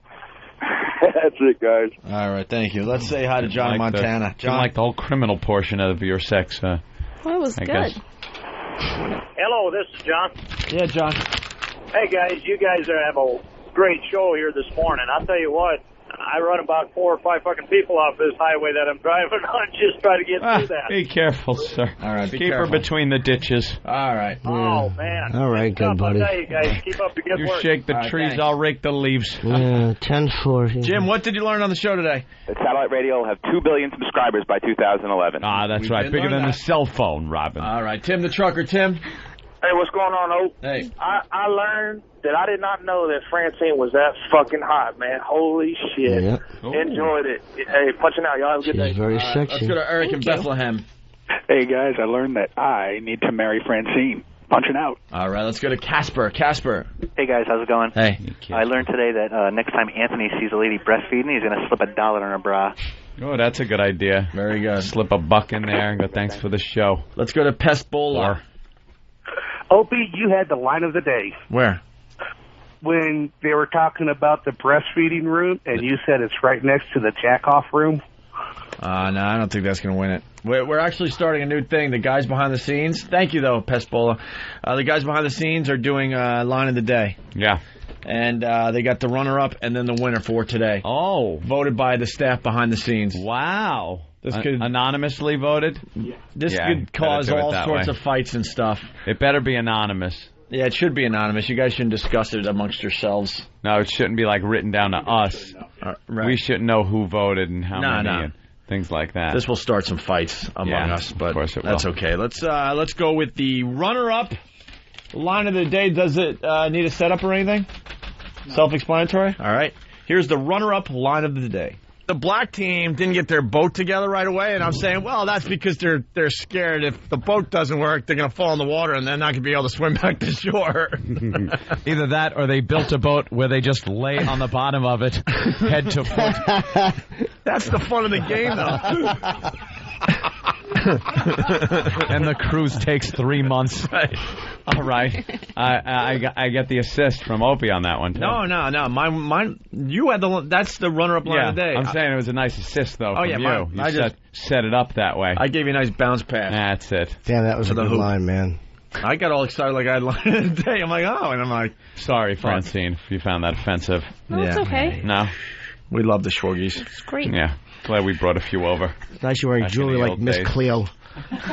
Miss Cleo, call now. Call me now for the ass sex. Don't leave your condom. That's right. Baby, you got to get a man who won't leave the condom on the television. I know. Hey, Mamma Mia, what am I talking about? I don't know. That was not a good accent. Accent was horrid. Usually you do these impersonations. I think it's the real people. Joey in New York, what did you learn? I learned that it's good to be the king today. Yeah, good call. It's good to be the king. Yeah, and I actually said to Gene Simmons yesterday, you're preaching to the choir. Did you really? Yeah. Oh, you did. I know. I remember that. A nervous scrotum neck to nothing. Terry from Long Island. Oregon, I guess. Oregon. That's. Hey, guys, what's up? Hey there, Derry. I learned that Artie Lang is a fat son of a bitch. Well, that's what I was calling him over there on the FM side. Kind of disappointing. On this side, Artie is a fat cunt. What are you going to do? Fat cunt. He's a All right, see you douchebag. guys. All right. Take care, girl's name. Let's go to Jim in Georgia. Hey, I learned today that 500 supercharged horsepower is not going to be enough. Please post some video and audio on YouTube. Oh. That's not a good learn. Yeah, well. And we did the... okay, let's say hi to Jeff in Tennessee. Jeff. Yeah, I learned today that there's blood in breast milk, so I won't be dieting on that any longer. All right. Very good. Looks like ready? Strawberry quick. Oh, thanks. Opie was eating strawberries. Strawberries. So much for that. That's my gag, by the way, blueberries. Let's go to Mark in Jersey. Mark.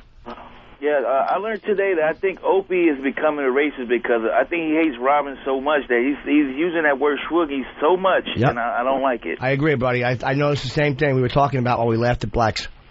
And one more thing. Was that a weak attempt at humor? Hold on, sir. Let me soak in that bomb for a couple of seconds. Just bask. Wow. Bask in it. Sometimes you foul one off. Sometimes you have like a little bloop single. I not only swung, but the bat flew out of my hand and hit a child in the teeth. God, that stink. Francine, is Francine still doing comedy? I got a show today.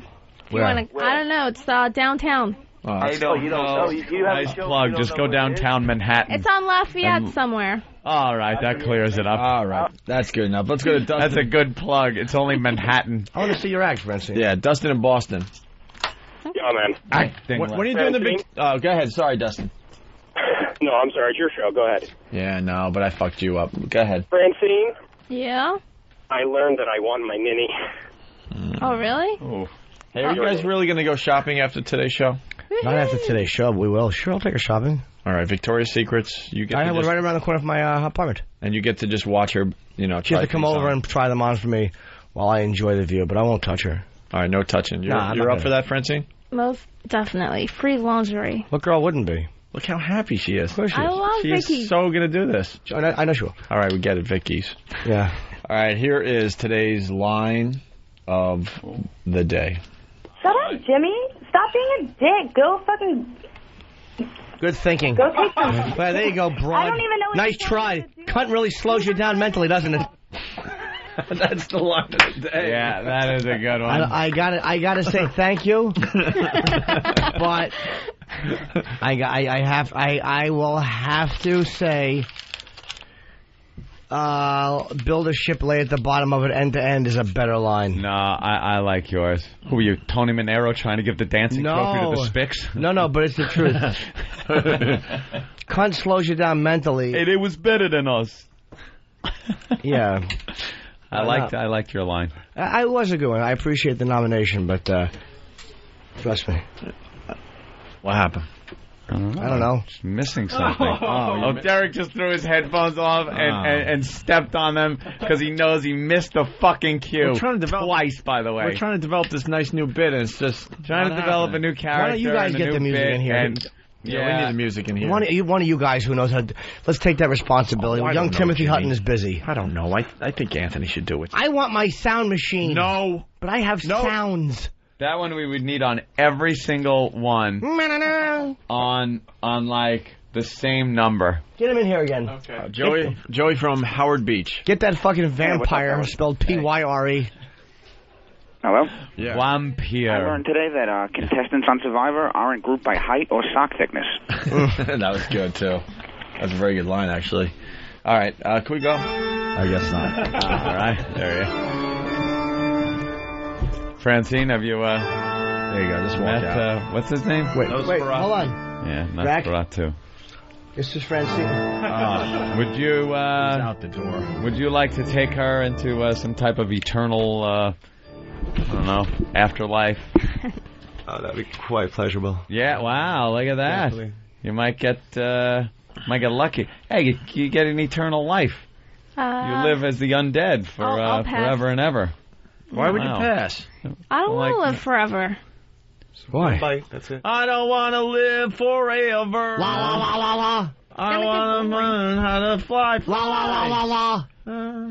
We're good. No one will be fucking you in the ass anymore, I'll tell you that. What, Turn around and bite him. This guy? No, you become don't you know how it works? No, he bites you. And I live forever. You become a vampire, you live forever. But I don't want to live forever. As a vampire, it's pretty cool. Yeah, you're a night walker. You can't go out in the daytime, but... No, I want to see the afterlife. If you live forever, you can finally see your race be equal. Slow down. No, you know... It is forever. I mean, eventually it's got to catch up. Does it? Here's the key. Mm-hmm. You would be... All right, almost catch up. Like, just miss. Mm-hmm. Oh, my God. See, isn't the future great? Damned eternally. Yeah. Oh, my God, Jimmy, I got to go home now. Okay. All right, he's leaving. I'm tired, too. All right. God, I love that music. All right, now he's gone. Turn it off. Don't try to make up for your earlier misstep. I'll play it extra. That's what I'll do. I'll put on some extra music if the guys will like me again. Wrong shit, Dick. Oh,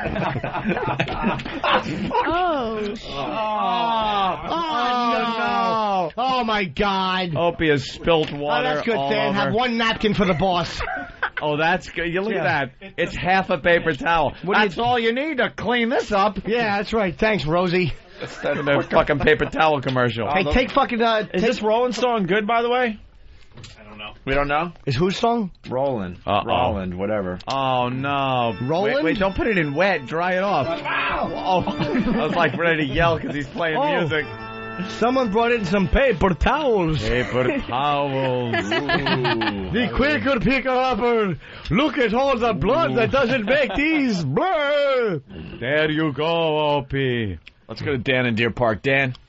Yeah, you guys missed the line of the day when Opie said, when Jim said that she was showing the lady breastfeeding.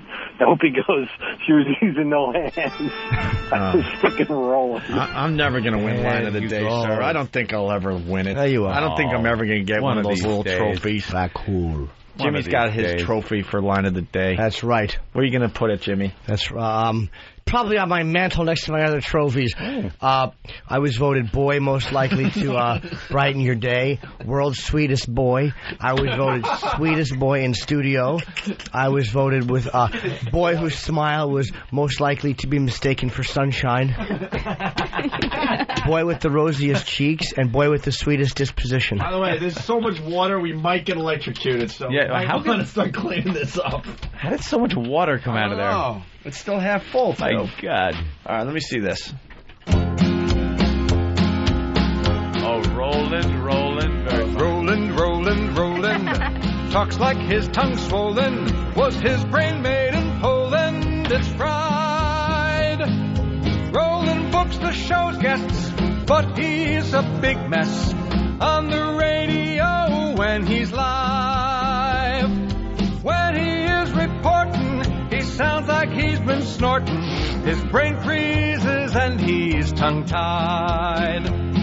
Bring him on, pot him up, let him talk, he freaks out. The mic's on, he'll screw up when live. Bring him on, he screws up, Roland talks, he freaks out. Friday wide. Wow, who was that? Damn, that was good. No, there's no credit. Who the hell was that? Just says Roland song. Who's Roland? Oh, Dave That same guy? Jesus. Dave is good, man. Damn. Good lyrics. They're fast. The whole Kev, thing sit makes down. sense. Make him start. And musically, very good. Get in here, Roland. That was a vocal accomplishment. Hold that. Let him stand. Did you hear that? Just a bit of it. What'd you It was think? pretty good song about you. Yeah, I just heard rolling. That was it. Yeah, it was you. Yeah. And then he talks about how you get a little tongue-tied when you're live on the mic. Yeah. Yeah. What does your shirt say? Oh, it's from the Killer song. What does it say? It's from the MTV Awards. What does it say?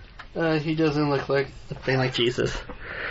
That says more than that. What does he say? I don't know. Read your shirt. But he talks like a gentleman, like you imagine when you were young. You a Killers fan? Yeah. Wow, you say it with the emotion I'm sure he wrote it with. Yeah. Yeah. We didn't talk to The Rock today. I do want to talk to him. Yeah. Let's give his movie a plug. Yeah, it opens tonight. Yeah. Or today. Or Go ahead. This is Friday Wide, right? Yeah. Gridiron Gang. Gridiron Gang. What other movies open up today? He looks like a Dewsbury character. The Last Kiss. That was a really good movie. Was it? Yeah, it was really, really I'm good. gonna see that one. Probably like the best movie of the week. Yeah. Why? It's just a good story and What's great the story acting. about? A group of friends, like midlife crisis type, making decision because one wants to get married, the other one doesn't. But it's a good story. Good movie. He describes the story and then goes, but it's a good story. But I don't want to give away too much. Too late. Yeah, you've given teasing, of course. You've given way such too much to us. You were hiding for over a year. Roland. That's good. That's damn good, Dave. Yeah. Bumping in my chair again, Hawk, and stuff at the consequences. You always sound bubbly and wet lately. Yeah. I try to push.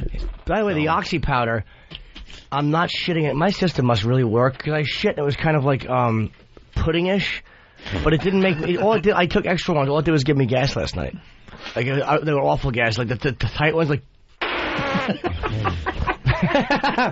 You know, it's like when you're fucking trying to squeeze it out. And I might have had a young lady friend over, just a really good friend. And I might have had to continually walk into the hallway and pretend I was throwing garbage down the dumpster because I was closing the chute door, going.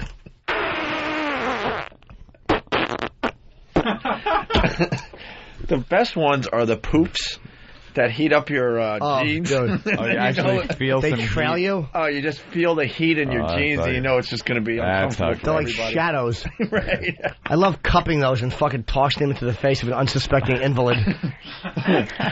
Somebody who can't move, who's just laying there with his mouth open. All right. We gave you guys 5 hours and 20 minutes. Absolutely. Yeah. Roland, any thoughts? Go see The Last Kiss. What music are you listening to these days? The Killers' new CD is really good. It comes out soon. What's it called? Sandstown. Drops. It's all about live. the Killers, right? Yeah. They're playing the Garden October 13th. Madison Square. The theater. Did you hear the remake of For What It's Worth, by the way? No, I haven't. I'm trying to figure out the band again. I got a picture of the XM Killers. played on Ethel. It was pretty cool. I haven't heard that. Can we leave the show with the song that I thought was pretty cool, like a little Opie pick? By the Killers? No, it's a new band. Skit or... The Givens Kids? Bubbling Brown Sugar? A bubbling brown sugar. I think it's called For What It's Worth, but it's not by Buffalo Springfield. Wait, do we have the song by Raj and D? We're having a party while Mama's away. I want to do something a little different. They're good. Having her legs cut Ethel's off. playing. We're selling off some shoes. Well, a little pile of... What, Kev? Oh, you're looking eager. Like you want to... Oh. Kev has a plug. Are you handing Kevin's me going to that? be doing something. Yes, I will be at What do you have, the Big Apple Comic Con and Sci-Fi Convention this Saturday and Sunday. Who's going to be there? Oh, so many fine guests, Anthony. I can't Who? even begin to tell you. Lori Petty. Who's wait, Lori Petty. She was in Tank Girl. Yeah. Tank Girl, right, and the baseball movie Right. there. She had dykey hair. That Who was else? bleached A blonde. show favorite, the Iron Sheik. Iron Sheik. Oh, nice. Going to be there. Okay. James MacArthur. Can't find it? James MacArthur. From Hawaii Five-0. Oh, my goodness. Dano. Oh, wow. Book him, the guy. And Joe Ganascoli from The Sopranos. Right. That's Vito. Right. And superstar David Naughton. David Naughton. From American Werewolf in London. American Werewolf in London, or from the hit song... I'm a Pepper. No. Isn't that He it? said, get David Naughton's song and play it. Oh, Wait, that's right. I forgot. I have a question, too. Yeah. Find David Naughton's song and play it. It's at the Penn Plaza Pavilion, 401 7th Avenue at 33rd Street across from Madison Square Garden. Peter Criss from KISS is doing a signing in October in Secaucus. If you could find out about that. Sure. If they could, get me, I don't want to wait online all day because I'll probably be leaving here. Ah, don't worry about it. What? David Naughton. I'll take care of it. I want to play this song I want a picture with Peter Criss, and I want him to sign something if he would. I love KISS. I'll plug the shit out of it. Okay, I'll find out where. No, that would be payola. I don't mean for that reason. For What It's Worth. They never. Oh, you're going to be talking to people? I am, yeah. And Do some doing interviews. some of your interviews that I hope you've been so. made famous on this very I hope program? so. The 1 minute interview, I hope. You have to get really your, wanna bring your hear. recorder. We're all set up. I have a question. Oh, baby, what's the question? Yes. Baby! Big Kev, are you excited about the convention? I am very excited about Great the convention. question, Thank you. Francine. Yeah, you really are a tough reporter. Really? No wonder they don't let you in the door. Wow. All right, I want to play a song. You do? Yeah, I was working out, and it was on my Inno when I was listening to Ethel. It's a band called Candy Skin, and it's kind of a remake of For What It's Worth. We can't find it? Hell? What? Listen to the beginning Never of it. heard of it. Give it like 15 seconds. No. If you like it, we'll continue I hate playing it. Why are you going to hate it? Don't hate on it now. Listen to the beginning of it. Stinks! Sounds like, Dippity with the dough. Well, they sampled that. We'll sample.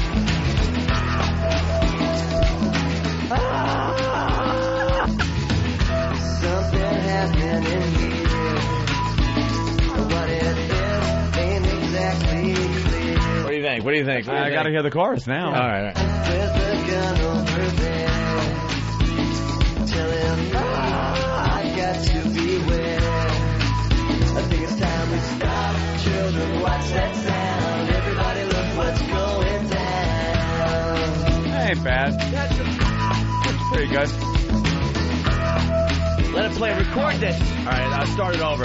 Yeah, record this version. The boss said start it over. All right, we're going to leave with Candy Skin For What It's Worth. Everyone got their plugs in, right? Jimmy Delhi?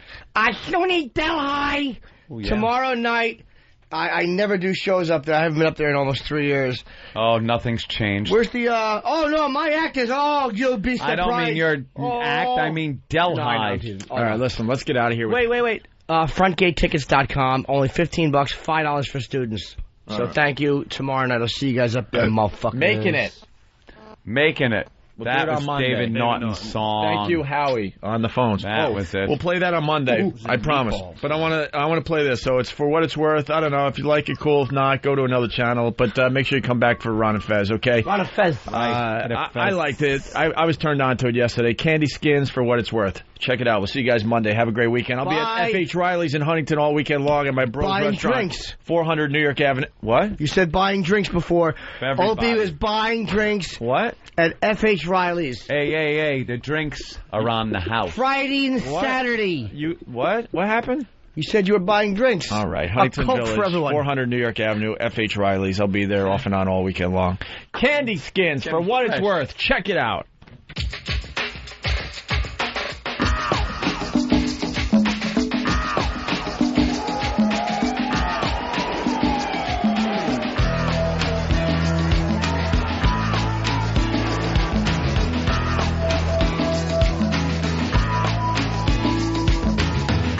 Something happening here. What it is ain't exactly clear. There's a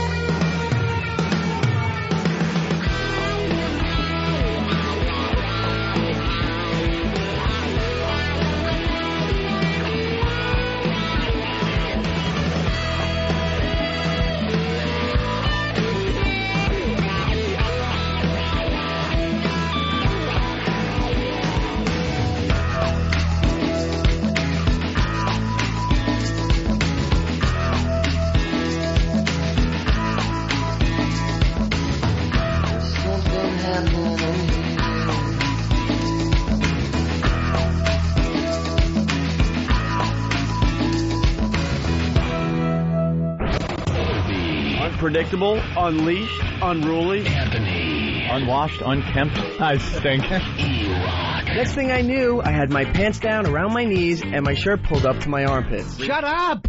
No, who cares? I can't believe you fell for that again. Damn you, Hawk. Virgin's just for me. It'll make me happy going from one cunt to another, from one ass to another.